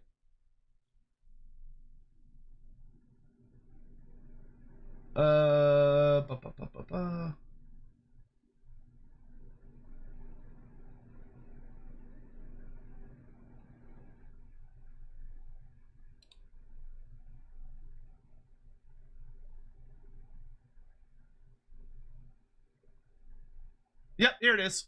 All right, hold on. So let me read this story. It's very short, right? It's very short. So let me read this story. So this is called Death at the Door. Varix, who just fucking interrupted me? Dynamo95 cheered. You X100. To be perfectly bitch. honest, while that is an enjoyable story, that actually does sound. I didn't kind even of read like it yet. something a 40k loyalist space marine would do. Except they wouldn't be beyond the pale per se. It would just be Tuesday. Yeah, shut up and let me read it. Thank you, Donovan. Thank you. Okay, so it says, Varric's mouth was dry, and his heart hammered like a forge piston, but his hands were steady. Fear was an old friend. It had kept him alive this long, through 2 decades in the free guilds and another raising a boy alone on the frontier. He pulled back the curtain and peered out into the lashing rain. Sorrow Creek's makeshift palisade of line-vashed timbers loomed out of the mist, and beyond that the canopy of the Chiltis forest, writhing beneath a gangrenous sky. Screams and pitiful wails echoed in the distance. They had come again, the depraved tribes of the deep forest. Rotskins, bringers of disease and ruin, worshippers of unspeakable gods. He could see an orange glow in the distance, flickering faintly in the downpour. Was that the old Findle place aflame? At least the fires would claim no fresh victims. Goodman Findle and his wife had passed weeks back. He choked back a bitter laugh. The Rotskin tribes had fought not here but emaciated bodies and maggot-ridden timbers. The able-bodied had long ago abandoned this cursed place, taking their chances upon the long, dangerous road back to Greywater rather than facing the slow decay of the Weeping Egg. Oh, this is in Gyran. Okay, the Realm of Life. Varric would have joined them himself were Julian well enough to travel. Death had already visited Sorrow Creek and had left only the ill-fated and the foolish in its wake. Another scream cut through the storm, piercing and ragged with terror. Varric crossed the room and reached for the varnished repeater that hung above the fireplace of his humble homestead. He hefted the heavy bow and cranked the lever, then checked the chamber and saw 5 gleaming bolts of steel stacked and ready. Simply holding the repeater seemed to steady his frayed nerves. A Dwarden forged piece that had been with him since he had donned his first uniform, and all that time it had never failed him. No, Da? Came a thin voice from the stairs. There stood Julian, wrapped in an old frayed blanket, his face pale as snow, his eyes wide with fear. The ague had robbed the strength from his body, and his skin was blotchy, with the sickly sheen of meat gone bad. Julian had entered his 17th season as a strapping lad, well muscled from his work in the timber fields, hacking open goldwood pine in search of priceless amberdew. Varric hated to see his strong, courageous lad laid so low. So many had been lost to the plague that had spread like wildfire throughout Sorrow Creek, but still Julian fought on. "Upstairs, son," Varric whispered, and the ragged croak of his voice sounded unnatural and repulsive even to himself. "Find a place to hide. Don't move until I tell you." "I could fight with you," Julian said, shaking his head and stumbling down the stairs towards Varric. Even as he reached the floor, his strength left him, and he tripped and sprawled into the hall, landing hard. He coughed a trail of black phlegm that stained the stone. Varric rushed to his son and hauled him to his feet, placing a hand on each side of his face. "I know you can fight," he said, "but there's a time for blades and a time for good sense, my boy. You can hardly stand, much less swing a sword. Look at me, Julian. Look at me now." Julian's sunken, bloodshot eyes met his own. "You go and hide," he said. "Whatever's coming, you leave it to me. I've dealt with heretics and savages. A well-aimed bolt or two will send them running, mark my words." Julian nodded, lips quivering just a bit. Varric ruffled the youth's sweat-slicked hair and gave him a gentle shove towards the stairs. With a last pained look back, Julian retreated to his room. Varric turned back to the heavy door. Brackish rainwater seeped under the frame, soaking his boots and running between the cobbled stones. Varric grasped the wooden charm that hung on his neck, a simple image of the Everqueen he had whittled himself from the shining sprig of goldwood on a sun-washed afternoon long ago. So long ago it seemed another life entirety. "Our Lady Alariel," he muttered, "hear my words, guard my arm this night, and watch over my boy should I fall." Not much of a prayer, but then Varric had never been eloquent in his faith. He snapped the stock of the repeater to his shoulder. Let them come. Let them dare invade his home, these devils. Varric Gessir had built this place with toil and blood, and he would not yield it. Not to anyone. He sensed movement at the window again, snapped off a hail of bolts. The glass shattered and the curtain whipped and fluttered like an angry spirit as the wind and rain rushed in. "Get you gone!" he shouted in the darkness. "This is a house of the faithful, fiends! You will not enter here!" A beam of light seared through the keyhole of the door, growing in intensity with every moment. There was a crackling, tearing sound, and Varric felt his skin writhe and tingle as if prickled by 1,000 pins. The light grew stronger and stronger, the fingers of forked lightning reached through the latch to cast a spider's web of flickering light across the ceiling. The front door exploded into a storm of wooden shards as if struck with a cannon round. Varric stumbled backwards, slipped on the rain-slicked floor, and fell. His head struck the cobbles hard, and he almost lost his grip on the repeater. Ears aching from the blast, vision swimming, Varric stared up at the shattered entranceway. It was no fur-clad savage that loomed over him, but a statue formed from gleaming metal, rain pouring in rivulets down its stark white armor. Rippling arcs of lightning swirled around its form, and the warhammer it clutched in one enormous fist. The shadowed sockets of its unforgiving war mask seemed to gaze through Varric's very soul. As the living statue took a single stride forward, raising its hammers high, Varric began to scream. It wasn't 100% as I remember it, but you got the gist. But it's fun. It was interspersed. The way they released the stories, pretty much all of the stories had been about Nurgle stuff at first. Like, I think it starts with a story about the undead, and then it goes really heavy into a series of Nurgle stories, and then you get that story, and you think it's a Nurgle story because it's released in the Nurgle set. So you're expecting it to be another story about Nurgle doing Nurgle stuff, and then it turns out to be a Stormcast murdering everybody. And it's great.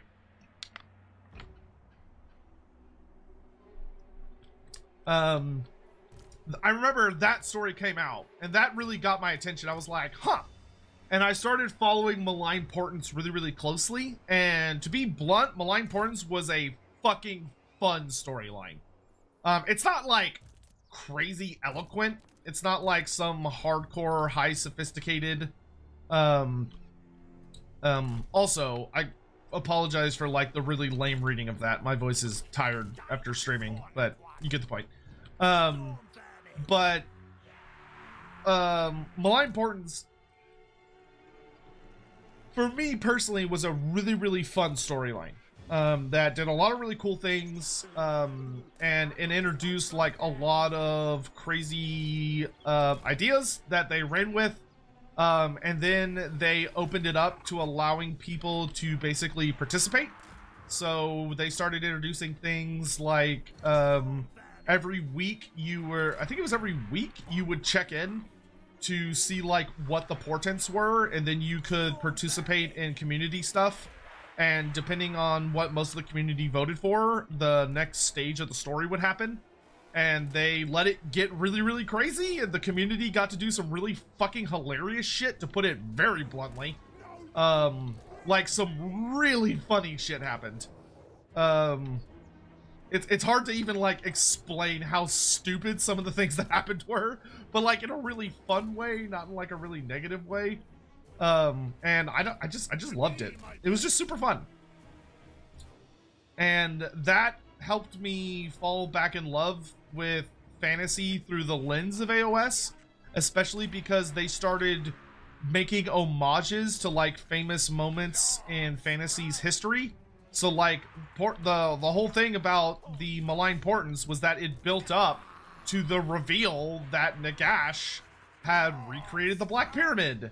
And everyone was like, oh shit, Nagash is doing the fucking, like, Nagash is pulling out, like, the oldies. And it was this great it was like this crazy storyline of, like, everybody's different factions were trying to stop Nagash, except for the Death factions, which were trying to make sure Nagash didn't fail. And it got super fucking crazy. And several of the and all of the community events were canon too. Like, it wasn't like it was just like, oh, this is for funsies and there were no ramifications. Like, the things that the community ended up voting for actually ended up having some dramatic impacts on the Age of Sigmar setting, and changed various events, which was super fucking cool. And I loved it. It made me very happy.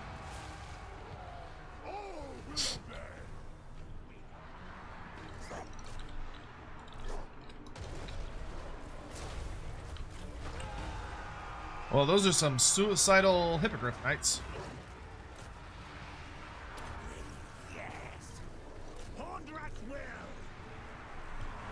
Fine with me.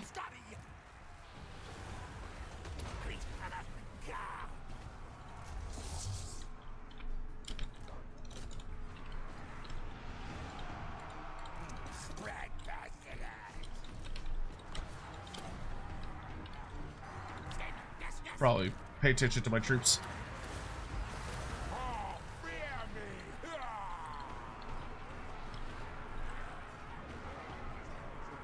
me! Get rid of those Grey Knights. I don't like them, and I would like them to perish.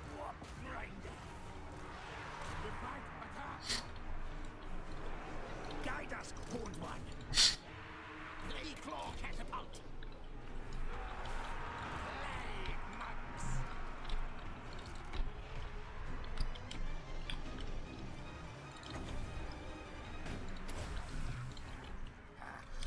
Plague cast. Kill them. Protected by beasts. Loremaster. Yes, superior wine. Plague Claw catapult. Get out of here. It is so. What orders? Clan rats. Plague priest. Spells of plague. Spells of plague.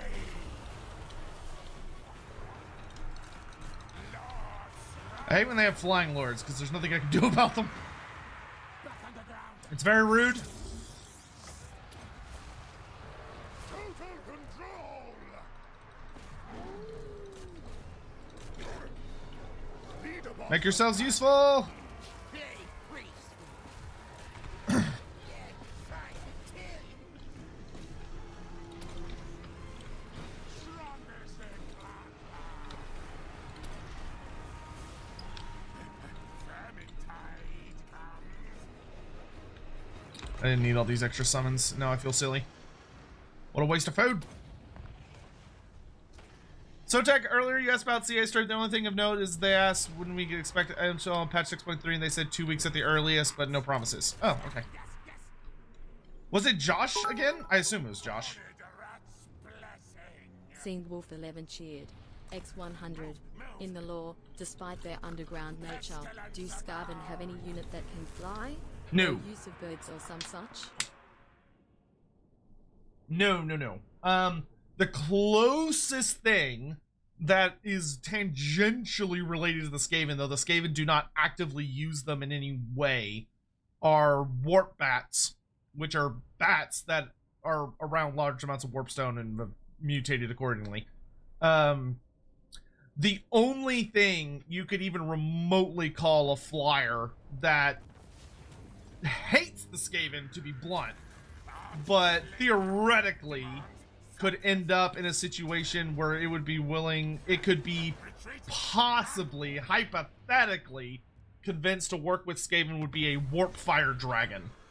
But the vast majority of warp fire dragons do not like Skaven and hate them because they see the Skaven as competition for warpstone, obviously, which they very highly value, and they do not have any interest in sharing.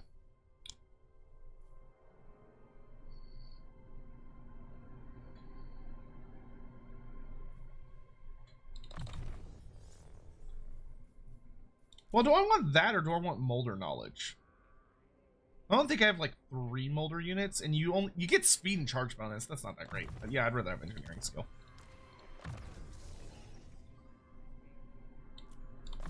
More fervor. Let's go ahead and get your spell resistance. Grab shock collar and start stacking armor. Okay, and I know he's in ambush, so I'm going to counter by also going in ambush.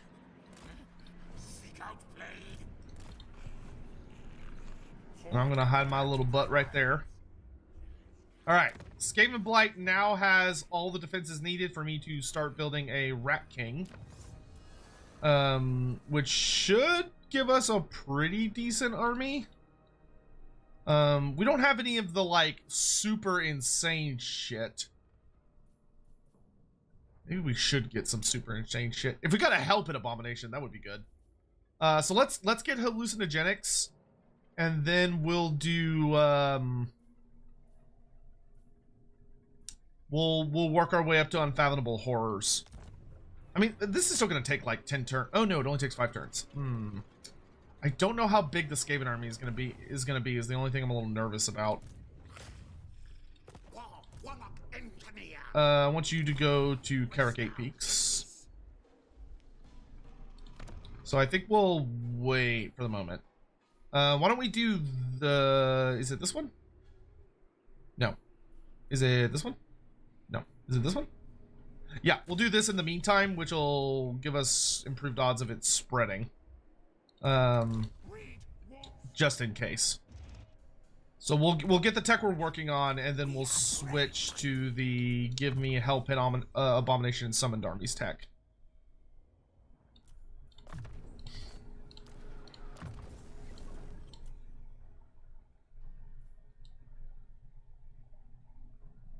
Grab that.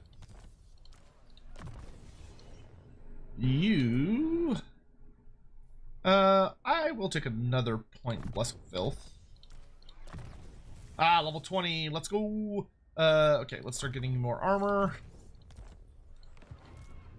And holy moly, you took a beating, but you did defeat the largest army of my foe, which makes me very happy.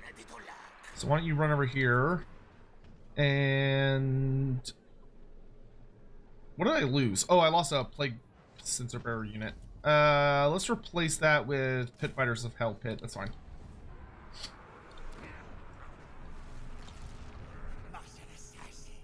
Good job, you. You can start attacking the Awakening and start building things to mess with it. Sharing is caring. Yes, Clan Pestilens is all about sharing. That is of course the foundational tenet of Clan Pestilens. Ready to kill. Unlock the gates. Yes, yes. Mission contract approved. Is that it's important to share with all of your fellows. Oh, finally we got a tier 5 Clan Molder place. About damn time. All right, let's grab. I'll get a scavengers pile to make recruiting cheaper there in the future.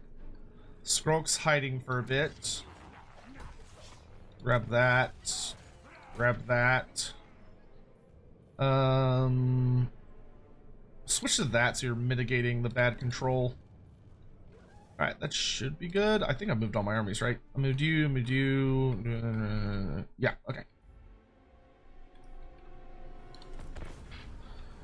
Sotek, what was the saddest moment of the end times? Why is it the death of Grimlock? The death of Grimlock was sad, but it happens like really fast, so it wasn't like it was like, oh, but it was in the middle of a really fucking cool duel, and Krokar like immediately gets Skrulk back, which makes it fucking awesome. But I would say for me personally, the saddest what was the most heartbreaking moment of the end times for me? Honestly, the saddest part of the end times for me, like, I'll take control. That's fine. That's hard. Blessed filth. Move. Honestly, it was probably when I mean, as a Lizardman fanboy that always loved Lizardmen and grew up with Lizardmen and everything about them, and although it wasn't perfect, there was a lot to enjoy about the Lizardman storyline. Like, it wasn't complete ass, there were some redeeming aspects. The death of Mazdamundi was heartbreaking. Like, it was so fucking tragic how Mazdamundi dies. Of that, like, it's bad enough that he just dies at all, but like he tries to stop the Chaos Moon from like impacting the planet, killing everybody, and he's mostly successful, but the thing that it reveals, which is fair and accurate is that, like, despite his genuinely god tier efforts, hey, we found Head Taker, and oh my god, he's strength rank 6. I guess I need to start investing in some pro Skaven stuff.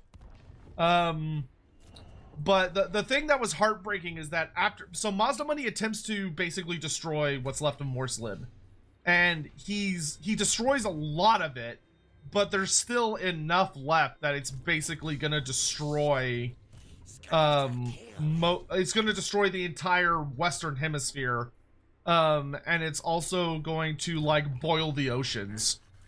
And after all of that effort, after he does the fucking impossible, Mazda Mundi is so fucked up, and he's, like, so pushed himself beyond all possible limits that he's dying. And he tries, like, he's so weak that he can't even walk, or he can't even, like, float himself. He has to like physically crawl, like, so it's already, like, even sadder because he physically can't, like, move that well, and so he's crawling up the steps of Itza in the hopes of getting to basically, like, look out on the planet one last time, and he doesn't make it. And that, I think, for me, ooh, box of very noises. No, I'll take investigate the box plus 50 research for 10 turns. Yeah, I'll fucking take that. That'll way speed up our research, which, considering that I really want to get a research that's going to take a lot of research, or a tech that's going to require a lot of research to get. That's great. That was probably one of the best sad moments, because it didn't feel cheap. Like, it didn't feel like they just were like, oh, fuck Mazda Mundi. Like, it was like he did something so Herculean that virtually very few, if any, characters in the setting would have been able to pull off. And it still wasn't enough. And then he dies without getting, like, closure. Like, he doesn't get that, like... Nicola donated €6 through Super Chat. Oh, thank you. Surprise. You suddenly mastered a lore of magic and can use anyway, it was spells Sam. IRL. Which lore do you pick? Which lore would I have... Ooh, master a lore IRL. Probably Gyran, the lore of life. I think it would have the most benefit for myself and, like, just humanity in general.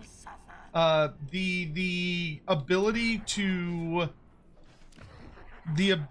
manipulate life and perform unspeakably powerful acts of healing, like regenerating seemingly impossible amounts of damage, I think would be rather profound and would not only have a dramatic impact on me, but would have a dramatic impact on, like, everyone to exist. Can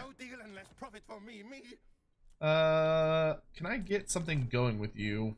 You're not budging too easy. Hey, I'll take a non-aggression pact. For war with the dwarfs.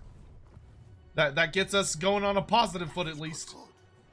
Yeah, I think I would have to go with Gyran, because I feel like there are things I could accomplish with Gyran. Like, the amount of good that I could do for myself and others would be truly obscene. Which may be a trap, to be honest, but it's a trap that I think I would fall for. Because, like, I don't, like, all of the other wins have useful utility, but I don't think any of them would be as, like, common sense level to wield as I relish the Chakwa. You can have Chakwa. Oh, yeah, I'll take 25,000 gold. Hell yeah. Good, and that gives you a full province. You're welcome. I am a generous lord. But anyway, yeah, it'd have to be Gyran for me. Like, you could help with crops, you could help with food, you could help with, like, so much shit. I conceal. The doom comes.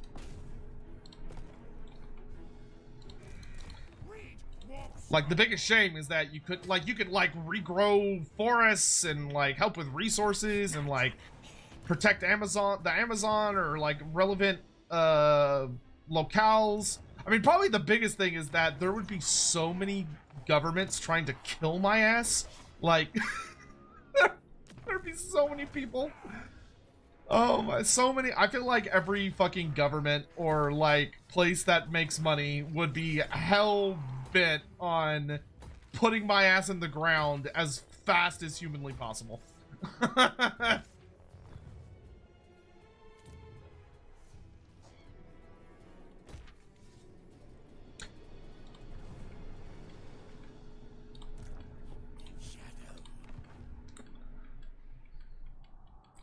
You could drop the person you dislike the most into any part of the Warhammer Fantasy world. Where are you putting them?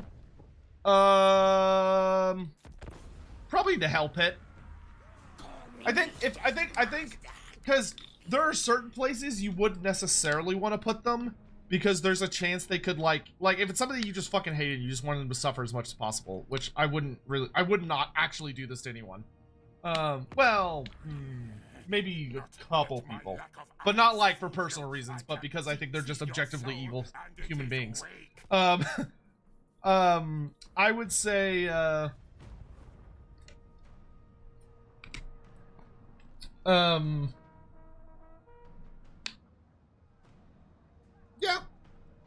Hell Pit, because Hell Pit would be like, there's no getting out.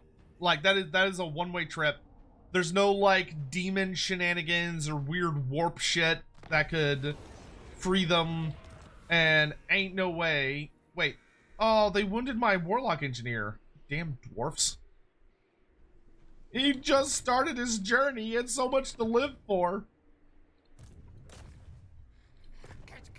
I want to put a fucking workshop under Lothern. God damn it. I wonder if I can get a military alliance out of Marathi. That seems oh, you have many enemies. Never mind, I can totally manipulate this. I will join your war against the lizards for non-aggression to make you like me more. I lead. Okay, you actually need you down here because we need to break this place because it is proving durable. I do not appreciate that durability. I wish for it to cease.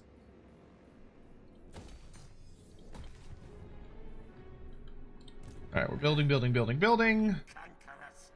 I'm gonna ambush, mosey my way over here. Assassins, if y'all could start heading for the coastline.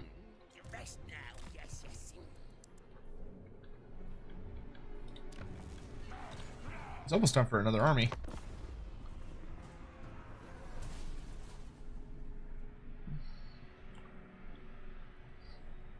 Have you considered you won't be able to use Purple Sun? I don't think I could morally use Purple Sun.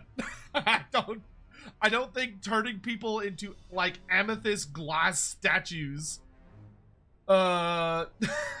is something I could do with a clear conscience. I'm gonna be that may be weak of me, but I don't I don't think I could do that. Especially, actually, no, I would never unleash a Purple Sun because at the end of the day, Pestilens mortar. There you go, Donovan. Because that is it's a fucking vortex, dude. Like, magic vortexes are super spooky because you can't control them. Like, you think you could control them, but it is far more likely that it is going to spiral wildly out of your hands and just start fucking shit up and maybe come back at you. Open gates. Yeah, I don't think I'd want to risk that biscuit. I'm gonna be honest. Oh, you're no fun. Come and chase me. Come and chase me. You know you want to. Let's see. Sure's build a bunch of shit. I should have upgraded this. Okay, well. I think next turn I can do that.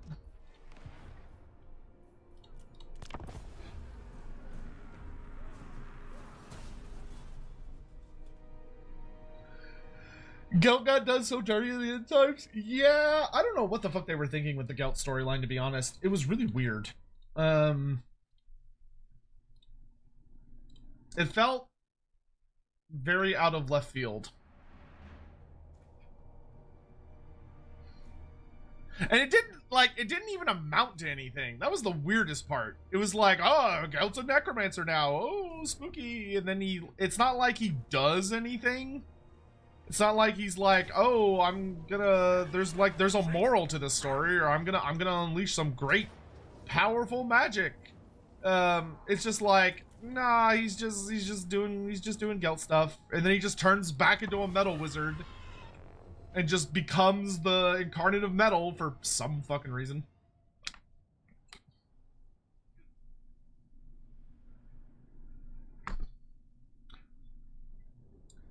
But he doesn't count as like the real incarnate of metal, because the real incarnate of metal was Grugni, even though Grugni never fucking shows up or does anything. But like, he was there in spirit, so it still counts, I guess. Oh, Lord.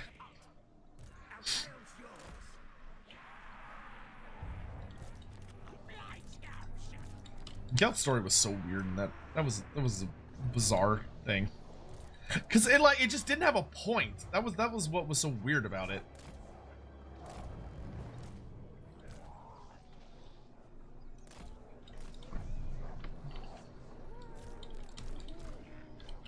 Wouldn't it be funny if Balthazar Gelt just decided to be a necromancer for a day? Not really? Well, too bad, we're doing it. That's the story we're running with, and you can deal with it. Good old G-dubs.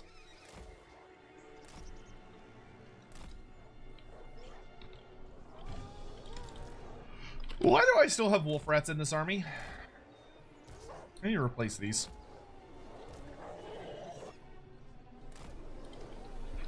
I need to replace one of them with like a hell pit abomination and the other one with something else.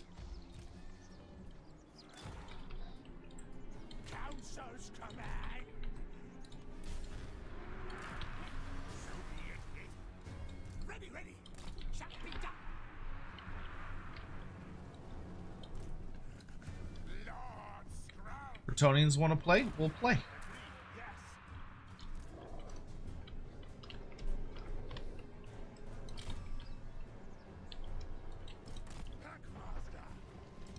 I don't appreciate these fucking like sniper ass like claw catapults.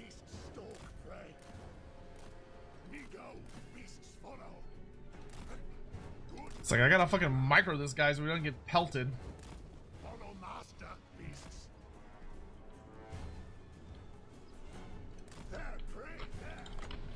Alright, let's start causing shenanigans.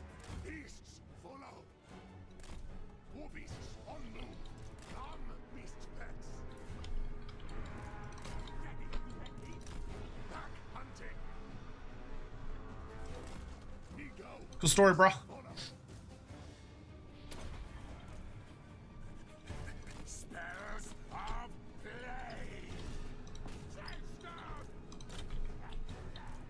Kill them.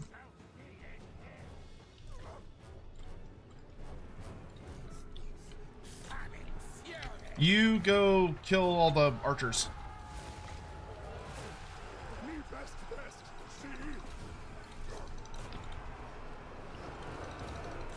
Oh wait, no, you're the helpet. Packmaster! Slay, slay! Total control! Beep, beep, bitch, I'm a boss.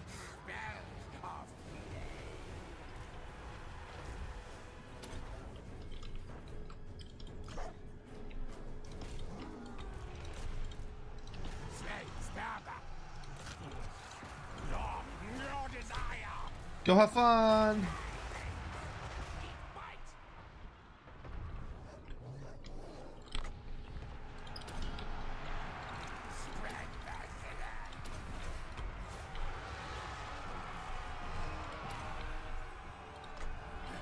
Vermintide comes.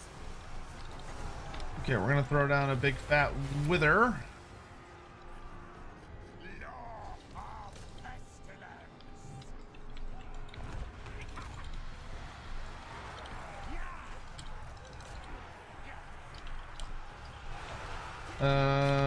This looks like a good place for a big fat plague.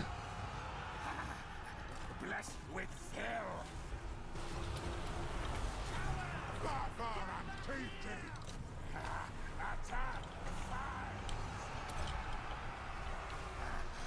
Plague cast.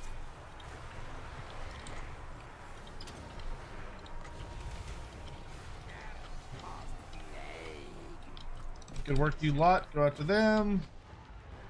Catapults are firing in. Ooh, those guys did not have a good time.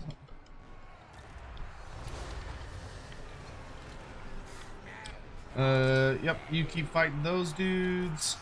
Y'all fight them. Oh, I'm out of magic.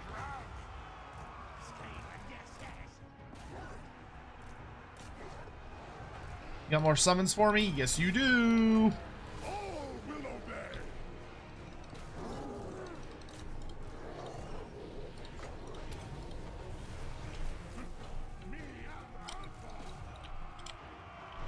All right, everything's looking good for the most part. Lord Scrub. Skronk's having a time. Blind Scouts. Y'all can pull back. It's fine. Ow.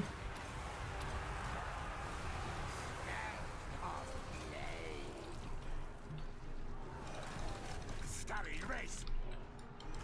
You lot go defend the plague thing, please.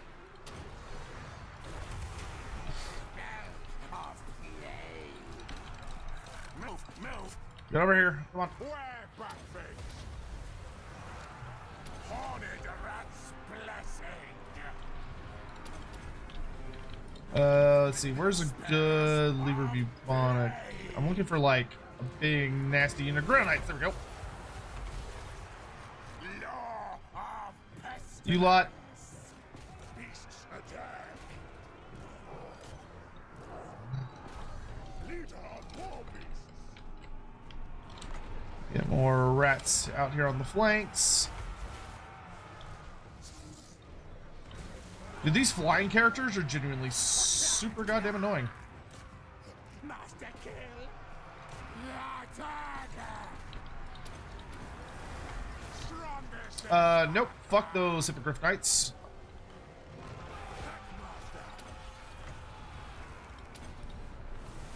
Smartest Packmaster. Okay, y'all start heading this way. Y'all start heading this way. Catapults! Get in range of these knights. Start mopping them up, please. There we go, we got army losses. Oh, not having much magic was kind of painful. But we got through it.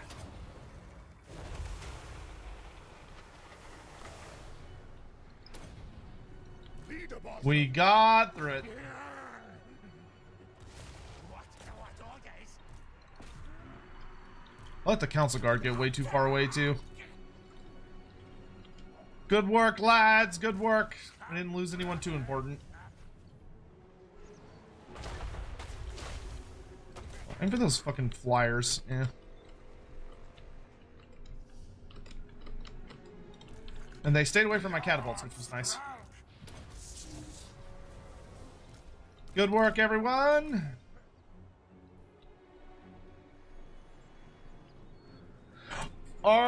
Did any of the Skaven characters survive into AoS? No. Not that we know of. There's like a Ikit Claw cameo character that's not actually Ikit Claw, but he's kinda Ikit Claw, but he's not. But he's not. Like he's definitely not Ikit Claw, but there's a Black Library character from the Hamilcar series who's like kinda sort of implied to be Ikit Claw, but he's not. But he's implied, but he's not. It was a Black Library author just having some fun, but he's not actually Ikit Claw.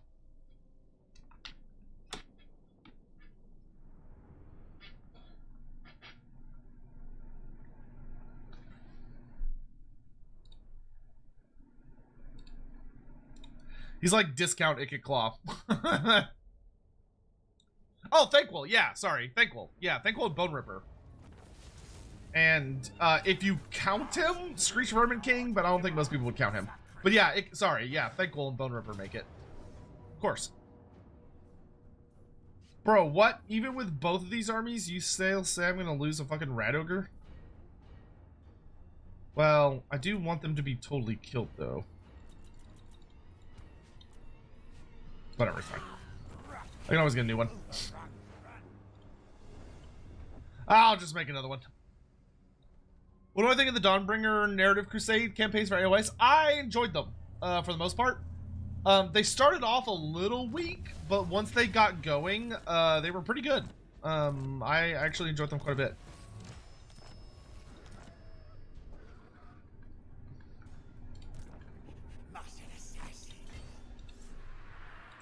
How long does it take to get a new one of those? 4 turns? Sure. We gotta heal for a bit anyway. I'll just sit here and look spooky in the meantime.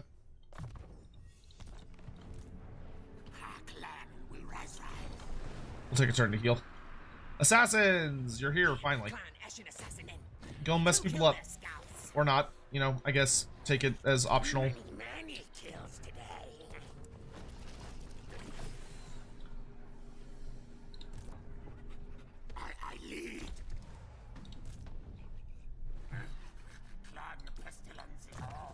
Oof, that was a lot of...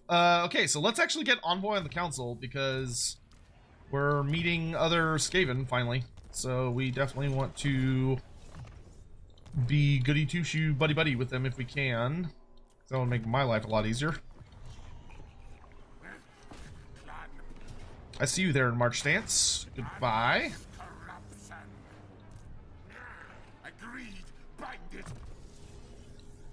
I think you're pretty much maxed in most cases. Let's get Trixie for ability protection. And our Plague Furnace, and let's get our Higher Conviction. Oh, I can't reach you? Lame. Okay, we're gonna fall back. We're not gonna March Stance, though. We'll just flee normally. Oh, right. This is our Assassin. Let's Crackle Bomb. Oh, yeah, sure.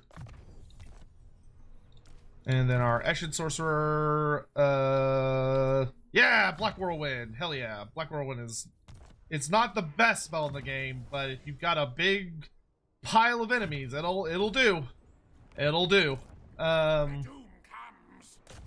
finally. Boom, there we go. Magic in purest form. I do not need to see Lothern, because I don't care. Just give me money. That is all I will see. What is this? This is plus 20. This will take us up to plus 80. So that'd take us up to straight to 100. But it takes 4 turns to build, and by then we'll have both of these. Okay, cool. That's fine. I am gonna upgrade that while I'm waiting. Slonhepek is about to rebel. Interesting. Okay. Scroll, you're doing your shit. Well, it's about to have a garrison, so I don't really care. Blah, blah, blah. Are y'all fighting? No. Okay. I was about to say, if y'all are fighting, I'm gonna smack a bitch. Cool. Are there any notable Saurus characters in AoS yet? No, sadly not. There were a couple that were like off to the side, but they weren't like playable. No, so far the Lizardmen only really have Lord Croak and Lord Zektoka, but Lord Zektoka is not playable yet, which is a huge bummer because he's a really cool character. What do you think is going to be the great big DLC that is going to be this year? If it's not the End Times, I will be surprised. But it might not be. It might be something else. I would bet it's going to be the End Times. If it's not that, my second bet would be that it's going to be the Dogs of War. And by the Dogs of War, I mean a like full playable Talea and Astalia faction that maybe also has Araby in it if we're really lucky. And to make it the biggest DLC ever, it would probably also need to come with like a full mercenary system, like adding in a bunch of different mercenary units that would never be able to be playable factions in and of themselves because there's just not enough material on them and they're not big enough empires, but could be represented in Total War through mercenaries. So things like the Amazons, the Truthsayers and Dark Emissaries of Albion, the Halflings of the Moot, stuff like that. And if they did that, I would squeal like a little girl in happiness. I mean, End Times could be really, really cool, depending on how they do it. The End Times theoretically could be really awesome. It would just, they would take some workshopping. Because, like, there's some cool shit in the End Times books. But they would probably have to, even if they did the End Times, though, they'd probably have to, like, add a good amount. Because they've done a lot of the End Times already, if you want to get super technical, which you should. So, you know, there's some give and take there. Whatever happened to the lady that was supposed to do animation for Tigerman? I don't fucking know. Your guess is as good as mine. I mean, that was just like a random IMDb thing. And IMDb, I don't know how, like, oh yeah, this is definitely happening, like IMDb stuff tends to be. Doesn't seem like it's like necessarily a guarantee of content.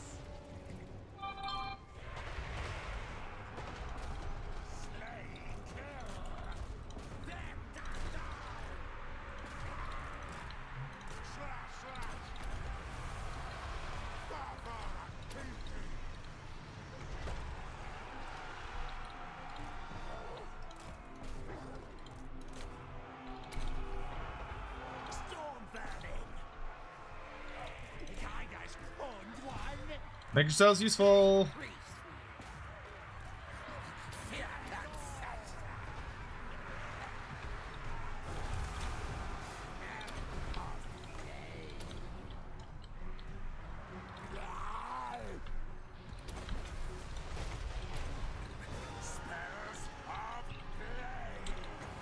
Let's hit these assholes with a wither. I need to be a little bit more judicious with my magic use.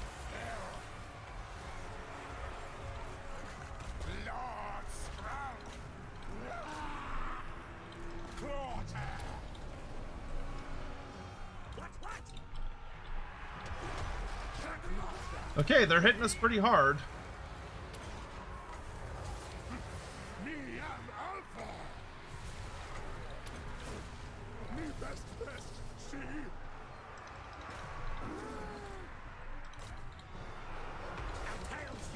Oof. Our backline's getting hammered a bit. That's okay.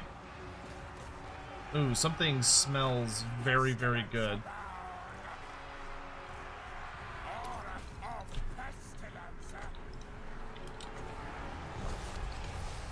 We're gonna drop some more poison attacks over here. Ow. Y'all need to shut down those catapults.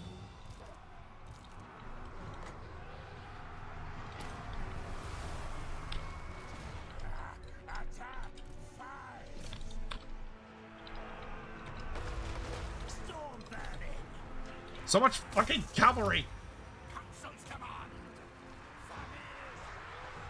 Clan chieftain. Oh, fear me.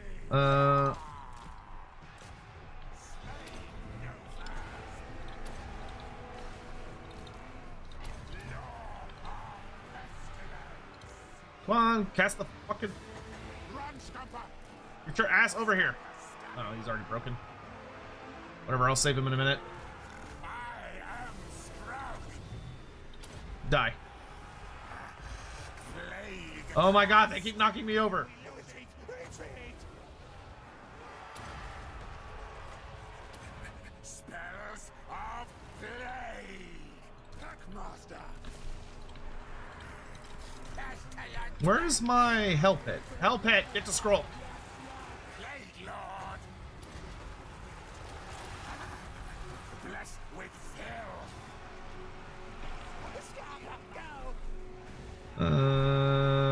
Grail Knights. See, they run. Law of Pestilens. Don't fall over, don't fall over, don't fall over, don't fall over. Good job. Skaven. Yes, yes.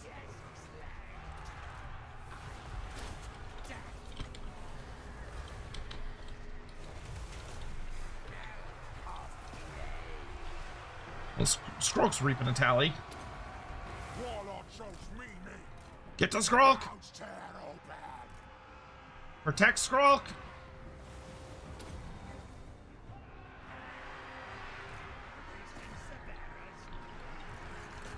Lord Sprout. Where backfish. Tear apart. Lord Sprout. Scroak, summon more lads. Me, boss, boss.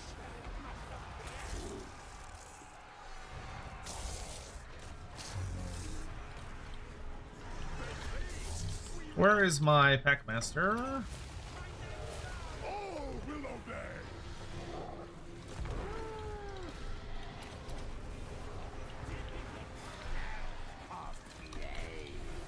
No, you protect Scroak. I have another plague. Bro, the amount of times I get knocked over is so heartbreaking, and actually, no, that would be a waste of a spell. Just do this. Why use big spell when little spell just as good? Onward.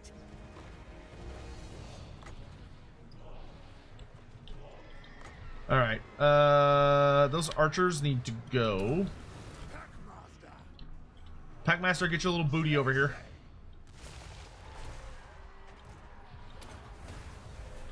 Me right up, up. Easy for me. Y'all just go hide. Bring Bilbo.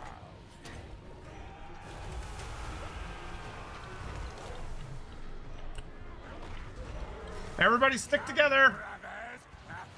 Brothers. Ooh, nice. I got a Rod of Corruption. Bring them all here. Bring them to Daddy. Oh my god, get the fuck off me. Easy for beasts. Good enough. Lord Sprout. Rod! Bah, eat damage. With fill.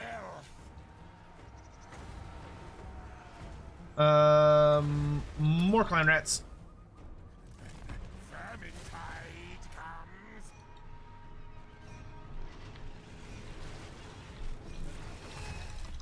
Kill her! Tremble before Scroll. Yes, yes. Black Death.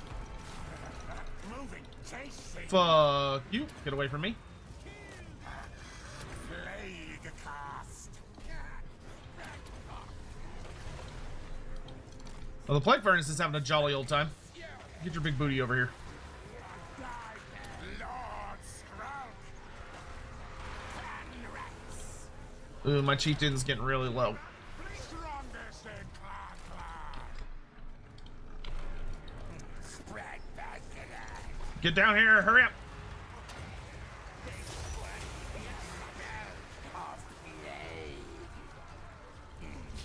Billowing death!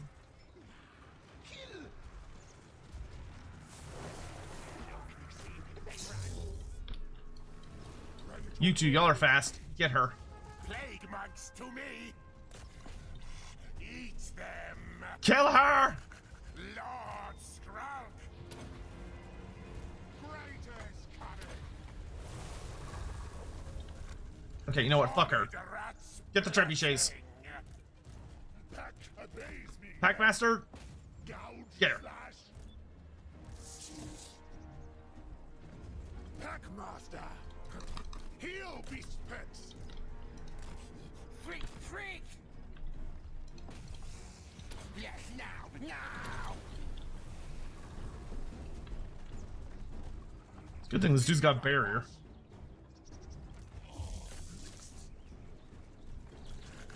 Lord Skrulk. Somebody kill her! Plague Lord.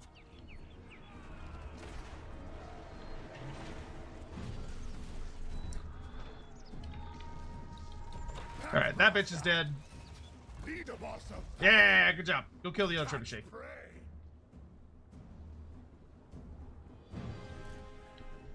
Black Death. Because we have to make this lady land. Blood scabs. The rest of y'all just stay hidden. That was a painful ass fight. Lord Skrulk.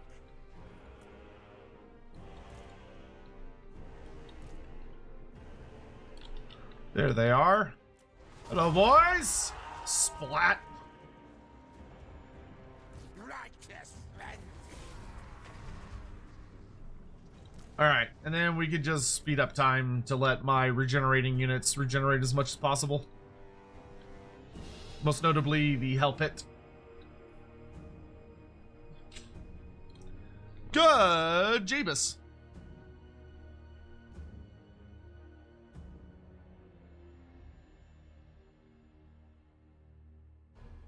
Why end times over Nagash? My dude, end times is Nagash is in the end times. If you did an end times DLC, it would have Nagash in it.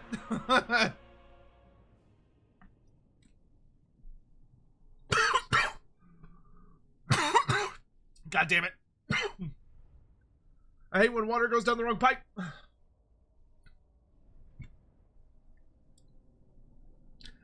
That was actually a genuinely scary Bretonnian army. It was just fucking oodles and oodles and oodles and oodles of cavalry. I think this is actually a bad enough fight that it's gonna force me to go home and recruit.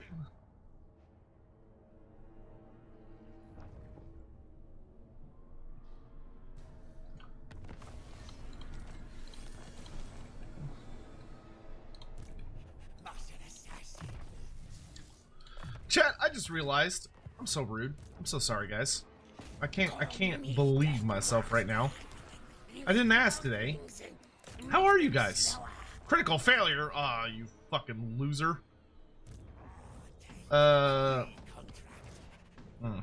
Lizards are back.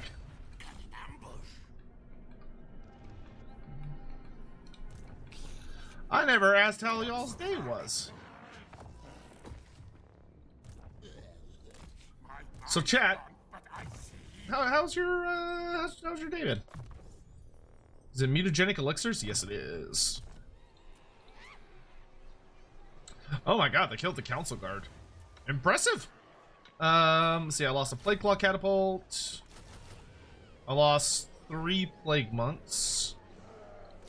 If I could get some sensor bearers and another hell pit on the way, that would be good.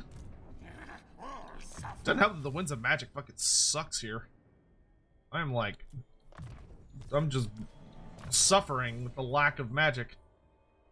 Yeah, I'm actually fine with Susang, because that'll make him a more effective, like, please don't die people. Go Windmaker. I want to turn my attention to Skaven Blight. Okay, Skaven Blight's good. I want to turn my attention to Lothern. We're gonna upgrade that. Nice. Alright, so Lothern's full upgraded. Very nice, very nice, very nice. Oh, I almost have a trade agreement with Queek. Show way to Peskin, and I will give you many secrets. Yes, yes. Okay, it's gonna take some finagling for that. Token trinket to give to Throt. Yes, yes. Good, good. She's strength rank 3? For Molder Oh my Clan. lord. Warzag Smorky Mischief donated 50 Swedish krona through Super Chat. Oh, thank you, If the Warzag. old ones had been allowed a little more time, do you think they would have been able to create the prefect stave off the Dark Gods? I mean, okay, so the technical canonical answer to this would be that everything happened the way the old ones kind of thought it would. Like, for the most part, it seems like the old ones intended for things to go down within a certain amount of, like, within certain parameters, and they basically got what they wanted. Now, it may have been like a little more explosive and deadly to them. The end is nigh. Oh, the Black Pyramid's awakening. Spooky. But ultimately, they got their desire. As fucked up as that may seem. Because, you know, from a layman's perspective, we look at it and go, oh, well, clearly, like, things did not go according to plan. Everything's on fire and they died horribly. But the old ones are a mysterious bunch. As not as stupid and unsatisfying as that answer genuinely is. We don't know what their end goal was. Well, we have our theories, right? But nothing is absolutely for certain. I think that'll work. That gives me a pretty nice army. You know, I think obviously if the old ones had more time, might they have chosen to do something different? Maybe. I shouldn't have done that. But I do like the idea. I mean, when you look at humanity and ogres, right? There's always that theory, because I don't think it's technically confirmed, but there's that theory that they were like not perfected, right? That they were incomplete, which implies that there is theoretically a complete state that was achievable with the likes of the ogres and humanity. Which, if you believe that, then that does indeed suggest that there is some way, somehow, that they could have continued to evolve things. And the humanity and the ogres are already, like, to put it kind of bluntly, really impressive. I see the winds. Like, they're not, you know, they're not exactly, like, horrible, terrible failures. They're pretty impressive species. The ogres and humanity are two of the most dominant species in the Warhammer world.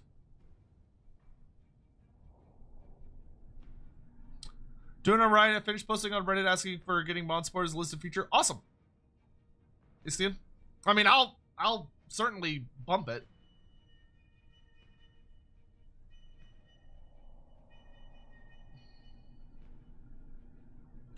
You got to hold a pet possum at the Ren Fair? Oh, that's fucking cool.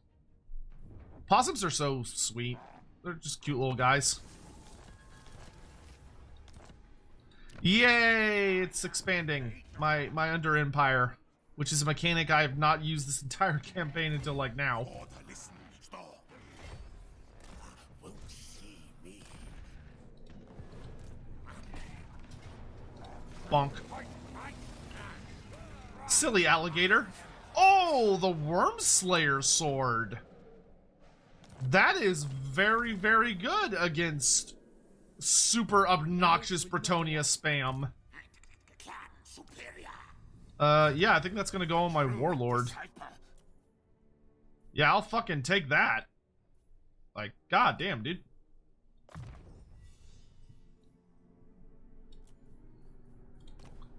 Here you go, Chief. There's a real man sword. Shing! Oh, Bretonia, the fun I'm about to have with you. You can upgrade from the Blade of Nurglich to the Blade of Corruption, that's fine. We can also move you up from the relic sword to... I think the sword of strife will be better. Yeah. I'm actually fine with brass cleaver going on this guy. We can combine these. Another brass cleaver. Alright, well, sure. Why not? Another forbidden rod. Sure. I don't think the Skaven have a blue purple item. Oh, I just realized Skull on him is kind of silly. Oh, actually, no. It gives him plus 15% battle healing cap. Never mind. That's great. You bring a token trinket to give to Throt. Yes, yes. Yes, yes. Good, good. I accept your offering for Molder Clan. 10% ward save? Was Whoa. Smoky Mischief donated 50 Swedish krona through Super Chat. So did the old ones just accept that they were den but, in the end, accepted their creations would defeat chaos? We don't know. God, I wish I could answer that. We don't know what they ultimately thought as far as like how things were gonna end, or did they make the right choice, or was there a mistake? Like, was their death on purpose? Was that always the plan? Was did they know it was gonna happen and that was just that was what it was always meant to be, and yada yada yada? We have no idea, which is genuinely very frustrating, because it feels like one of those things that would have been kind of nice to have an answer to during the end times, especially.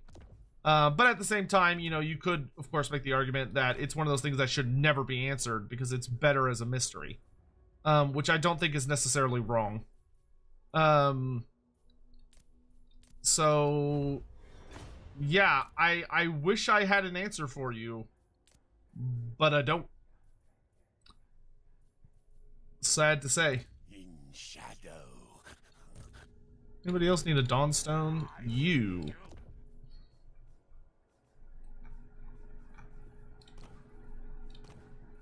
You know, perhaps one day GW will feel inclined to answer such a secret, but it is not this day.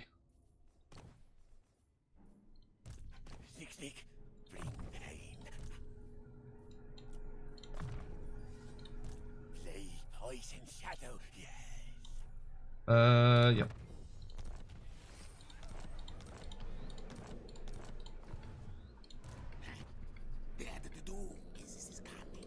Yeah, he's gonna just delete Bretonnia off the face of the earth now that he's got the fucking Worm Slayer. Okay, we're stacking Mentor on a lot of characters, which is really cool. We'll get Opportunist. For you, let's go with... Oh, I don't know. I guess Windmaker's fine. Oh, Mosquito Swamp's actually has pretty good stuff here. What did I lose? I lost... Oh, I lost a Mutant Rat Ogre, that's right. I don't know, just bring a Rattling Gun, that's fine for now. Fine slay. You said caltrops, yes, yes. Using caltrops. Assassinate. Blast walls. You bring a token trinket to give to Throt. Yes, yes. Good, good. I accept your offering for Molder Clan. Oh, Molder Clan. Was Smoky Mischief donated 50 Swedish krona through Super Chat. Thank you, my good sir. TBH, I don't expect much answer to this. Fair. I just want to support my favorite Warhammer Loremaster. Oh, that's very sweet. That's very cute. Sweet of you to say. I really appreciate that. Genuinely, I really do appreciate it. Well, thanks.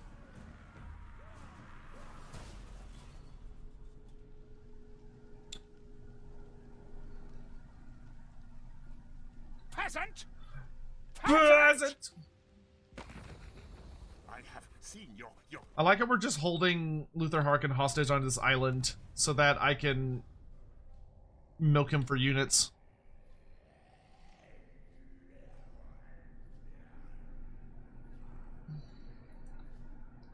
That is his only purpose. That is all he exists to do.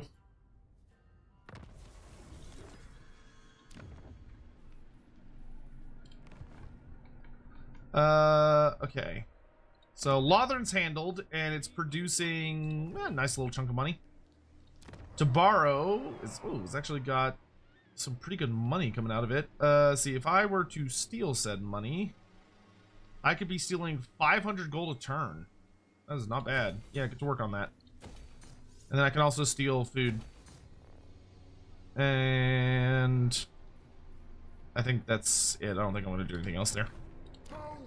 Actually, will these affect adjacent regions or just the region in question? Armies in region, armies in region. Local, army in region. Okay. Yeah. Not super helpful. Okay. Skrulk's out of commission for a few turns because he's recovering. I'm trying to get my tier 5 settlements like built up. Because the more built up they get, the closer we get to just like being done with this whole shenanigan. Okay, why don't you run ahead a little bit, and then you can march stance up a little bit. We can start trying to lure them to us. You, my good man, need to head over here so you can ping pong between provinces. Oh, I'm out of money. Turtle Isles is about to rebel again! Good grief.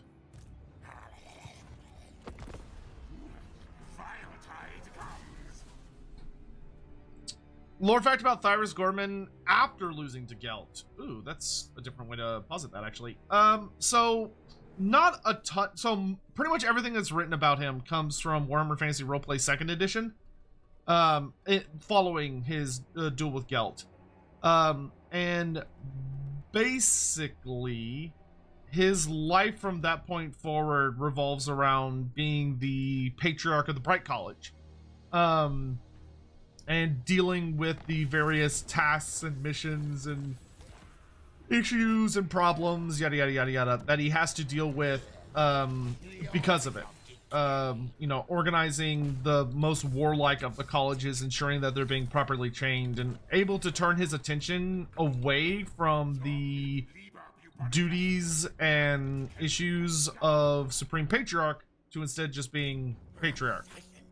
Which does actually come with some upsides. It's not all bad, because it allows him to just focus on other agendas.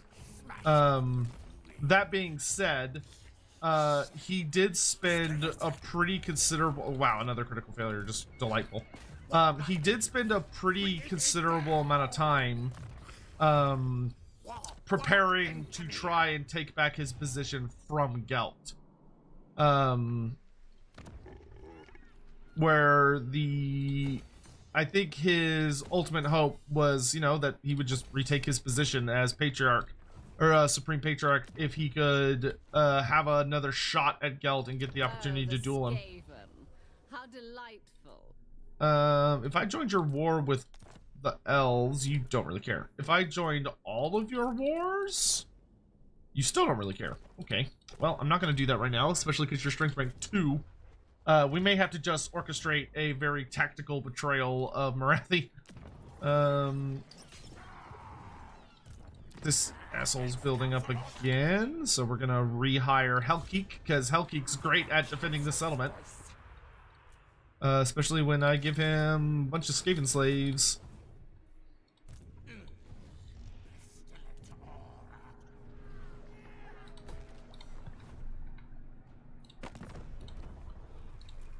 Hey, Queek wants to trade. Hell yeah. Thanks, Queek. You're the coolest.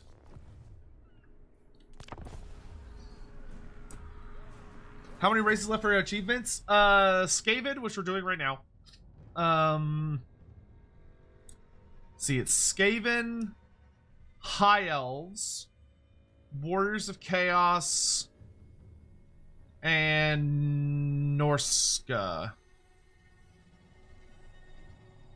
I think. Pretty sure.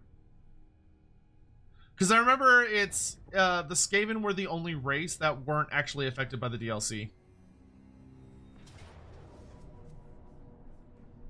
See, it was a long walk for him to get here, so I'm pretty sure if I fall back...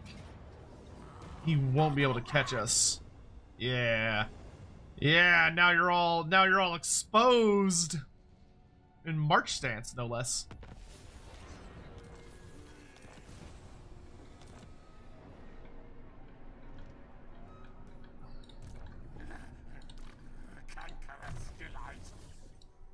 Alright, Scroll. Yeah, we'll get standard die. Because that melee defense boost is really, really nice in a fight. Okay, okay, I really want to get a garrison here so it stops being such a pain in the ass. And then we want to focus on improving our finances.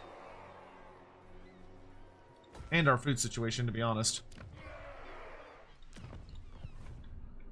Oh, Marathi's on the donut.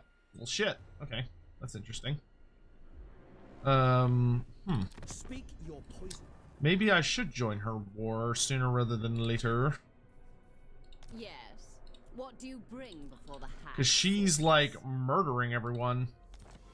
So if I join her war, she'll give me money, and she'll also be like, oh, look at these helpful Skaven. They're so helpful. Oh, you're both out of range? Losers. Alright, so we're just gonna be all sneaky-like. And you're just gonna ping-pong between these settlements to keep improving your steel tech. Oh, good, you're back. Why are y'all so bad? Why are my assassins all just butts? Okay, finish that scavenge pile. I get so much money from scavenge piles, I need to just build as many as I can. Scrolls will be ready in a little while. Let's get a garrison going up here. Finish that scavenge pile. Sure. Climb rat building. Great. Cool. Sentinels of Shetty. Cool. But yep. More scavenge piles. You can never have too many scavenge piles. Hey, Spartan, how you doing? Surprised Heshwaddle is still alive, to be honest.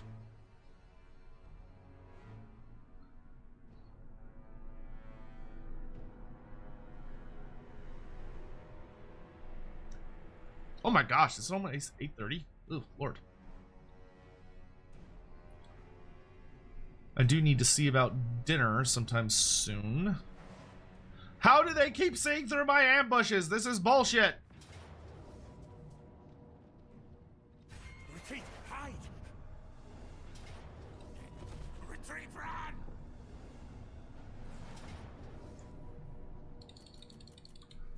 I shouldn't have done that. Let's see. Who needs to have high leadership? Probably my chieftain. Come and get it, fool!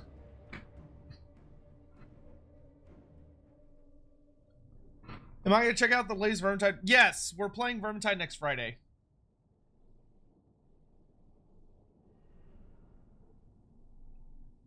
Also, is each campaign in game meant to be tied to one of the Uberstrike 5? Karak Asgaraz's campaign with Barden Elven Temple series with Carillion?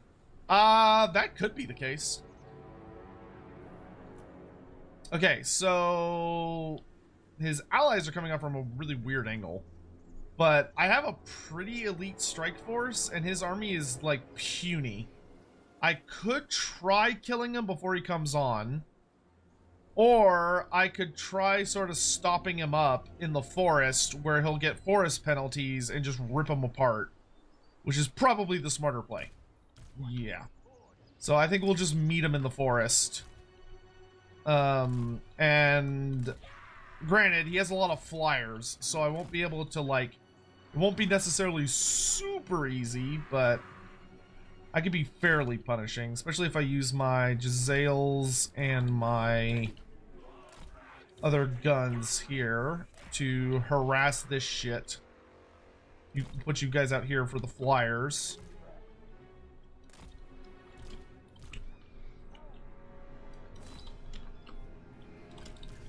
Y'all will run in and join us.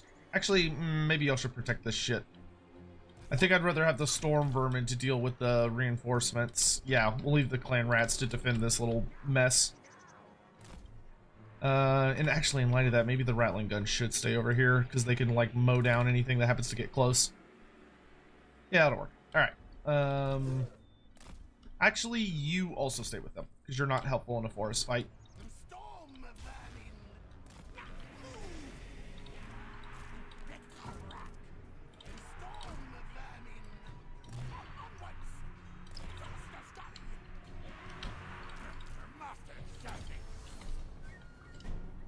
Okay.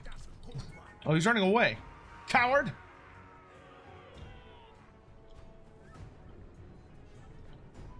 I think if I use my summons, I can bully him into coming closer.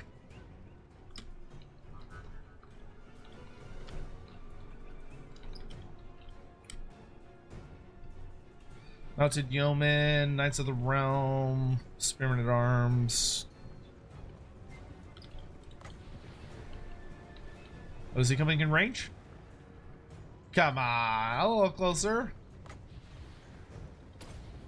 No, he stopped out of range. What an absolute bastard. Who am I playing with? Lord Scroll. Who, honest to God, is probably the weakest Skaven faction, which is just sad to say.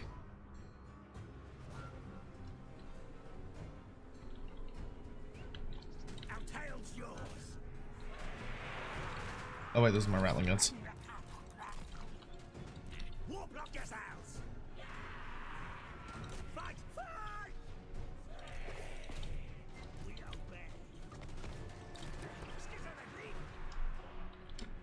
Here they come!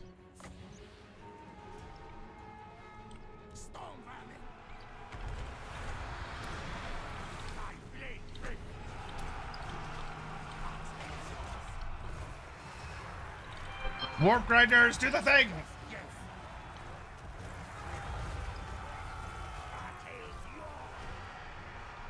So it begins. Okay, we're gonna do a big fat overcast armor of darkness.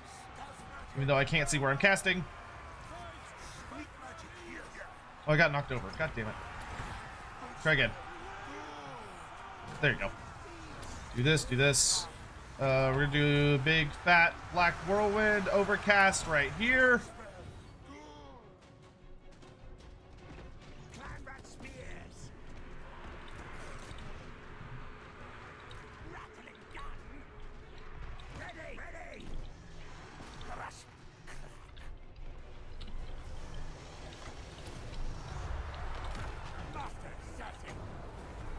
That black whirlwind did work.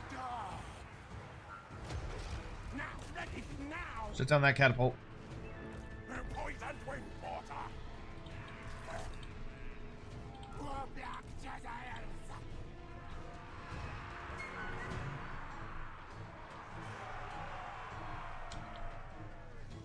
They rallied? Are you serious?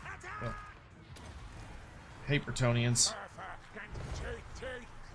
Stupid noble goody two-shoes.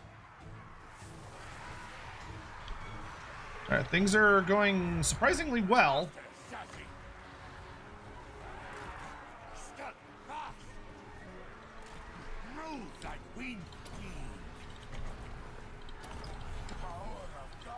More black whirlwinds. Ember spear these assholes. Or not. Okay, I'm just gonna go kill this bitch.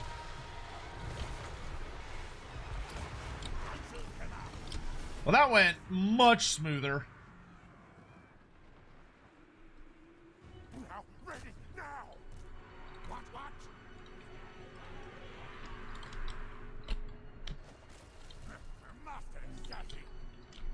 Good work, lads. Good work. Making Pappy proud. I don't think he can catch her. Nah, she's running too fast. I should be able to pop her with a Amber Spear, though. Ooh, nice.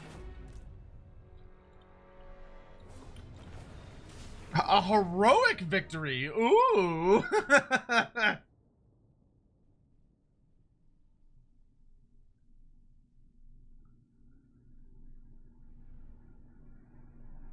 As someone who's never played Bretonnian Sucks at Cav, who should I pick to do a very hard campaign?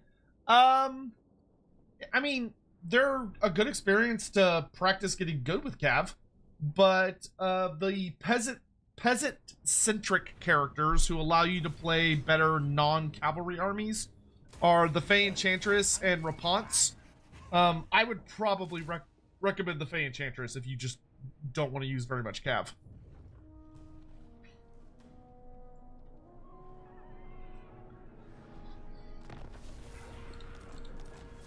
I would say she's also the... Oh, Mad's map. Okay, interesting. I would say she's also the easiest to play, in my opinion.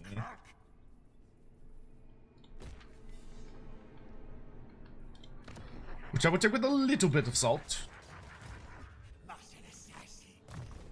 Good work, my dude. Good work.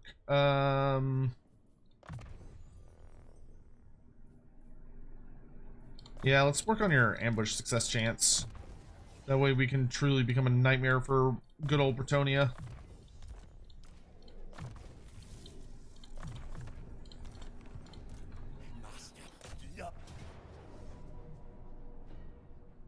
Enemy failed to spot your... Oh, but he's got like a full army. Yeah. I shouldn't need... I don't think I'm gonna need more than 4.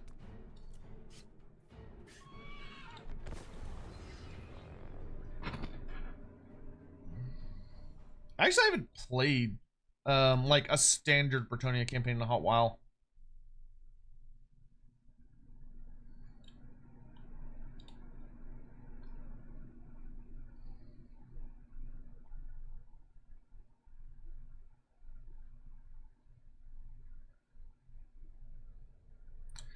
But yeah, this lady doesn't have that many flying units, so we should be able to mess her up pretty good. Especially with the fact that I actually have shooting, unlike Skrulk. Skrulk, I'm like, no shooting allowed in this army. This army is more of a Geneva suggestions type army.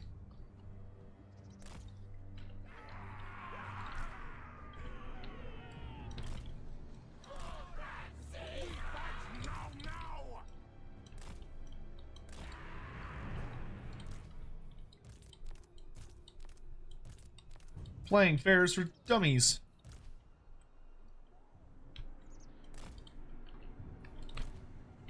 Warp Grinder, you can hang around our ranged units because they're probably going to need the support, to be honest. And then Clan Rats can go here. You guys can join against infantry. I want my lord to kill their lord. Action Sorcerer, you hang out back there. You protect the boss. You go punch people on horses.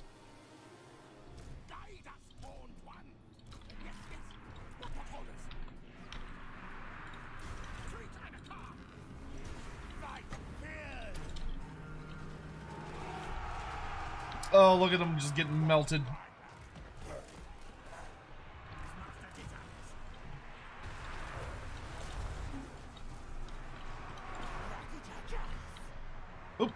You know, a mass charge may not have been the right call on that one. All my spear units are like, why, God? He knew we're spears. Why did he send us on a mass charge? Is he crazy? My bad, dudes. Very well. Ready, ready. Clan rat spears. Stop, stop.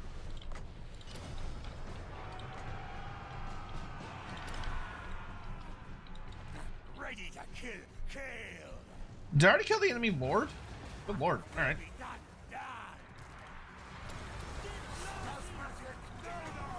Make sure they don't come back.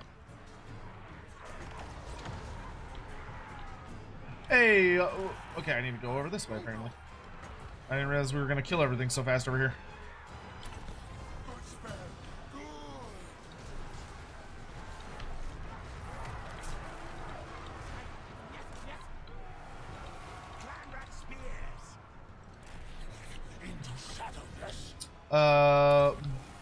Wait, no. Oh god. Okay.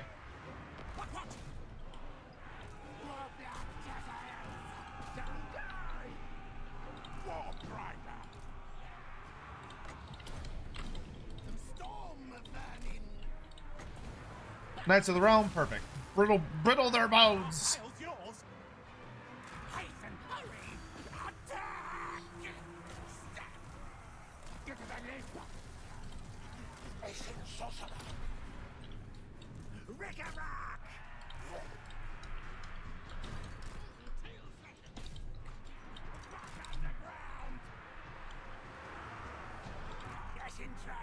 Triads, y'all can disengage, let the storm vermin mop up. Storm the vermin! Our tail's yours. Y'all can all retreat.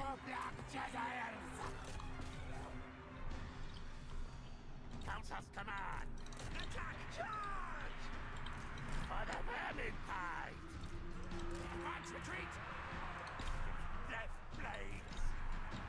Burn! Get them.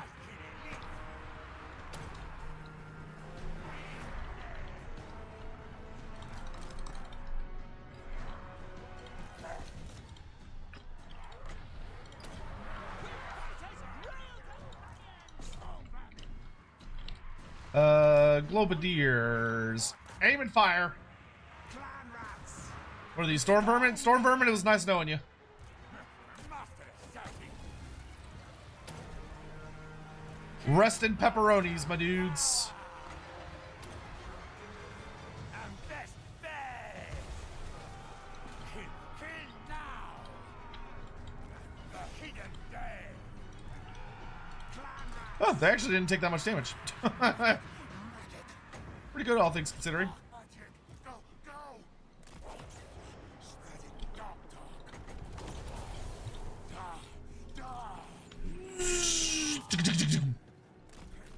Snarizu bloom dog. Good work, lads. Good work.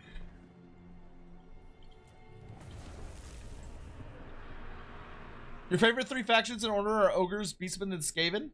Very cool. Very cool. I mean, Ogres are very fun to play now. Like, their campaign is really, really good.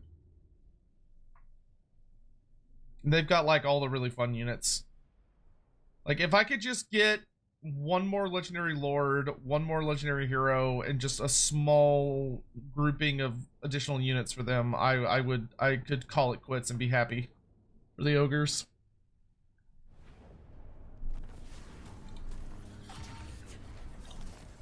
Oh, I love when they don't escape and they just keel over. That's so satisfying. Faithful servant of decay. Do I want Infiltrator? No, I think I'd rather stack my ambush chance. For you, let's get Arcane Conduit. For you, we want, let's get Scarred Veteran.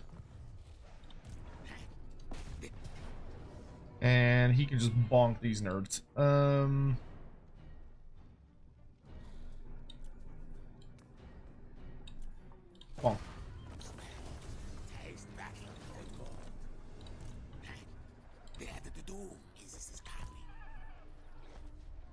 And then why don't you fall back to our territory?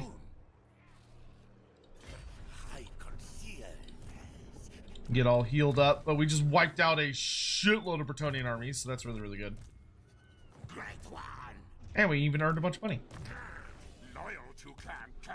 Oh no, they haven't attacked you yet. Okay. I don't know, Scorch, I guess? Actually, no, get Death Frenzy. Death Frenzy's pretty good for what you're specifically doing. Skrulk's almost ready to march. Are we done at the Citadel of Dusk? For the moment. Southern Sentinels. Boop, there we go. They're done. Nice, nice, nice, nice. Itza's looking okay. Not super great. Let me do that, because that's kind of on the right on the front lines. Let's get our Obsidian maxed out. And oh, I just realized we can get rid of this building and start working on our Rat King, because this tech is almost finished, which will allow for our big invasion and reclaim of Skaven Blight. Oh, these assassins are terrible. Harness to the power. Can y'all try not sucking for like 5 seconds? Is it really that hard? Is it really that hard?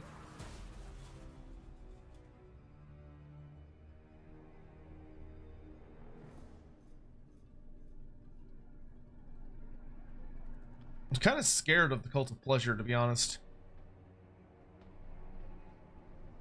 But I suppose the good news is we are doing the Black Pyramid in game, so if I end up not wanting to worry about achieving the long victory, I can just go blow up the Black Pyramid.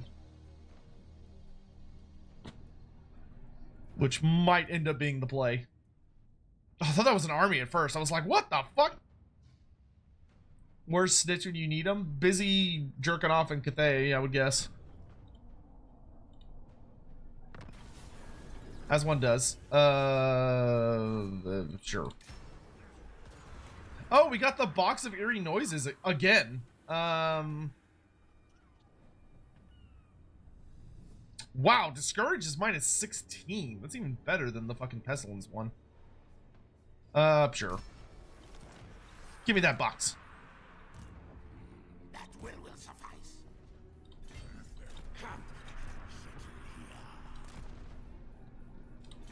Skulk, then attack.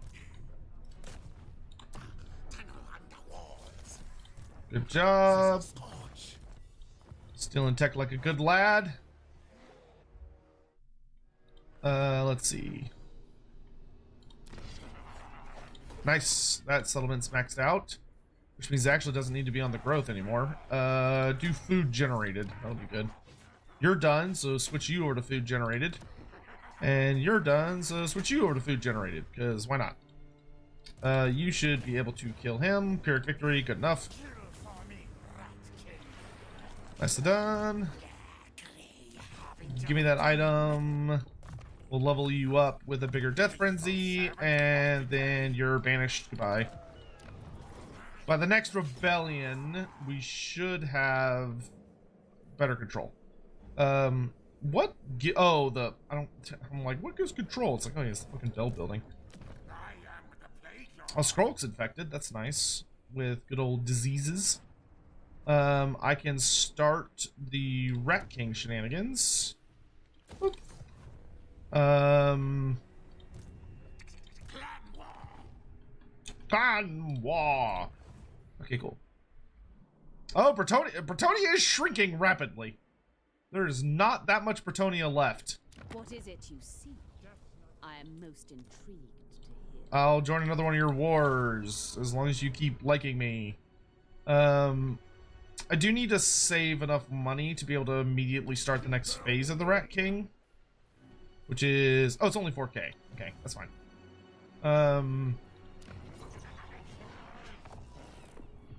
Why don't we do... in 100, 100, 100... 60... 80... 80, but it's cheaper to build. Oh, no, yeah, that builder. What am I thinking? And then scavenge pile. Yeah. Cool beans. All right.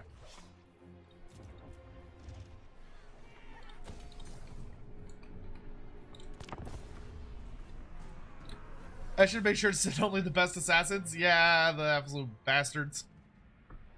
Our long victory requires owning a ton of racial capitals. You have to own a couple of Skaven racial capitals. Plus a few other potential options. It's like Carrick 8 Peaks, Karag Orud. It's I think it's all of the Skaven capitals plus like 2 or 3, like a couple of more. Good. More power. Yeah, Oxial, Altar of the Horned Rat. So those are the 2 like gimmies. Then Altdorf, Hell Pit, Skaven Blight, Carrick Peaks, Crookback Mountain, Nagashazar. Yeah, so it's kind of a mix. What? Horned one, come on. Mentor. Merciless assassin. Okay, you have the best ambush chance.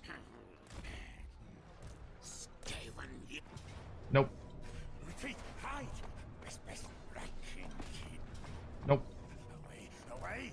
That's a bummer. Oh, feet. Panic flee. Doesn't help that they're in defensive stance. I'm gonna ambush stance. See if I can lure them out. Bring it down. See, why can't my assassins be like this dude? This dude's doing a great job. He's just putzing away, having a great time. Okay, Skrulk's ready to march. Oh, nice. My disease is spreading. That's always good. Actually, no. Arcane stance. I'm sick of not having any magic. Level up this. I'm going to level up my Rat King to the Vermintide. Maragliano. I don't know if I want to invest too much in these because I probably will end up conquering most of this territory.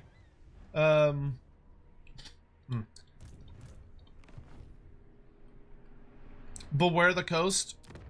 For fishmen? Nah. Listen, giant rats is one thing. Fishmen, that's clearly a step too far. Clearly. Do that. Actually, you know what? Get a bell building. Fuck it, we could use it just to get things under control here. Our food situation's slowly looking better.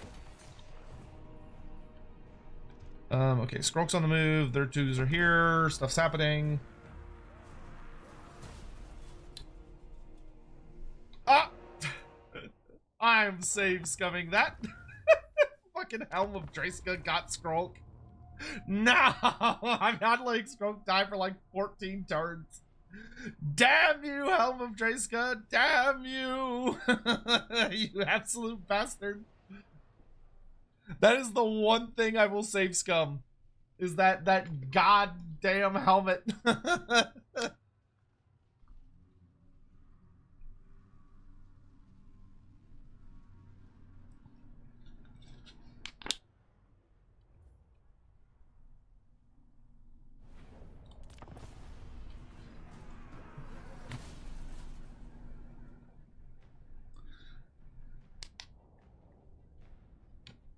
Yeah, the Helm of Dreska, it's a 1% chance to kill you, 2% chance to give you a trait.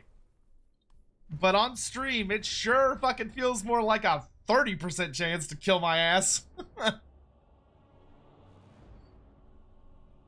When I play off stream, I get the trait constantly, but when I play on stream, it just fucking snipes my ass. A Pyrrhic victory? Yeah, right.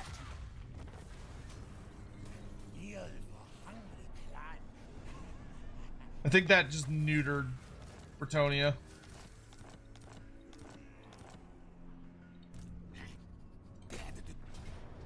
Ah, the garrison wasn't included. Dang it.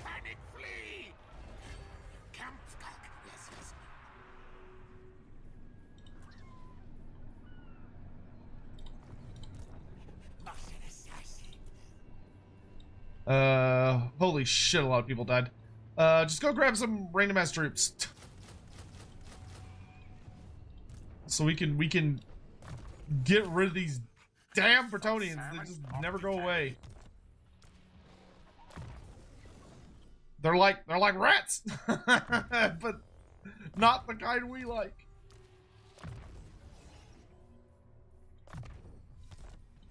They just keep coming back over and over and over.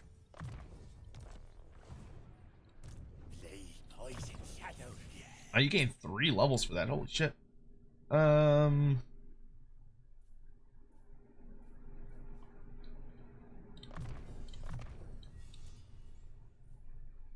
Mine All Mine gives me a chance of finding magic items. That's actually quite nice nowadays. Dude. Yeah, let's get Brittle Bone all the way up.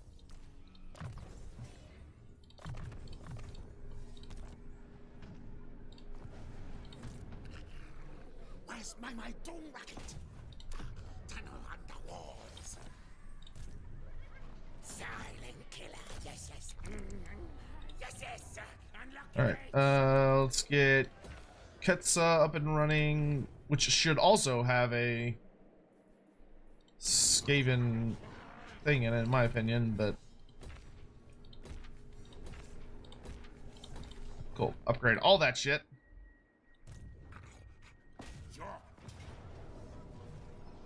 I could lay siege to this for a hot minute. It's fine. They're gonna take like double damage.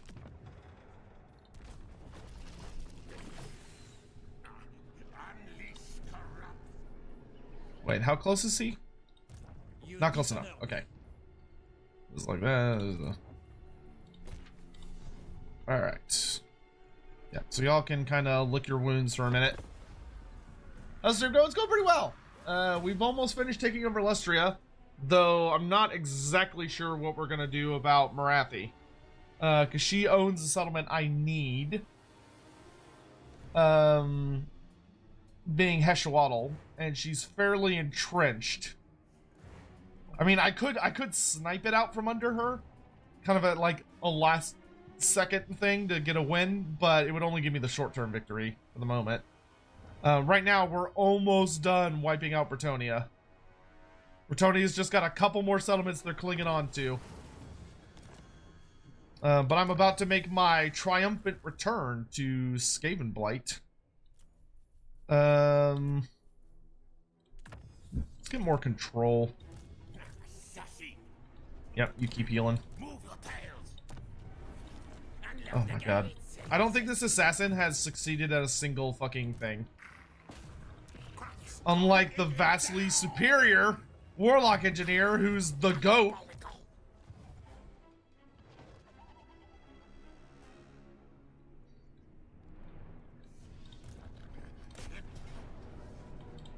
Nice. We're gonna hit it and quit it on this one.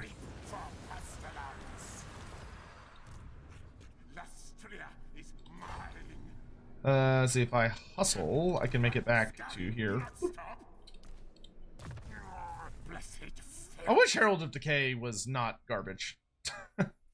Feels weird not picking up like a Lord exclusive ability, but like it's so bad. I wonder if I should probably finish getting your combat stats up, to be honest. Well, actually no, let's get your ambush up. That way you're actually like really likely to get it. Because having good ambushing is pretty key. We're gonna cap out Soothsaying. Actually, no, we're not. We're gonna start going up the magic tree now. We're gonna cap off Woundmaker. Golden Colossus, we're gonna upgrade to max level.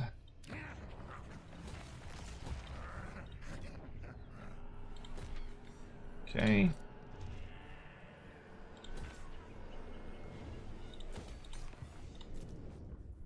And here we're watching carefully as the verminous hordes are building up underneath Skaven Blight.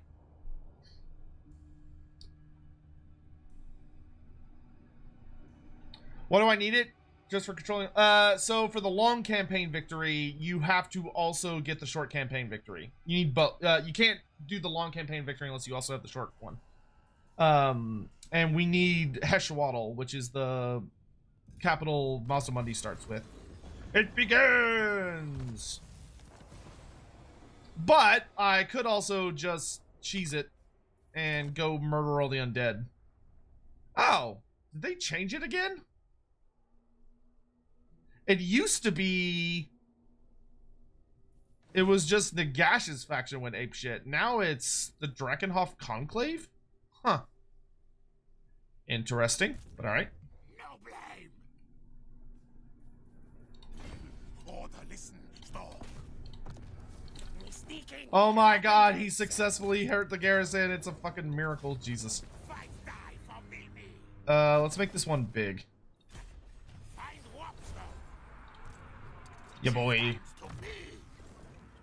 May just send this dude across the ocean. I guess I should send Skrull across the ocean.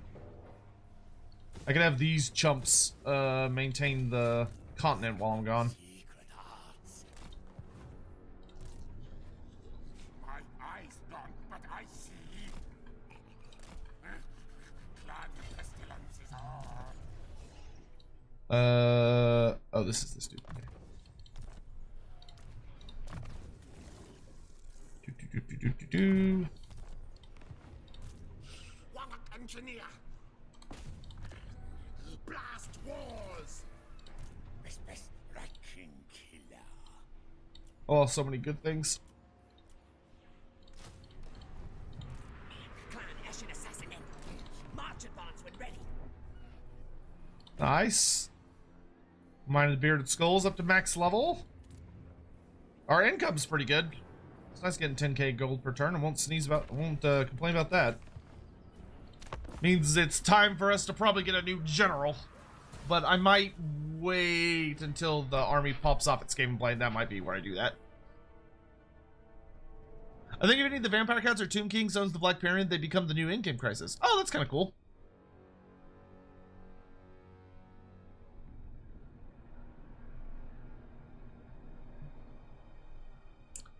Hopefully the crisis will make Marathi a bit more like, oh, we should be friends. Since there's like the big spooky bad guy across the sea. Wellspring of Eternity, one of the most important settlements for Skaven. You can get your grubby paws on it. That food bonus. Ooh boy, delicious. Do that because it gets us the Plague Priest in the garrison. Okay, I'm gonna actually wait before I do all that. I feel like Skrulk levels up really slowly. Let's do that. Am I a Skaven player? But no, no. I am currently doing an achievement hunt where I am getting all of the achievements for Total War Warhammer 3. I mean, I play every faction, but Lizardmen are like my babies. Yeah, Lizardmen are definitely my preferred, but I did not have the Skaven achievement, so we decided to play Skaven. And since they were doing the whole, they were doing the, God, I'm having a brain fart. Oh, the Siege beta. Figured we could test out the new sieges while we were at it. So that's kind of what we've been up to. And it's been a pretty good time. It's been a pretty fun time. Okay, we can actually trade out one of the Skrulk Storm Vermin for a Council Guard to get them back.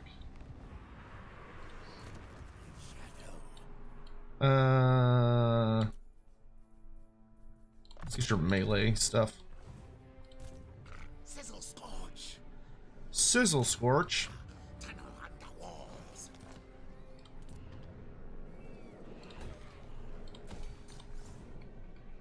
Lustria is pretty much ours. Yes. What do you Okay, she's about to jump up big time in, like, relatability. I thought orcs want to be friends. So sorry, orcs. No thank you. Alright. I think that's everything I can do this turn. Actually, why don't you go this way? Instead of overhand, we'll let Squelch go overhand. What they change? They got rid of the butt ladders, so you can no longer just like, you can't just walk up to a wall and climb it automatically. You actually have to build proper siege equipment. That's the biggest change, and then it was mostly like a bunch of little small tweaks. But they also added in ladders as like a buildable thing. Wow, the Drakenhof Conclave got like immediately cut down to my size. Bro's already getting like absolutely just devoured. So because the siege rework is, it's being done in parts. Yeah, Skaven army emerges. That's it. That's all it is. Wow, I do not have very many of these texts apparently. His scent reveals nothing. I am okay with this lord. What do you get? Sneak. Oh, 25% success chance on ambushing. Hell yeah. Wow, he actually has kind of a terrifying garrison. Oh, hit and run's actually super nice. Decisive defeat. If that thing comes outside, I think I can beat it only because of my hell pit, to be completely honest. So you can see here, you could build siege ladders, which is this thing.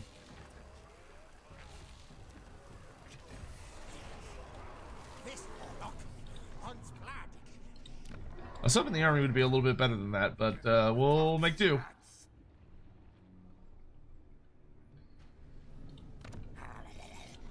More food!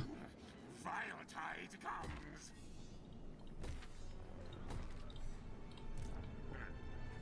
The Plague Lords agree. I find it funny that he says Viletide comes. I almost feel like Skrulk's like, well, legally I can't say Vermintide. So I'll say Viletide. Almost as good.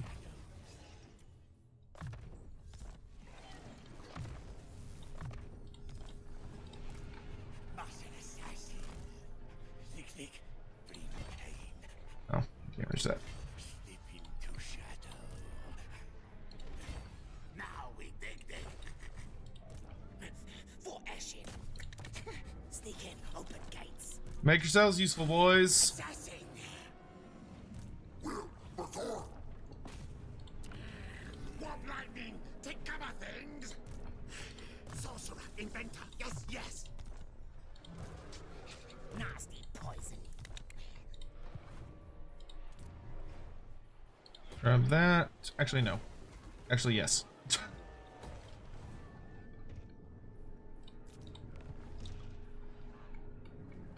All right. Speaking of a big fight, I think this could be a very, very good test of more siege stuff because he's got a full-size garrison and he's got an army in here that's in march stance. Does he have the blessing? No, he doesn't. So I think we'll do a lay siege immediately to him. Because if I wait, he'll come outside and fight me. But I want to fight him while he's in there so I can actually test what it feels like. And that'll be where we'll start next time. Oh, goodness. It is quite late. I still haven't eaten dinner. And I need to. And I've been streaming for a while. And I'm sweating because it's very hot. So that's where I'm going to call it. Oh, Avocado. Thank you very much for the... I spent like 8K on Warhammer bullcrap because you sold me free content on Old World. That's hilarious, and I wish I got a cut of that. I wish Kate's Workshop would give me a cut of all the shit that people have bought over the years. From like being inspired or being interested by Loremaster stuff. Anyway. Thank you all very much for joining me. I hope you had a lovely evening and enjoyed yourselves. But I do need to get going. I'll be back more with stuff because we got to finish this Skaven campaign before the beta ends. So we're going to be playing this pretty goddamn aggressively. Before I go, I will be sending y'all off on a raid. So, feel free to stick around and hang out if you would like to go carry on to support some buddies and stuff of mine. I'll probably send y'all, I don't know where I'm going to send y'all, figure it out. So I hope you all have a lovely day, and I'll see y'all later. Thanks. Bye-bye.